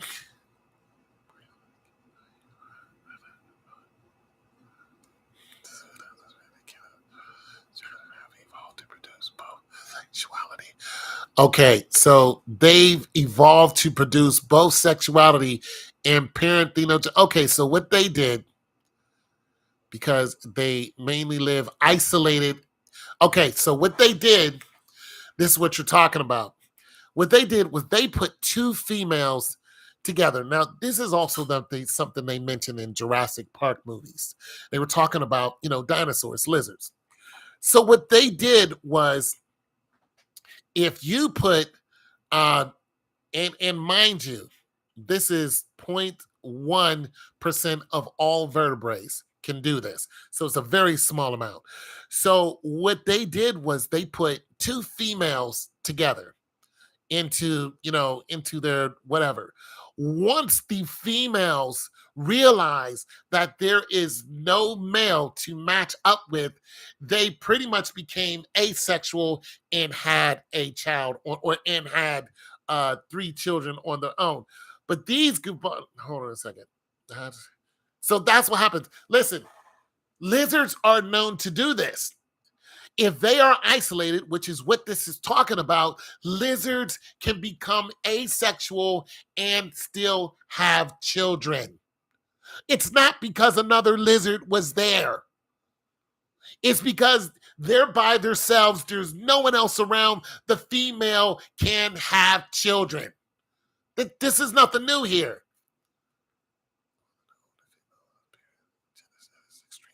It's extremely rare among vertebrates. Only 70 backbone species can do it. So yeah, I've heard of this before. But like I said, okay, the Komodo dragon have evolved to reduce both sexualities. So you're not. The Komodo dragons have evolved to reduce both sexualities. So you're talking about these. There was no male, so they reduced, so they can reduce. See, this is what I'm talking about when you get into the science. When you get people that just skim over something, they come out with the most boneheaded. These 2 Komodo dragons reduced their sexuality in order to create. So that doesn't mean that 2 females put together and bumped uglies. No, they were able to reduce their sexuality, and then children came out of it. Once again, there is no male in any species, or no female in any species without changing or some type of evolution that can have children. What happened here was something that evolution allows them to do. This is not just two females that ran off and naturally by themselves, boom, they bumped uglies and they're still two females. No, they reduced their sexuality, they changed themselves, which means one became male, one became female, or however that goes. You don't look into stuff. And I'm going to look up this word right here. You got 0.1. Okay, parthenogenesis. Parthenogenesis, a reproductive strategy that involves development of a female, rarely a male, gametes, sexual cells without fertilization. Once again, do we need to go into fertilization?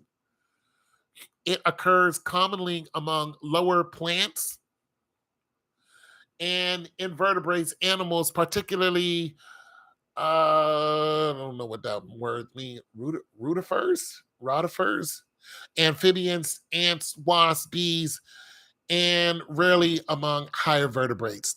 So that's what happened. You're saying, oh, these two females got together. No, these two females were isolated, and according to evolution, they're able to change their gametes. And there's no fertilization. So what does this tell us? Even though there are two females and they're able to change their gametes, one did not fertilize the other one. I am a male. I fertilize eggs. You understand that? Sometimes you got to teach people the hard way. You got to teach them. They don't understand. Sometimes people, they don't look at science. They don't care. They say, oh, two females had, no. There are certain plants and certain lizards that are able to do this, but it doesn't mean that two females got together and nothing changed. There are no two females in the human race that can get together, nothing changes, and they have. There are no two females that can do this anywhere. You can't do it.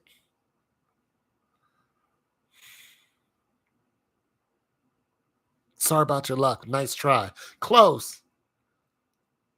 But something changed in them to allow this to happen. Meaning they were no more just, a female and no.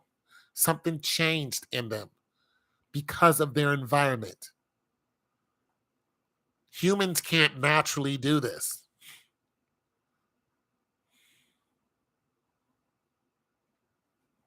I think he's gone anyway. People kill me with the homophobic.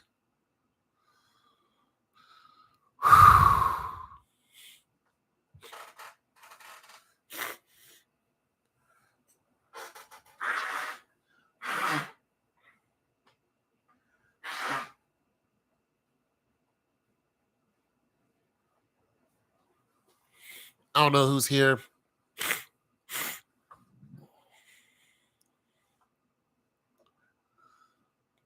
But listen, Jesus is alive. Do not accept their lies that these people are telling you, that God accepts this.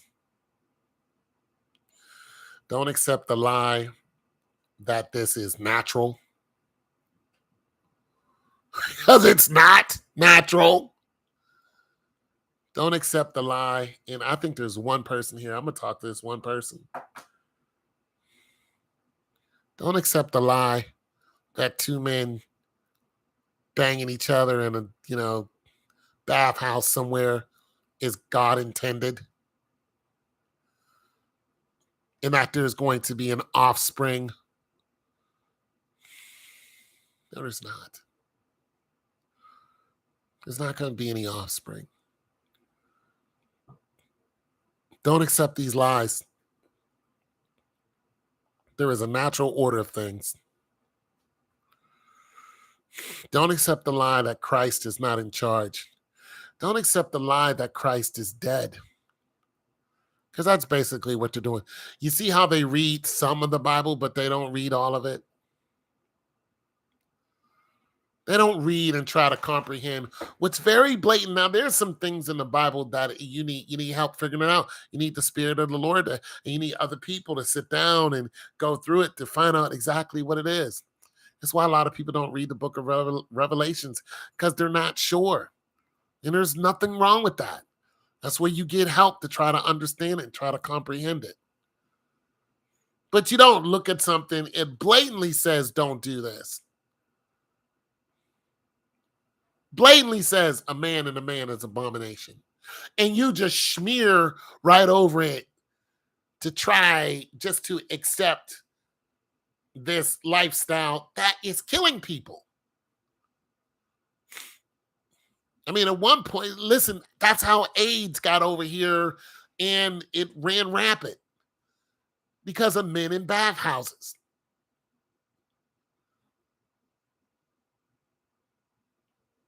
My friend died of AIDS. I'll never forget it. He never saw 40. He's barely 30. He's dead. He's dead. He wouldn't listen to me. He's dead.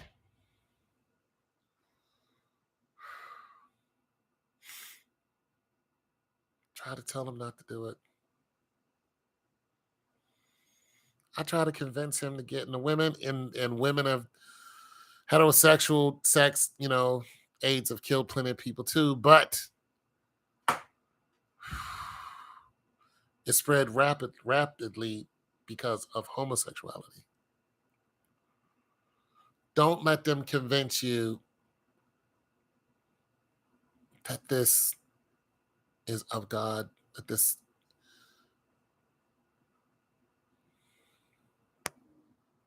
foul way of living. It's foul.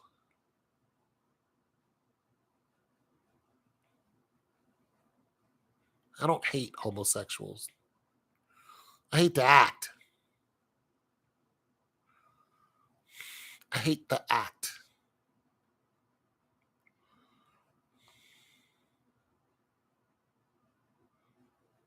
And God does too. And if you continue to do it blatantly, he's going to turn you over to your sins. There are plenty of scriptures talk about it. You keep doing it and you don't acknowledge the Lord. You don't, Lord, forgive me for my sins. You don't get deliverance. You don't pray for deliverance. You don't ask him for deliverance. You don't seek him out for deliverance. You just keep doing it. And this is any sin. You're like, I need help. You don't ask for help. You're just like, I'm just going to keep doing it. I'm just going to do it and do it. And then you try to justify it. And then you try to spread it as if it's, and then you lie on God. God wants me to be like this. And now you're advocating for it. You're telling other people it's okay to do this.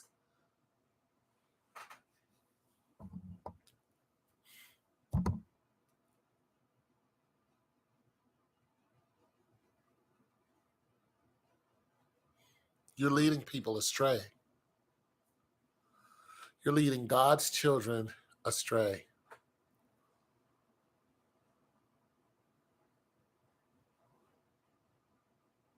And God takes issue with that. You're fighting against him.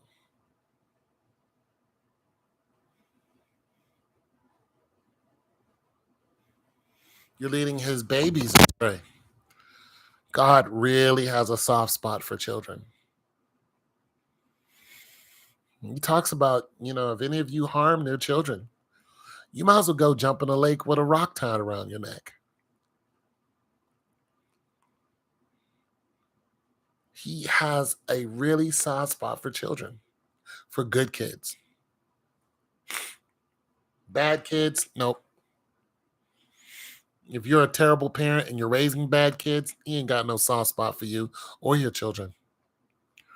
You read a story about the bear he sent to kill a bunch of kids. They were being bad. And the two bears went and ate them. God sent that bear. God sent Saul, or not Saul, yeah, King Saul. He said, destroy everything, even the children. Destroy it all. Destroy all of them. Men, women, and children. Leave nothing standing.